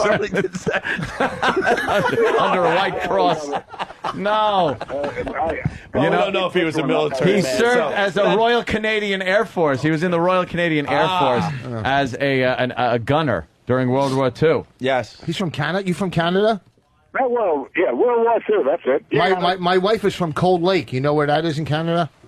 Cold Lake, that's in Alberta. The province of Alberta. North Are you kidding? Yeah. My father was a Mountie, and he was on detachment at one time on Cold Lake. Wow. See, now I can talk with talk about detached. There you go. Maybe he can get you a gig. I knew we'd find something to talk about. This is Rich Voss, who you connected with, not the host, Rich Voss. Leslie, how does this interview compare with interviews that you've been doing all morning?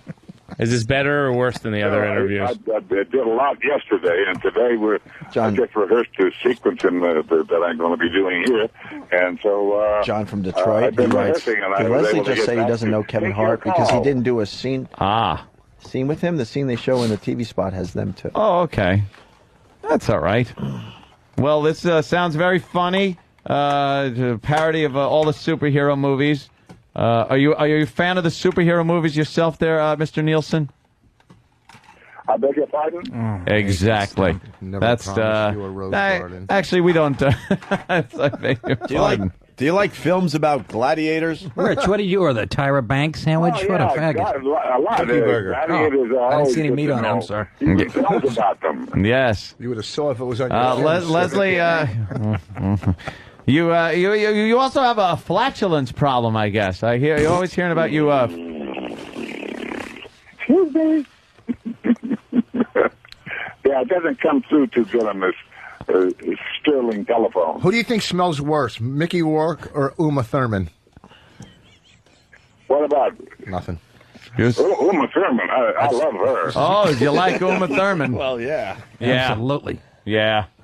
She's great. You ever work with Mickey Rourke? I don't know about. Well, you ever work? I don't think he knows either. You ever work with Uma? A little what? Yeah, a little Uma. You ever work? You ever work with Uma Thurman? I like her very much. Leslie, let me ask you. Let me ask you point blank. Have you ever used lettuce as a knife? Ever used a what? Yeah. So now, but from don't be afraid. From your reaction, Mr. Jenny.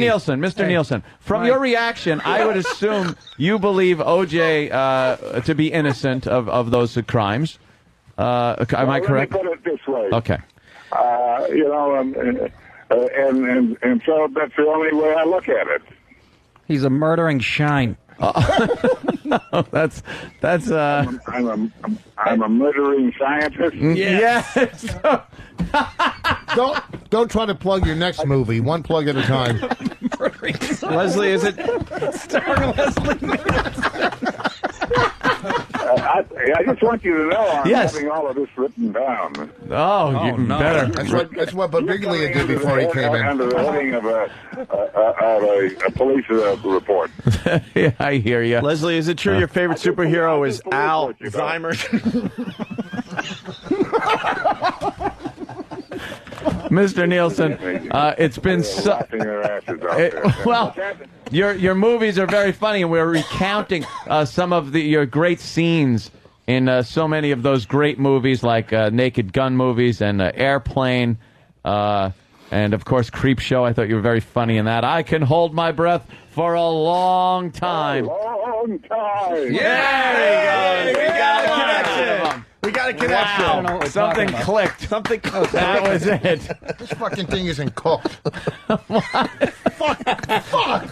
Hey, watch your language with Leslie Nielsen on the phone. Yeah, I hope you get salmonella. Yeah, why are you cursing at the great Leslie Nielsen? Salmonella. You ever work with Leslie salmonella? Nielsen. Every sandwich in Voss's hands looks like a large. Oh, Mr. Nielsen, it is a pleasure talking to you. Bill Burr. Hello. Hi, we're talking to Leslie Nielsen. You all right? Yeah, Jesus, you guys interrupted the show for that? All right, hold on a minute. I thought you might want to get in on the abuse. All right, hold on a minute. Nice. Leslie. Mr. Nielsen. Mr. Nielsen. Oh, this is painful. Let him go, please. Please, let him go. Please. That's what I'm... This is like watching my cane being tortured and numb. That's what I'm begging God to do. Mr. Nielsen. They do all the talking and I do the listening. Mr. Nielsen? I got somebody. Yeah, go ahead. Yes. When does the movie come out? Superhero movie. It opened last night. Oh, So it should be in the video stores, what, next week? Now? It's out right now. Oh, it's in the theater. It's going to be on the plane on the way home. It had a big opening. Oh, a big opening. Now we're talking about Rich's wife. What's right? Now, don't You be- went to whatever, the ass. so you went to the big premiere party and everything? A big what? Did they have a big premiere? What the fuck? Yeah, at the Laugh Factory. Let's play deaf or retarded. A lot of people and all that stuff.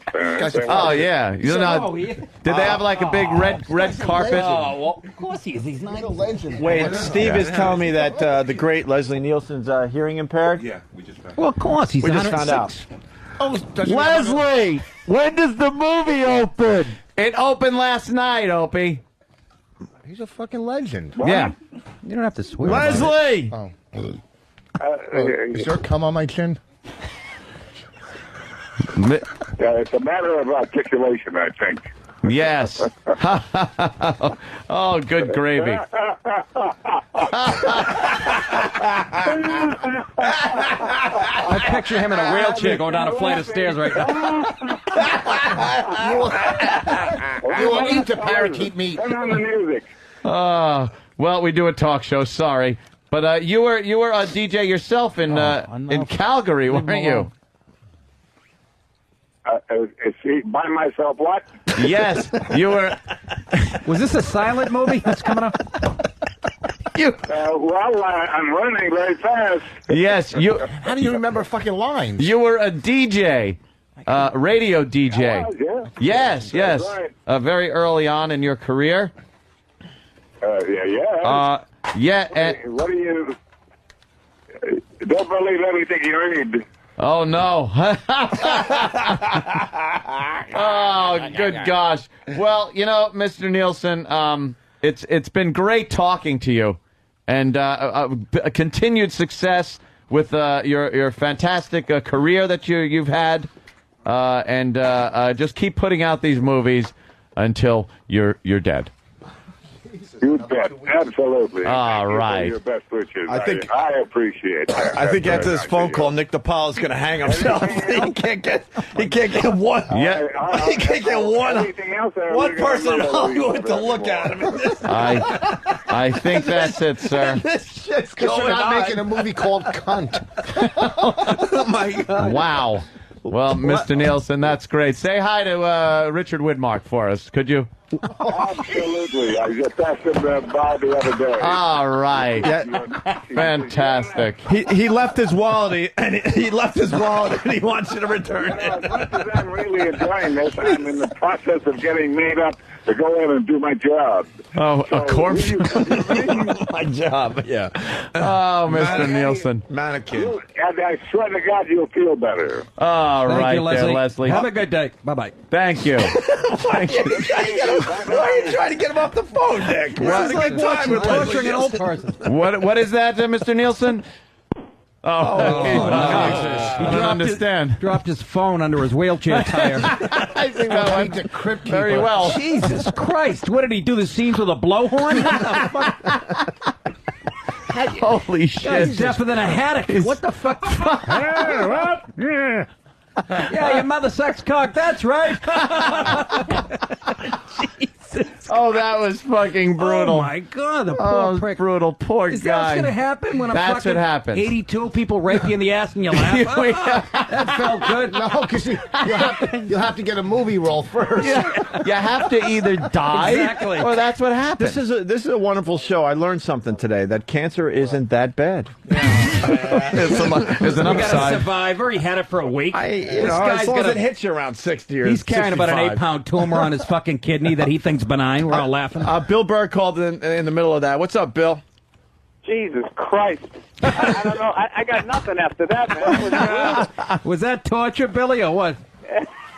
Jesus Christ. I mean, once I found out the guy was hard of hearing, because at first I was like, Jesus Christ, Leslie, defend yourself. And then I found out there's rules, isn't there? Who the fuck? Go to UFC, no eye gouging, no ball grabbing, no scratch, no legend of hard of hearing. Yeah, they still haven't made rules for our show. Maybe that would be a But good what thing. person? No, dude, no, I'm kidding, man. That was great. Who said, he said, when did your movie come out? He said, yesterday. So it should be on DVD in about 20 minutes. That was Rich Voss. Ah, goddamn boss. Well, I called in because I'm out here in Seattle. And usually me and Jim Norton are friendly, but now we're sworn enemies monetarily for this weekend. Because he's out here, too. So we're both... I'm waiting for him to come out of this other radio station. He's tap dancing in there. Trying to sell tickets. Hold on. You guys are both doing radio shows right now from the same building? In the same building. Trying to get people to spend money from the same pool of human beings. That was well thought of. Yeah, you guys should have just done the show together, man. Bill, what shows are you doing as Mike? Well, Jim's at this huge theater, and I, on the other hand, because I'm so modest, am over at Giggles, a nice theater. Sure. Going to try to fill that up a couple of times. I got in a fight there, Your Billy. club, Seattle. Oh, is that the club, Nick? That's the club where I got in a fist fight, and they still want me to come back, so have fun. Oh, I I did radio there, and the guy you had a fight with came into the fucking radio station. I know. Now he thinks he's my pal on my fucking. He emails me every day and shit. He's crazy. Where, your giggles? Where's Jimmy at the Moore? Yeah, Jimmy's playing like the Space Needle. it's like a 1,200-seater. The guy said that at the last radio station I went to. The guy's like, he goes, "You're really funny." He goes, "No offense, Jim's playing the theater, and you're just over there playing giggles. I don't know. You need to get like a better agent or something like that." Or give out 100 free DVDs on Sunday night. Hey, boss. Last time I was here, you were here. When you were at Giggles, I was at the worst club. Seattle hit the mother load that weekend. Rich, way to call back the shit that he has no idea what you're talking about. You think I did it for him, dummy? I did it for the fucking audience. Shut up, stupid. Let the headliners talk now. Fucking Bodak. I'm getting seasick looking at him. Name and it had blown off and was sort of twisting in the wind when I went down there. I'm not even joking. That's true. But I went back to Giggles. You're right. I went back to Giggles. Is DeRosa? Don't call in the show. Is DeRosa working with you? No, it's what's his face, Terry over at Giggles. So he doesn't want to pay anybody. So I'll have like 18 open micers all doing 5 minutes for an hour and a half before they bring me up. Yeah, that's always fun when that happens. Put it in your writer. No guest sets. Oh, really? That's Nick. Yes. Yeah, Nick DiPaolo's in today, Nick, too. What's up, man? Jesus, what do you mean, what's up? I just carried the last segment for 20 minutes. And you point out a mediocre thing Voss said. What's up, Billy boy? Oh, that's right. Who said come on the chin? Was that you? No. Oh, that was Mike Birbiglia. He's turning over a new leaf. Mike didn't talk during Leslie. Yeah. Mike bowed out of that one. It was too cruel for Mike. That was too We might as well have fucking waterboarded him.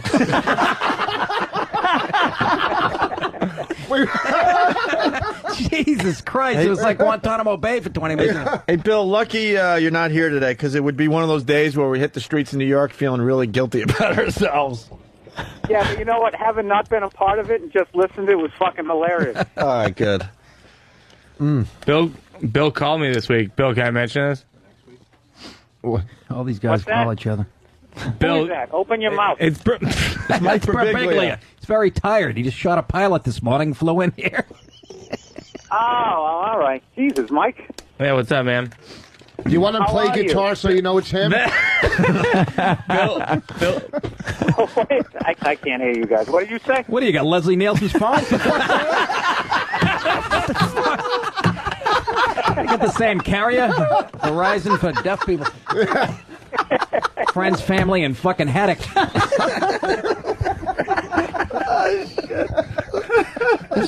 What the fuck? I did think we didn't want to talk to Leslie Nielsen. Of course. Behind the scenes, we're like, I don't know. I'm not feeling the Leslie Nielsen interview. That poor person. Fucking radio gold bastard. today. We're going to be there tomorrow. You wake up your eyes and you... Hold on. Mike's got a phone call to talk about. Mike.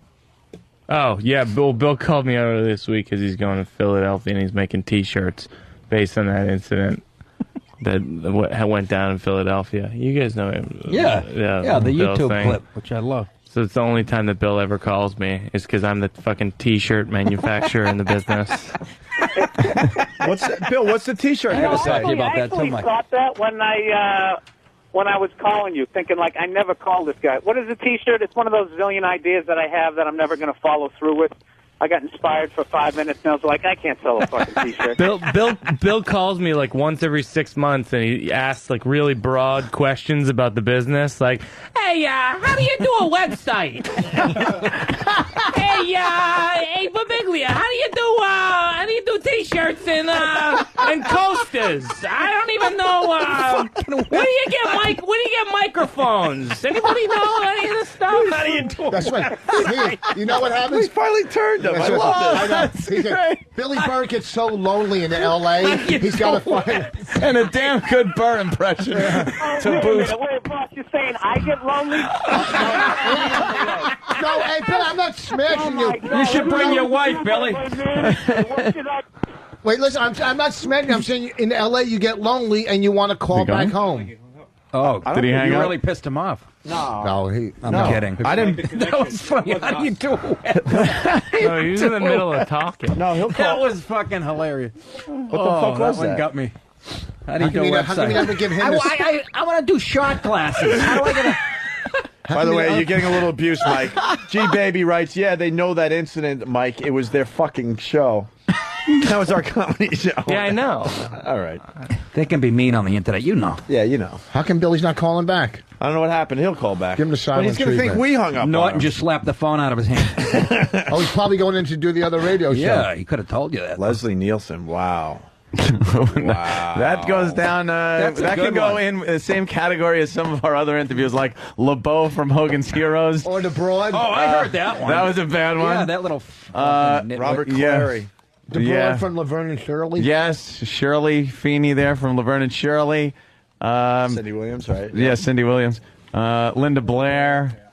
Yeah, that's a whole Blair, line of. Yes, all we did was yell, "The power of Christ compels you," and wouldn't say anything else to her, and she got so pissed off. Hey, Bill, we didn't hang up on you, by the way. I laughed. I thought you did. I was saying that was actually great timing. No, I wish I had timing like that. Hey, tell Mike I like his hooded sweatshirt. I don't get it. He's not wearing one? No. He's wearing a coat and a T-shirt. Wow, yeah, no hoodie, no, yeah, anyway. That would have been awesome, though, dude. Nobody's got a... yeah, what a... Took a shot. All right, Bill, we're wrapping up this show so we get out of here. It's like a fucking radio marathon. Holy shit. When the fuck are you coming back to New York? Not until like the end of May. Hey, Mike, what's MySpace? What is this stuff? What's Mike, this? You know what it is? You go on stage, you sort of meander through an hour of material, and you've done Letterman 58 times. I think you know something. That's what I do. You go on stage with a dirty, hooded fucking sweatshirt, and your hair's all messed up, and you're doing great, so I figure you know what you're doing. All right. Jesus, Mike, then you trash me, and then it's fine. It seems like I meant it. Fucking Bill. Oh, Jesus. Oh, my God. This is painful today. Just fucking painful. This was a... This was a bloodbath. I'm really glad I got This was a bloodbath today, Bill. You have no idea. The fucking level of mean... First time I've ever been the fucking least mean guy in the room. Right? Yeah. Holy he was shit. supposed to be mean, then he just went like, all right. Yeah, I know. Laying there like a starving child. Defend yourself, Mike. I think we're just really tired at this point. We all took a beating. Hey, Billy, nickdip.com tonight. 9 o'clock. You could see Nick's basement. No, it's fucking April 2nd. Oh, fuck. I'm sorry. I fucked your Don't plug confuse up. my 8 people. I'm trying to... Why don't you do it every night if you're living there? Huh? Why don't you do the show every night? Because I get paid per show, and they don't have enough of a fucking budget to let me do it every night. Otherwise, I'd be fucking, whatever. Sorry. I do it for fun. It's like fucking eBay. Let's not make it act like it's a career move here, folks. Jesus fucking Christ. I can wander down my basement and pick up a fucking... Then why are you handing out fucking coasters that say... I'm not, douchebag. I'm the only one that's not selling shit. You're the fucking Amway expert. Thank you. You should be peddling soap with your wife's ass on it. You don't want that smell. With my wife's ass on it. Hey, Bill, we're going to let you go. Giggles, All right? Guys, thanks for the abuse. I'll talk to you later. No. It's Giggles this weekend, right? It's too far to do comedy. All right, What's Bill. that? Come see us soon, will you? Bill Burr, everyone. Love Billy. I was going to ask him what the shirt's in. I can't get fucking Mike Clark to call me back. To do his fucking room. It's unfucking believable. Did you just go real inside on us? Why are you doing that? There's a You million just made clubs 5 people laugh on the hard. East Coast. No, I was doing that for Nick. I wasn't even on the radio. I know. I'm You went, I'm sorry. you were on the radio, though. You're This right. is still on, yeah. Line of the Day is brought to you by BodogFantasySports.net. If you're a fantasy baseball player, then make sure to log on to Bodog to get the edge this year free. They offer public and private leagues and a variety of ways to play. You know it's the fastest growing fantasy experience in the country? Huh. I don't know. It is?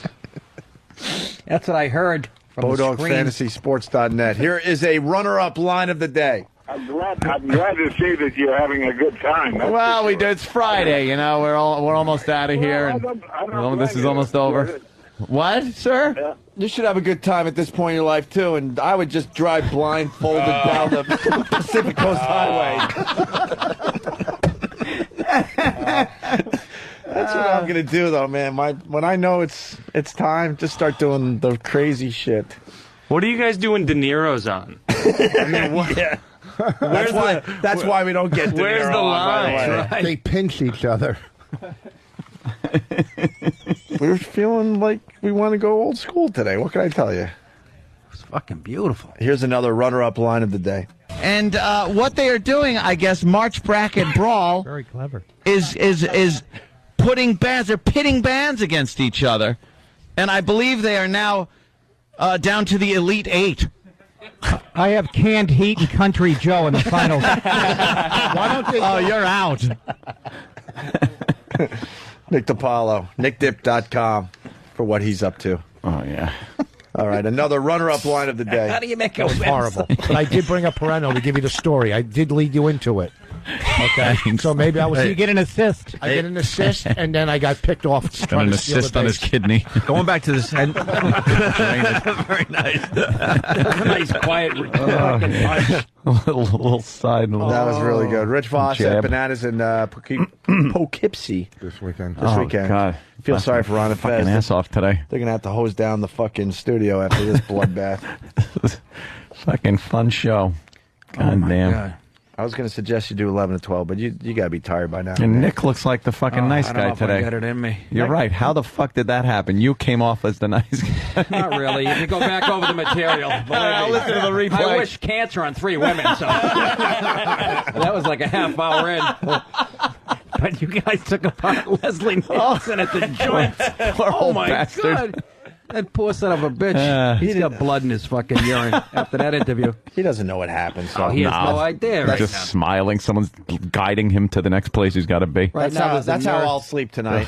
You know, knowing that he just didn't. He didn't know. He didn't know. Somebody's wiping his butt with a wet nap right now and he's giggling. Let me tell you about Airplane. All right, great. I will be listening to that on the replay tonight. I can't wait to hear how that sounded. Horror. Another runner-up. Another runner-up. People are laughing at the I know. story. I don't know what you're talking about. We're all jealous here. So, I like stories in real time. Yeah, I know.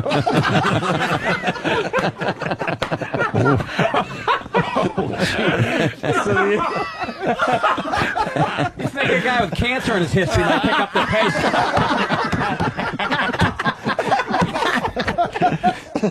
So much for Nick holding back. Exactly. Holy shit. Mike Birbiglia at Caroline's tonight, tomorrow, and Sundays. The Sunday show, the first 100 get the new DVD. yeah. 3 different shows for 3 different nights. Very nice. I like how you came in here like the new recruit coming into the NOM. You know, a little wet behind the ears, and then by the end, you're just mowing down groups Really? He had with like the rest 40 of the guys. kills. I was trying to protect him for a few minutes. Yeah, exactly. Turns out he's like fucking, you know, Berenger. Fucking platoon. Bonds! Crippled Albino thinks I took a line from him. I just didn't. Crippled Albino. Sorry about that. Bloodbath. I mean, it was a bloodbath Hey, today. come on. so Sometimes we bloodbath- can't fucking give everyone That's a credit. We lie. got to steal a line or two from you bastards. Bloodbath is gonna, you know. It's a term that's been around forever. Sure. Dinkweed. But we'll give you Really. give you a little publicity today. Crippled Obviously. Albino and Whack You Bag. said the word from. You stole it. Obviously, never fucked a broad on a What? Arlington What? Cinema Draft House, April 18th and 19th. Are you drinking there? Jesus, Rich. I gotta sell it out. You're more desperate than that hat. See, but here's the thing.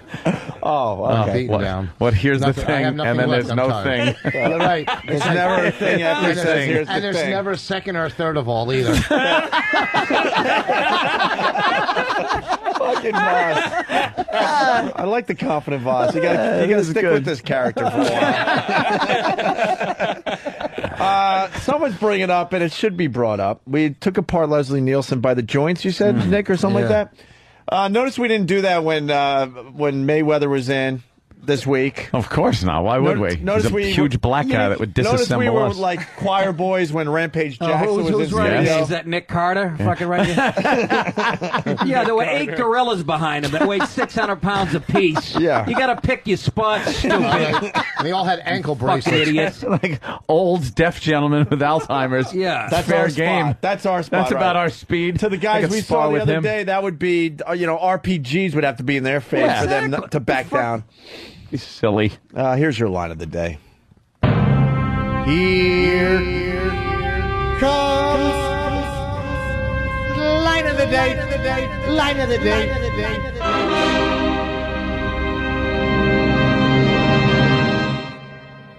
Tanker explodes in Massachusetts. Is Wow. it Mass? My dad drives an auto track in Massachusetts. Wow, you talk about a strike. That's the fucking line? Well, that wasn't. That was. I have never heard silence like that. And I've been in. Hold on. Here comes the Fucking line. up the line of the day. How I did stupid it. are you? Jesus. Calm down. You were the setup. Yeah, and you know that. but You were the pins, and this guy over here got a strike. All right, Knocked calm the ball down. down. I'm not confident anymore. Holy! Before we replay line of the replay day, that, will you? we're going to. Greg and Al somewhere says, "Where were the balls and attitude of Floyd Mayweather or Rampage Jackson?" We said that obviously. Yeah. You would have blown them to get out of the studio alive. Hey, true is true, my friends. We never claimed to be. Let's pick on brave boxing champions. Yeah. The fuck? All right, the line of the day. I'm turning your fucking mic off, Rich. You had a good day. Leave now. Thank you. Don't ruin your appearance. You're out. All right, here's your line of the day. Here comes line of the day. Line of the day.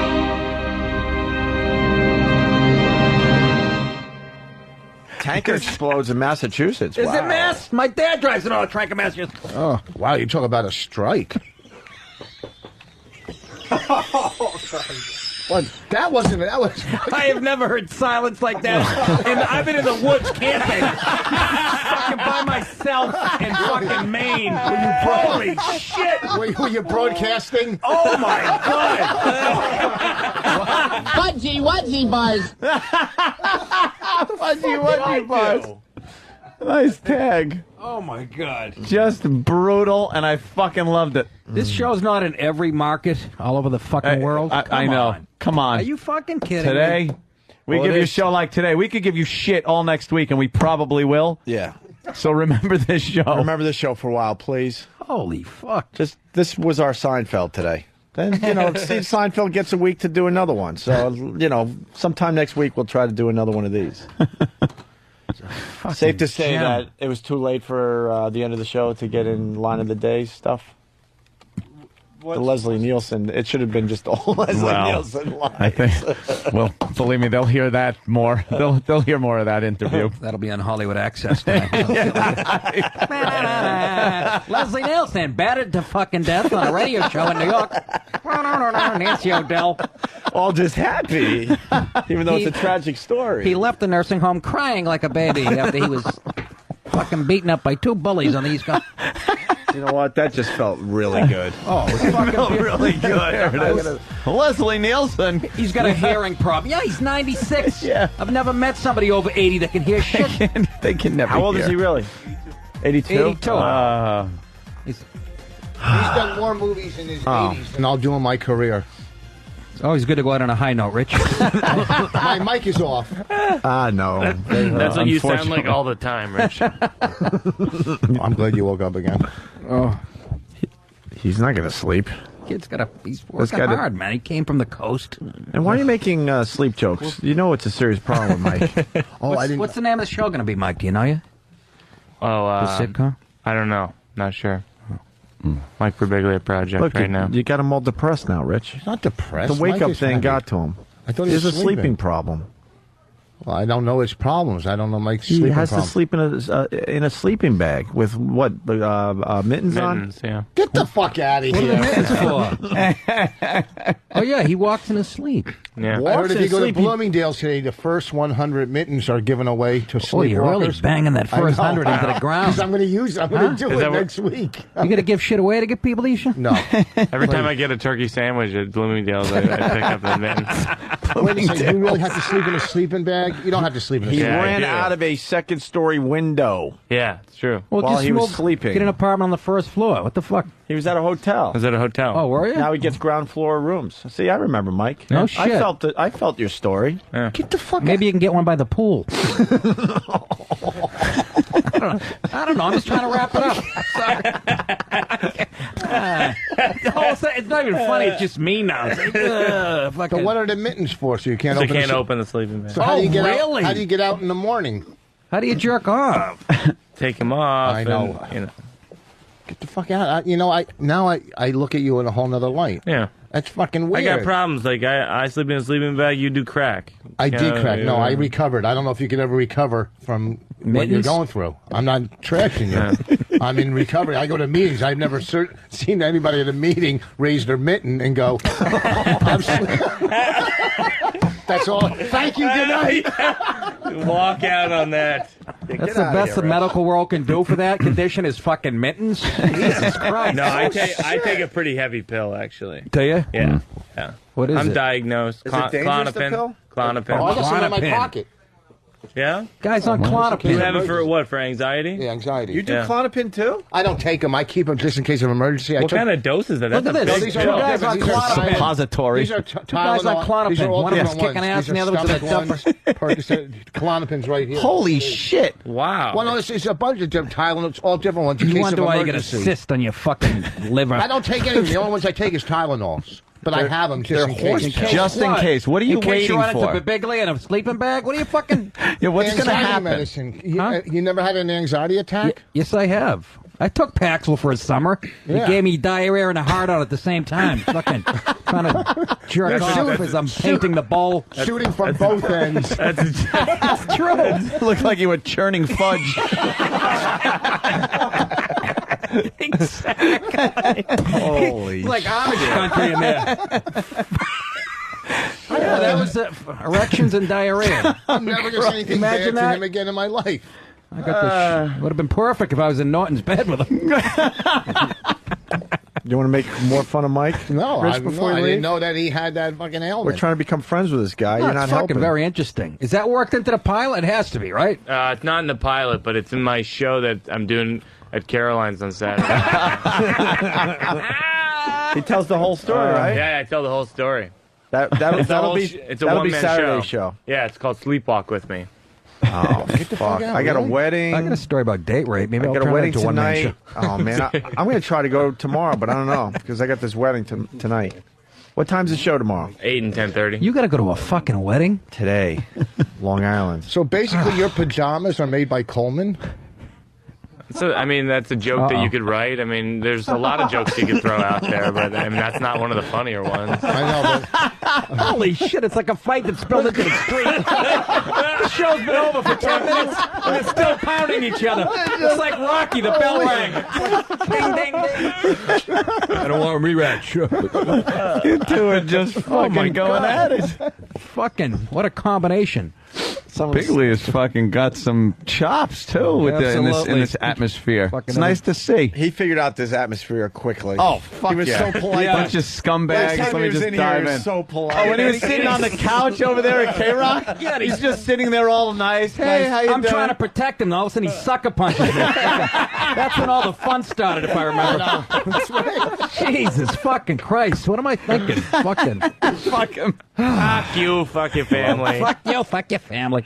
All right, well, Voss is on the phone. Yes, Barney. Oh, Yes. I'm home in All right, Dudley. Schnookums. No, I'm almost. I'll be home They didn't say soon. to you. They What? didn't say to you. No, Nick, happy birthday. I'll call you in a second. Happy birthday to Bonnie. Happy birthday, Bwani. What's that? One more year.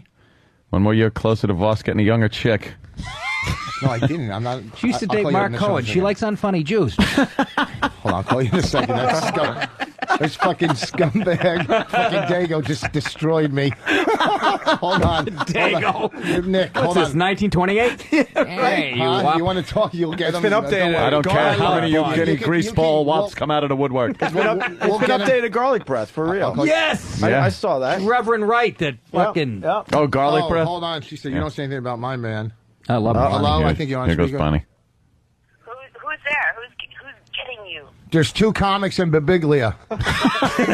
Wow, thanks, Rich. What? Who's the other comics? It's me, Nick, O&A, and Mike Birbiglia. And you got... Mike Birbiglia slammed you? No, not Mike Birbiglia. A couple guys. He had some Oh, good yeah. ones. Mike's Yeah. got some fucking. Mike got some chops now that he's Yeah. giving away free DVDs. He broke his cherry. You hire a writer? She's zinging you through a fucking phone. Yeah, well, Get his number for Rich. I gotta go. I'll call you back. Bye. You're hoping to open for fucking Mike Birbiglia. That's why I don't open for nobody. Rich Forrest doesn't open for nobody. Exactly. Exactly. Your wife is a nobody. It's just going to be like Nick DiPaolo and Artie. We're going to co-headline. Oh, man. Wow. Wow, he's got confidence. Callback fucking punch. Holy shit. I got nothing. That was the only shot we could take at Nick. That was the only thing we could figure out today. Motherfuckers. On my worst night. My worst night. Put the guitar down. We'll see who's fucking captain here. We couldn't figure out your weak spot today. Who's? Nick's. I don't have one, motherfucker. He was pretty protected today. Got to see what's going to hurt. Yeah. I'm fucking doing a gig with Artie for, fucking whatever. I get paid for a week to do a club for one night. That makes me an asshole. Honey, turn off the vacuum. I'm on the air. Oh, fuck. He was making fun of your blog TV show. I gotta. Oh, okay. Now it's funny. See, I gotta explain some of this stuff. The vacuum's upstairs. I know, but it would have been funny if you guys would have fucking got it. Good. Let's go back after Mike. I do that for fun. What the fuck? That's for fun. I do clubs. I'm gonna pee on my ass if I. Yeah, we gotta get out of here. No, I've been holding this piss. Let's not push it. We had a great show. Don't fuck it up now. Super Green from Calgary. I'm a new fan of Nick Dip. He's cool and funny. Goddamn right. And from Calgary? People are begging you to stay until noon, but I think we got a lot out of Nick today. But you'll come back soon and do 11 to noon. Absolutely. For free, though. Of course. What the fuck? I'll be co-headlining with you guys. Co-headliner. All right, man. All right. Thank you. Yeah, that's thanks to Leslie Nielsen being insane. He's still alive. Still alive. That's amazing. That was just all right. And we weren't going to take that call. I know. Well, behind the scenes, shouldn't have. Fuck no to Leslie Nielsen. What are we going to ask that guy? All right, press a button. What are people saying about the Opie and Anthony show? It's funny. I don't know.